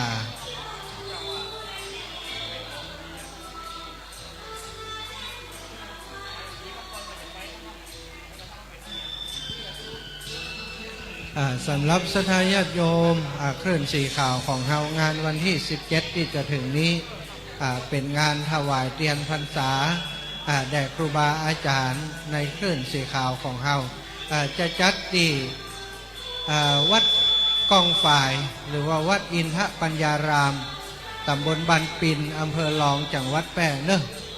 ศรัทธาญาติโยมไผ่ที่ได้เตรียมรถเตรียมรากันไว้แล้วก็แจ้งบอกกันเนาะรถราที่จะไปร่วมในวันนั้นก็มีหลายกันด้วยกันจากหลายที่หลายแห่งเนอะสำหรับตังเชียงใหม่ตังลำพูนตังเมืองฝางถ้าเดินทางผ่านมาผ่านไปตังจังหวัดลำปางเปิดนัดหมายกันในวันที่17นี้เนาะตอนเจ้า7 โมงเกิงพบปะกันที่ทุ่งเปลี่ยนที่ตลาดทุ่งเปลี่ยนแล้วก็สาธุครับอาจารย์ครับจะปิกแล้วเนาะแล้วก็ที่ส่วนพบปะกันที่จังหวัดแพร่ก็วันที่เวลา9 นาฬิกา 9 โมงเกิงสถานเพราะฉะนั้นไผ่ที่จะไปร่วมถวายเทียนพรรษา แก่ครูบาอาจารย์เครือข่ายคลื่นสีขาวก็ไปพบปะกันได้เนอะวัดกองฝายหรือว่าวัดอินทปัญญารามตำบลบันปินอำเภอหลองจังหวัดแปร่เป็นวัดที่ครูบาอาจารย์ในเครือข่ายของคลื่นสีขาวของเฮาเป็นคนที่บ้านกองฝ่ายเนาะท่านพระครูโสพลปริยัติเป็นคนที่อยู่ที่บ้านกองฝ่ายเนาะศรัทธาญาติโยมวันนี้ก็มาจากหลายที่หลายแห่งเนาะก็ขอได้รับความขอบคุณเด้อวันนี้หลายท่านเอาหกตานมาด้วยหลายท่านก็มาร่วมกิจกรรมกับครูบาอาจารย์มาให้มาหอมปัจจัยในงานส่งน้ำพระธาตุวันนี้ในนามของครูบาอาจารย์ทุกรูปทุกองค์ต้องขอบคุณศรัทธาญาติโยมทุกท่านที่ได้มาร่วมโดยช่วยกันในกิจกรรมสามีจิกรรมในการประเพณีส่งน้ำพระพุทธรูปพระศรีสองเมืองแล้วก็ส่งน้ำพระธาตุศรีสองเมืองในวันนี้เนอะตอนนี้ศรัทธาญาติโยมก็กินข้าวกินปลากันแล้วบางส่วนแล้วเนาะวันนี้ก็ได้ชื่อเสียงเรียงนามของศรัทธาญาติโยมที่ให้หอมมาส่วนหนึ่งก็ได้อ่านส่วนหนึ่งก็บัดตันได้อ่านสักกรรมก็มีเนื่องจากว่าวันนี้มากันนักกันหลายเนาะบางครั้งเปิดมาหอมในช่วงที่ประกอบพิธีก็มาได้ประกาศชื่อเสียงเรียงนามให้ศรัทธาญาติโยมได้ทราบแต่ว่าปัจจัยทุกบาททุกสตางค์ที่ท่านให้หอมมาก็ได้นำไปรวมกันเพื่อจะเป็นกองทุนพัฒนาอย่างพระธาตุศรีสองเมืองของเฮาต่อไปเนอะเอาจบไปรอบสองเนอะขอบคุณครับลูกหลานเนอะกินข้าวต่อลูกกินข้าวบะอิ่มเด้อเอาครูบาเอาต่อแฮมกัดแล้วครูบา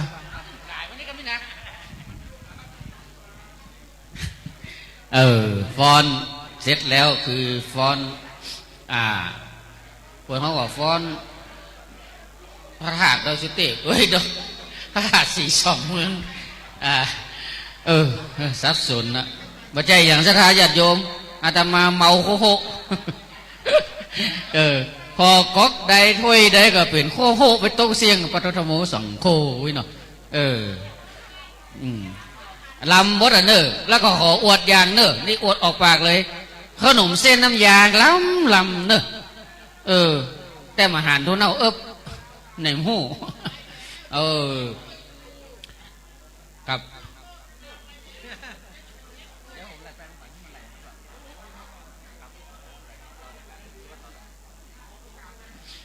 วันนี้ลงทานนมเส้นลงทานทุนเอาลงทานปลากระป๋องยำลงทานน้ำดื่มก้าวกับผมในนามคณะสงฆ์พระเวียงเป้ากราบขอบพระคุณครูบาอาจารย์พระมหาเถรานุเถระเจ้าคณะวัดสังฆาธิการเจ้าวาดทุกวัดทุกตุงองค์นะครับที่ได้นำหัววัดมาตานส่งน้ำพระธาตุศรีสองเมืองในวันนี้เป็นประจำทุกปีเนอครับในวันแฮม1 ค่ำเรายึดถือตรงนี้เป็นบรรทัดฐานในการทำบุญส่งน้ำพระธาตุศรีสองเมืองนะครับแล้วก็เหมือนเดิมปีหน้ารูปแบบอาจจะเพิ่มเติมเพราะปีนี้สุมาภัยบอกค่อยตันหลายอย่างภารกิจ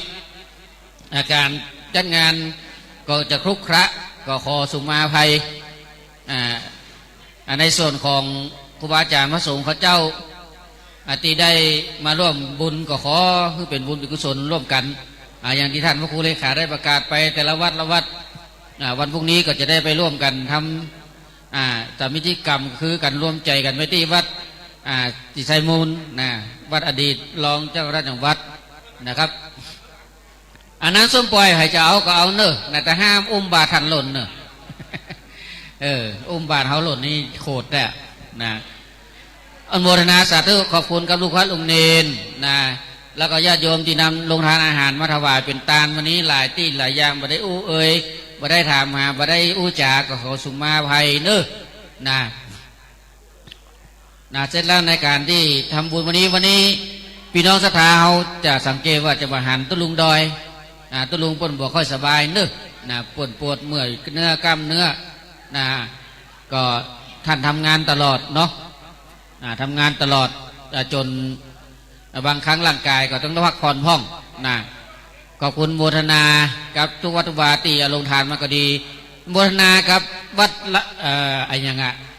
วัดลังกาเอาไอติมมา1 ถังเนาะ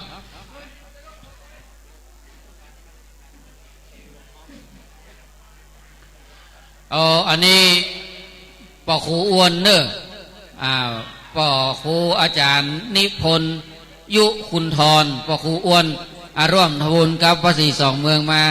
เป็นตาใดหมูเนาะหลายร้อยอยู่กับสนมาสาตุเนอบุญปกป้องอาสาเนอกราบขอบพระคุณในความเมตตาของท่านอาจารย์บรรยงพระครูอภิวัตรวณิดมอภิวัตรวัฒนวิกรมอาจารย์บรรยงเฮาขอบคุณในความเมตตาท่านอาจารย์มหาชมชาตินอนแฮมแก่มือขอบคุณในความเมตตาของตุลุงยองที่ได้มาร่วมกันทุกครั้งบ่เคยทราบบ่เคยขาดเลยขอบคุณโมทนาครับท่านเจ้าภาพโดยเฉพาะคุณเชิดพงษ์กิ่วแก้วโมทนาสาธุกับพ่อกำนันองค์อาจขันใจพระหลวงประสิทธิ์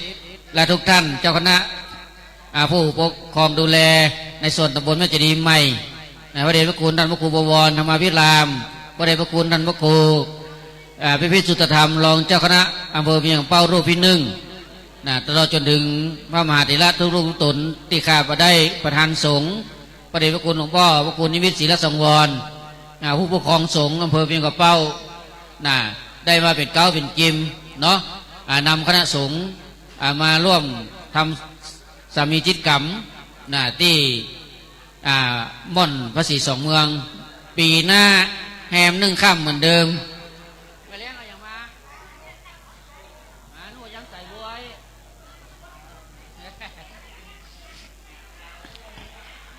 ศรัทธานาบุญทั้งหลายที่มาวันนี้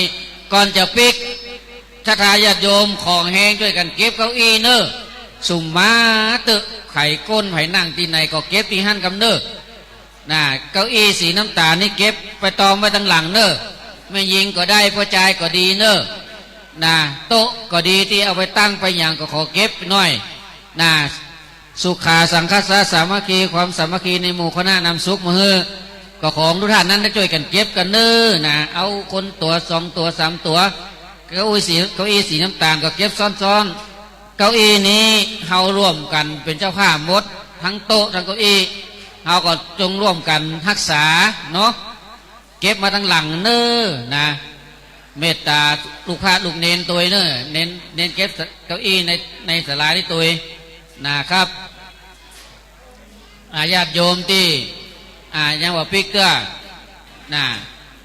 หันก่อศรัทธาญาติโยมฟ้าเป่งฟ้าใสตะกี้สวดซบแดดออกมาบกำประเดี๋ยวนี้แดดออกคำละนี่โดยบุญบารมีสิ่งที่เราเรียกว่าสิ่งศักดิ์สิทธิ์ที่เราตั้งใจทำกัน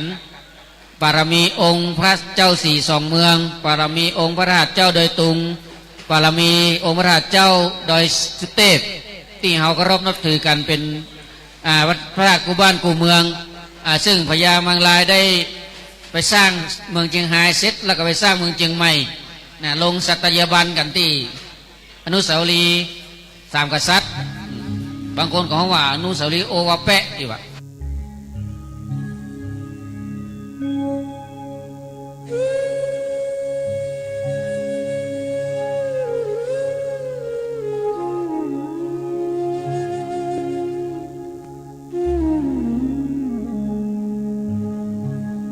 इदं